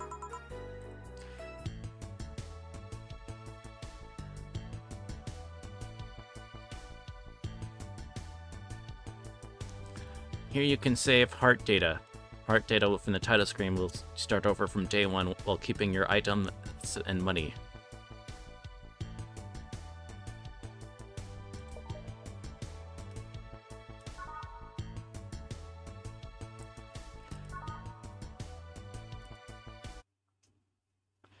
Okay, well, at least I know now if I do play through, I could do everything perfectly, which honestly, that makes... Anyway. I didn't think we'd finish tonight, and honestly. But I was like, once again, in this situation where it's like, I don't want to do like just a short thing, and then it's like, anyway. But end up being about. But I hope y'all enjoyed this venture in Valhalla. Well, with the game Valhalla. So yeah. Sorry I didn't get a better ending. At least it was the bad ending was still somewhat humorous. So, but yeah, feel free to pick up the game at some point, and then y'all can you know, find out the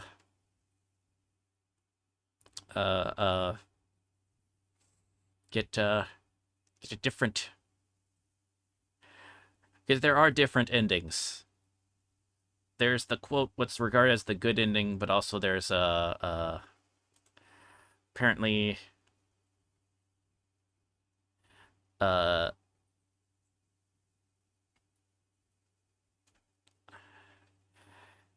there's a lot of like different options, stuff like that.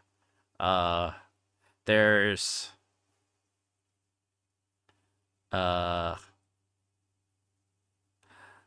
there's like 5 endings total. What's it? 1, 2, 3, 4, 5. Okay, no, 6 endings in total. So